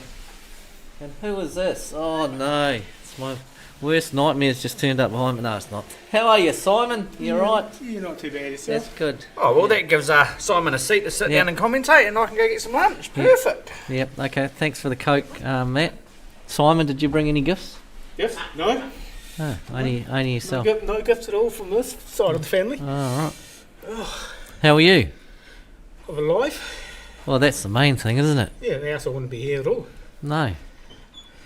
I had my hairdresser that I used to always, since I was a kid, I always went there and he said, you'd sit down in the chair, he'd say, and how are you today? And I say, I'm good, thank you. And he'd say, that's the main thing, isn't it? Anyway, one day I decided to combat it because he'd say that to everyone in the chair. He says, hi, how are you? I said, good, how are you? And he couldn't say his catchphrase. Oh, that's not good. Bit of useless information for you. But anyway. So why aren't you playing today? Because I'm too valuable in the commentary box. But I am on the reserve list. And actually it's probably a good thing that I'm not playing because Paul Morris's voice is not too good. So there'll probably be no one up here doing this. Are you in the Arvo? Yeah, I'm playing in the afternoon. session 23 or something like that. So yeah, no. Should start on time. Yeah, They're I think getting they're through the running quite games. well today. Yep. Hey. Did you come up this morning or last night? No, I came up last night. Oh yes, you were here when we. Did I No. say hello to you yesterday? No. Right. Oh right, it was. No, I didn't. No, that's right. Who was it? Was it? No, it wasn't Bex. Anyway, we had a dinner here after we set the tables up. Yeah, definitely a lot of tables around here at the moment. 26. Need it for this size field. No. That's good. Oh, it's always been great support for Allan and all that. Yeah.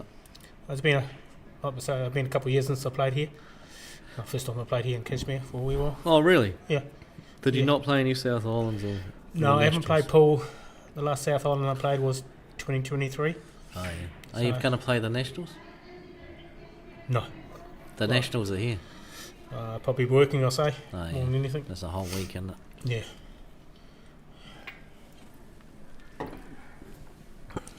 there's a lot of players I don't know. Ooh. And this. Yeah. And this time of year, there's players I don't know.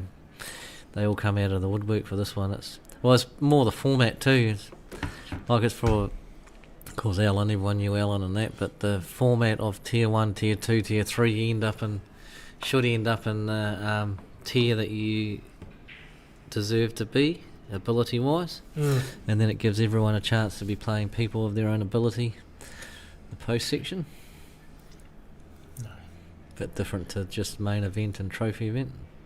Right, Tony, does this go underneath the... no, in the middle. Oh, no way.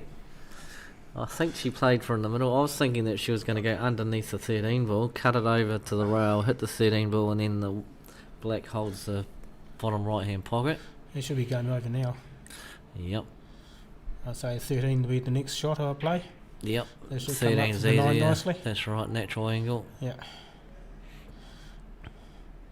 I think it's more worried about where the white's going to go next. You've got a funny sort of, like the arm action looks like it's going in the wrong direction type Yeah. thing. That's what he's worried about. Still, should be cut. Oh, he missed it. Oh my goodness, I wasn't looking at that. I was looking at Didn't see it. how his arm was going, like it's sort of like at right angles to his elbow. That's fine cut. Yeah, no, she'll get this. Watch out for the white, but I think your white's fine. Could be a danger of the middle, but I don't think so. No. Just cut it in, Tony. Go to She's tool. putting the screw on that one. No, you could. Oh, No, she will. she didn't like the cut. No, I would have taken it. Yeah, that's what we were talking about before about women and turning. Well, it's not nasty. Women about turning. They have a tendency not to like playing shots into the middle or cutting the balls into the middle.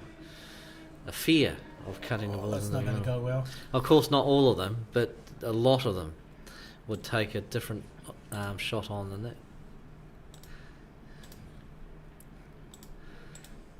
Yeah, Tony would have been hoping he got that. Yeah, but why would you play that if the black's in that position? Yeah, I know. Though, I mean, now he's getting off the table and he's saying, "Oh, that's pretty good that I It's missed a good it." safety cut shot. If you go for the shot, white's going to be about where it is now anyway. If you get it down the table, just got to make sure you don't hit a jaw of the middle pocket. But I think you're fine.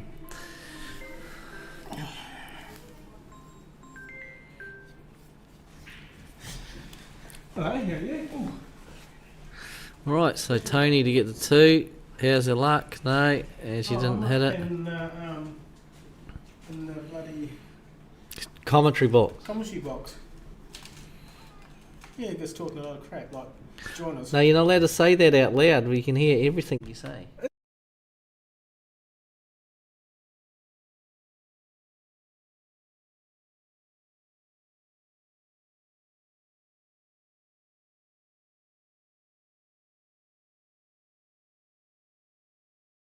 Yep. Enough profanity for one day.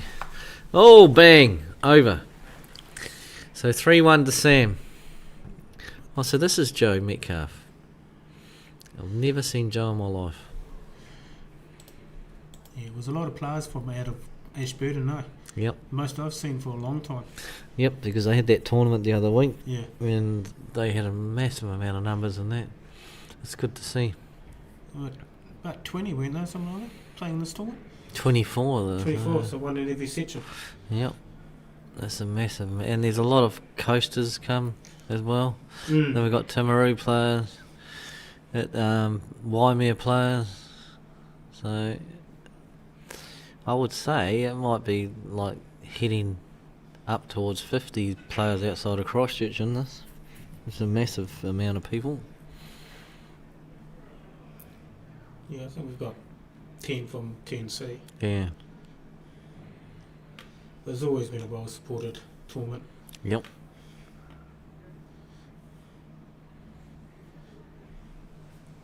Oh, Mark. You'll be fine. Hold on. Hold your breath. He's quite fast player, Mark.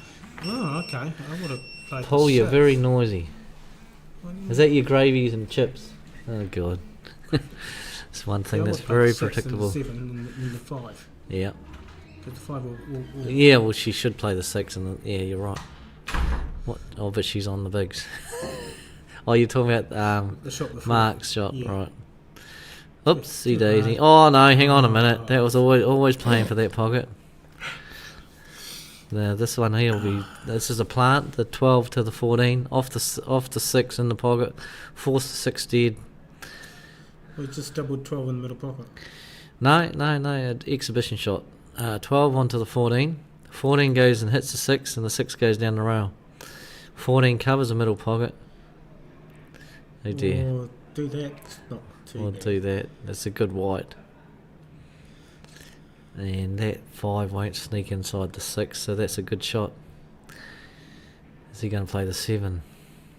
That's a tough one. Maybe he will play the 7 up and down the table and lead the white up the table. Maybe he'll take that shot on. And that was difficult. So could double that 12, but it's probably hard to get the white out of the way in time.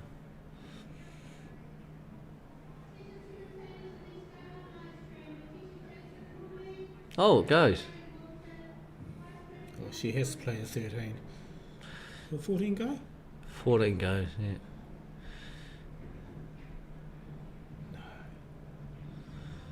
Yeah, it went easy. She got lucky again. You do hate players that have got a bit of luck on their side. Alright, John. Yeah, okay, see ya. Good luck this afternoon. I don't need luck. Okay, good games this afternoon.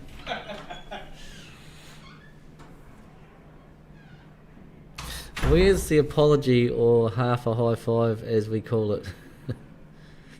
I have fear of women. I think it's the other way around, Sheldon. I think they have fear of you. No offence. What a shot that is.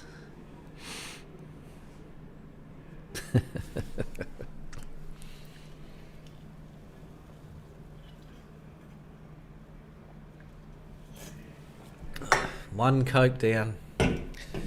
Next one's been opened up.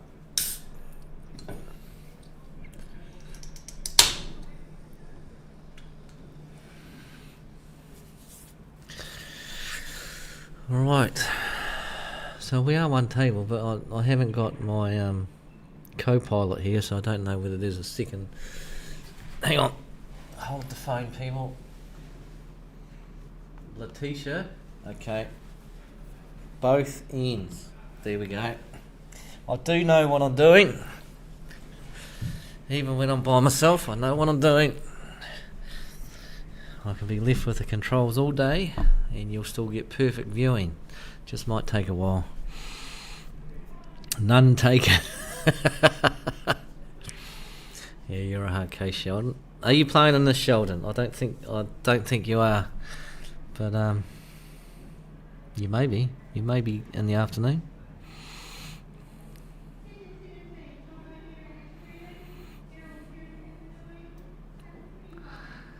Mark he's a speed demon around the table. I quite like it because that's how I like to play. See ball, hit ball. And yet if I commentate, I'm always saying, oh, they need to slow down a bit and think about what they're doing. He's got away with that one because he's he's blocked off the path for the. Here come the gravy and chips. That's always a. The Cashmere special. Yep. And is it just chips and gravy and cheese? And cheese. That's good. I had the seafood chowder last night. It was really nice.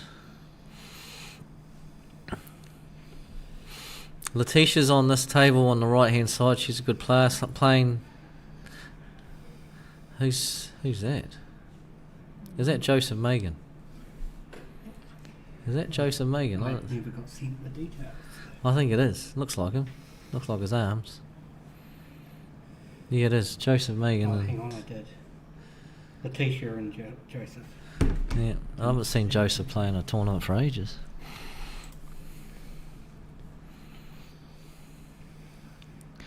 Right, so the left-hand side table. Joe is still in this. Stop shot. Oh, Joe. She has a knack though, is when she misses, she doesn't leave a lot on for Mark, and Mark's probably getting a bit frustrated with it. Oh, Masters next week. You'll love that tournament, Sheldon. That's at Papanui. Unfortunately, that's not going to be streamed, but we'll be streaming the Canterbury Piers the next week. The following week, yeah. Yep. And then the Nationals further down the track.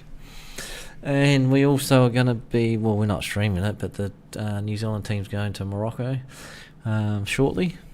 And we'll be able to tune in to watch that, which we're all looking forward to. And best of luck to all the players representing New Zealand.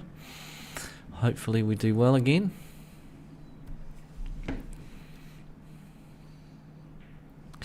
Nice shot, Joseph. Using the carbon fibre cue, and he's knocked that in for 1-0. Yes, got that right too. What's happening? Well, it's been a long time. It's been a long time since we've had a super chat. It's been a long time. Yeah. I'm hanging out for a super chat. And Paul's feeding his face with chips and gravy. What a beautiful sight. If only we had commentary with pictures.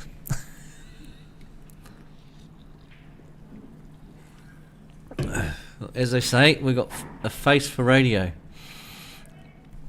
And Joseph has just whacked that ball off the table. So the other game's finished, right? Yep. Okay. Well done, Mark. Third time a charm on the television. Yeah, so that's what I thought. He had 3 on TV time, TV table. The same thing happened to Sue Wakefield at Ashburton, and it is pure luck. But how's your luck when you got 26 tables, 3 of your matches out of 4, and it may even be 3 out of 3 on the stream? 3 out of 4. 3 out of 4. How's your luck? Go and buy a lotto ticket, Mark.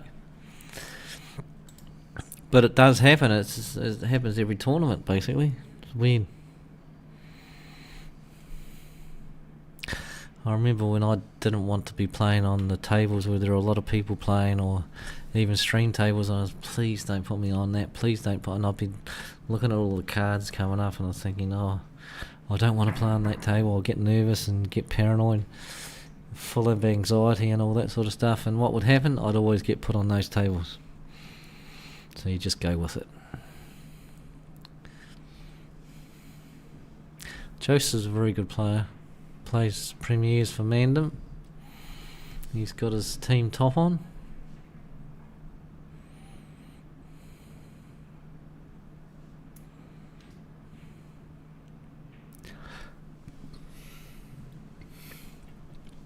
This table looks pretty good for him too. It's just probably the only hard ball was the black.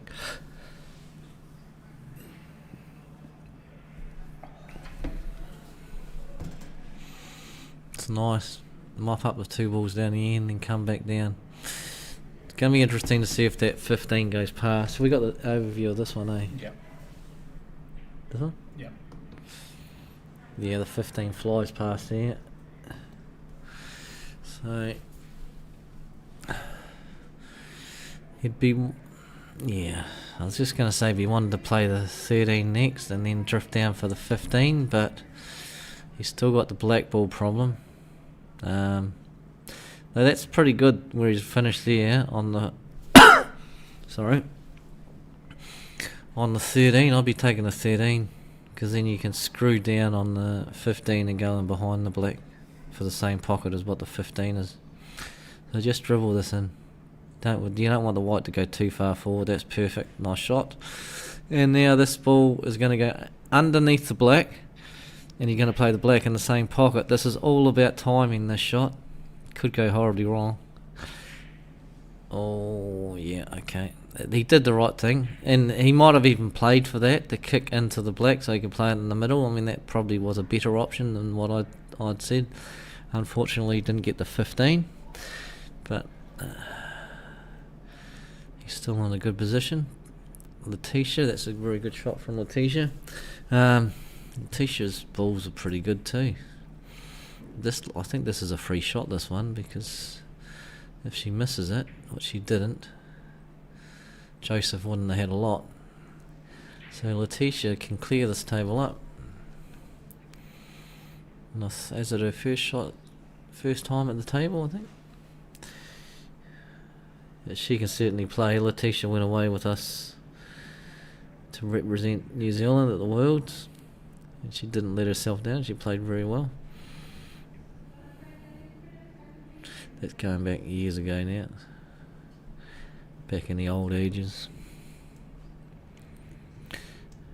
Cut the black into the 15. I don't know if that goes, but if it doesn't go, she could play safe and play for the white to the left hand cushion, like the top rail up there. And why would you need to do that when you can just do that? What a pot. That was brilliant. So Letitia goes to 1-0. That was a brilliant clearance. The black was fantastic.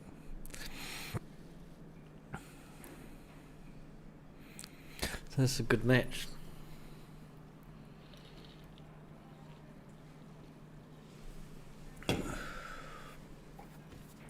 I can see Shirley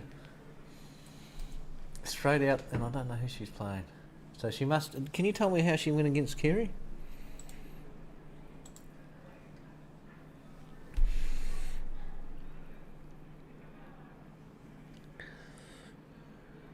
She won. She beat Kerry. 3-2. Wow, Shirley will be wrapped with that. So she's playing Lee Manson now. Anytime you beat Kerry low, you've got to be happy with that. So Shirley's actually got a chance to get in the top two. It's going to come down to her or Kerry. So if Shirley wants to get in the top two, I'd say she has to win this last game she's playing, and she's playing Lee Manson. Shirley's on 21.89, Kerry Lowe's on 16.64. Shaden Aubrey-Stewart's on 20.64, but he's having a bye in this round, so he's finished. So it's between Shirley and Kerry Lowe to see who will get second in the section. Lee Manson's already got it sewn up. He's had 3 out of 3 wins, and he's on 30.76. So Shirley will be quite happy if she manages to qualify second in that section. This is a tough section as soon as Kerry came in the draw. Right, T-shirt. I was going to say watch out for that white. That turned out alright.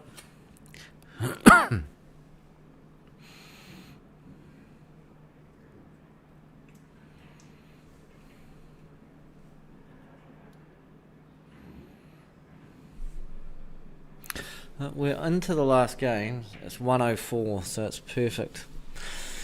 Matches are starting to finish off. Can we scroll up a bit, please? I just want to see if they've... So they finished section 1, section 2's finished? No. Section 1, section 3. Yeah, they're all finishing off, so everyone is on their last game. That's good. Good to see. And I've got to go downstairs after this because we're going to do a presentation to Darren Purdon. Hopefully he's not listening. I might have given the game away.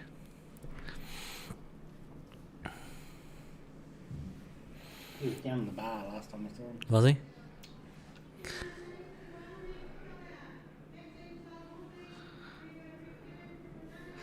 Section 19, Paul. Final match. Who's what? The Section 19's the last one of the. That's it, yeah. Okay, so the final match of the last round's gone out by the sounds of it.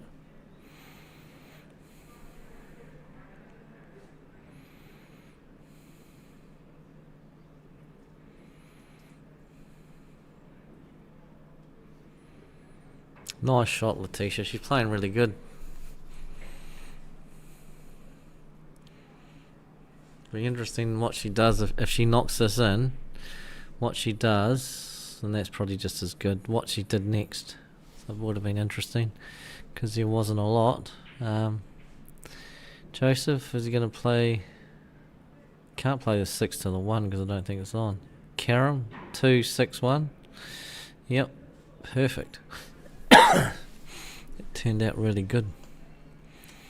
2. Can he screw it back? He tried to. That's not good for him because he's left that 9 to plant to the 10.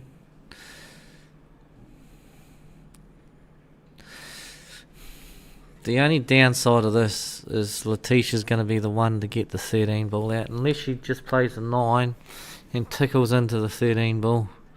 I don't like what she's doing there to get it out because that's only going to help one person, and that's Joseph. So Joseph's hardest ball on the table has just disappeared. Well, it hasn't gone down, but it's not hard anymore because it plants to the 1. So this will be game over. Letitia needed to... Sorry about that. Letitia needed to pot the 9, roll up to the 13. I said that would be game over, and Joseph's just come up with a clanger. That there was where you need the white ball. You need to be thinking about where the white's going. So the white needed to track to the other side of the table, just for that reason, that where the ball can cannon into the ball over the pocket and spring out. So you've got to be remembering where you want your white to be going, which direction you want your white to be going, as opposed to just playing the plant, because there's some plants that you're never going to miss, so it doesn't really matter where you hit the object ball onto it. And if that's the case, then you can play the white so that the white is heading in the opposite direction, and you're always going to be on the ball that you've just struck after the plant. That's a good shot, Letitia.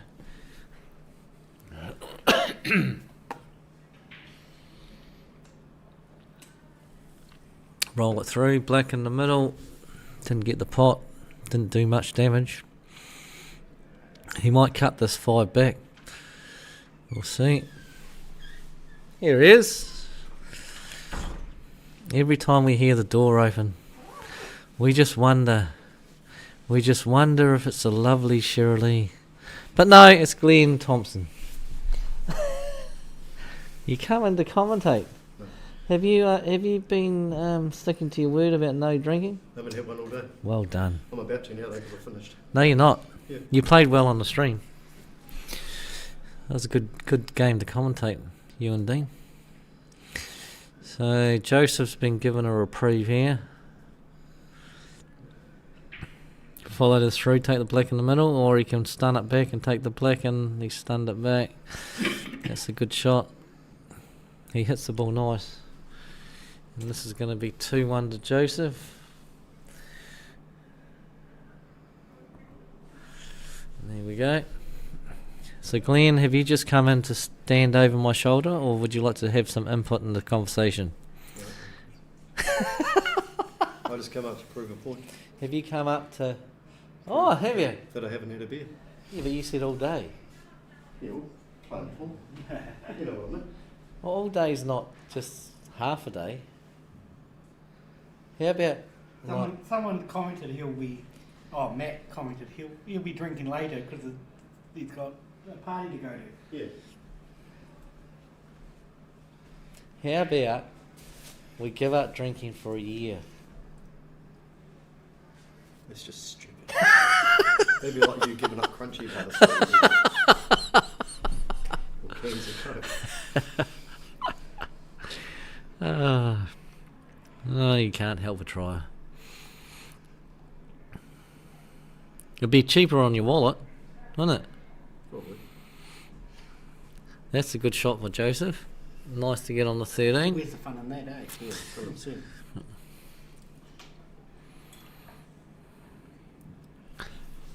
Someone out there. This is a ghost. It might be the ghost of Allan. Good shot, Joseph. He's playing really good. Actually, they're both playing good here. Not sure what you do here, though.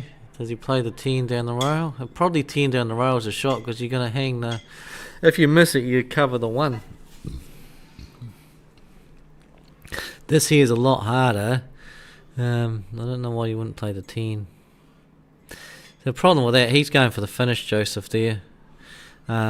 He should have probably pulled up and decided to hang a ball over a pocket, and he controls the frame. There he's given Letitia a chance to get in front in the frame. The other thing about Joseph is, well, he's got the 9 there now, and by the cushion. Letitia, this goes down the rail, and will she be... I'll be interested to see if she'd take the 4 after that, but probably the 5. Joseph's probably going to play to get on the 10 next. Break into the 10. No. Yeah, that's not good. Now he's going to play this down the rail, or is he going to just touch into it? Yes, good option.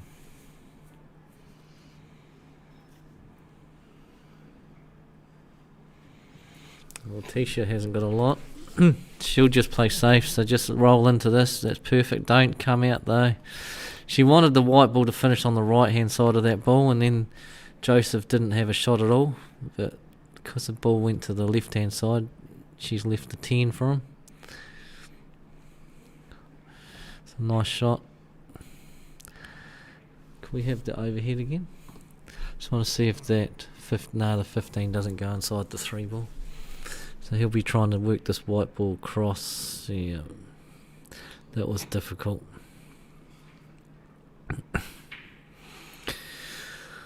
If I'm Letitia, I'll be probably... I wouldn't touch those, yeah. I'd be... Split the 2 up in the other Yeah, because what she's just done there, people... Really stuffed it. Well, she hasn't, yeah, the result's terrible. What she did there was taking that 3 ball was opened up the pocket for the 15.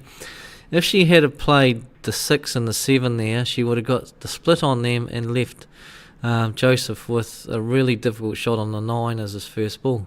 And then she still would have had the insurance on the 3 for the 15. So that's a mistake. She went through the gap. Wow, I didn't think there was a gap there. But she's given away a combo to Joseph. And Joseph should probably finish this game now.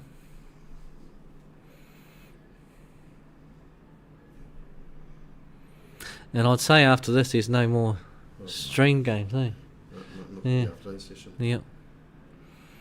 So I can go downstairs. Yeah. So after this, we'll cut the stream Yep. because I think all the games are out now. Yeah, they Yep. So people, it's time to go and socialise with people downstairs are. Drink Coke. and drink Coca-Cola. Right, we'll see you in the afternoon session. Bye. About quarter of an hour, 20 minutes, somewhere around there, we'll be back.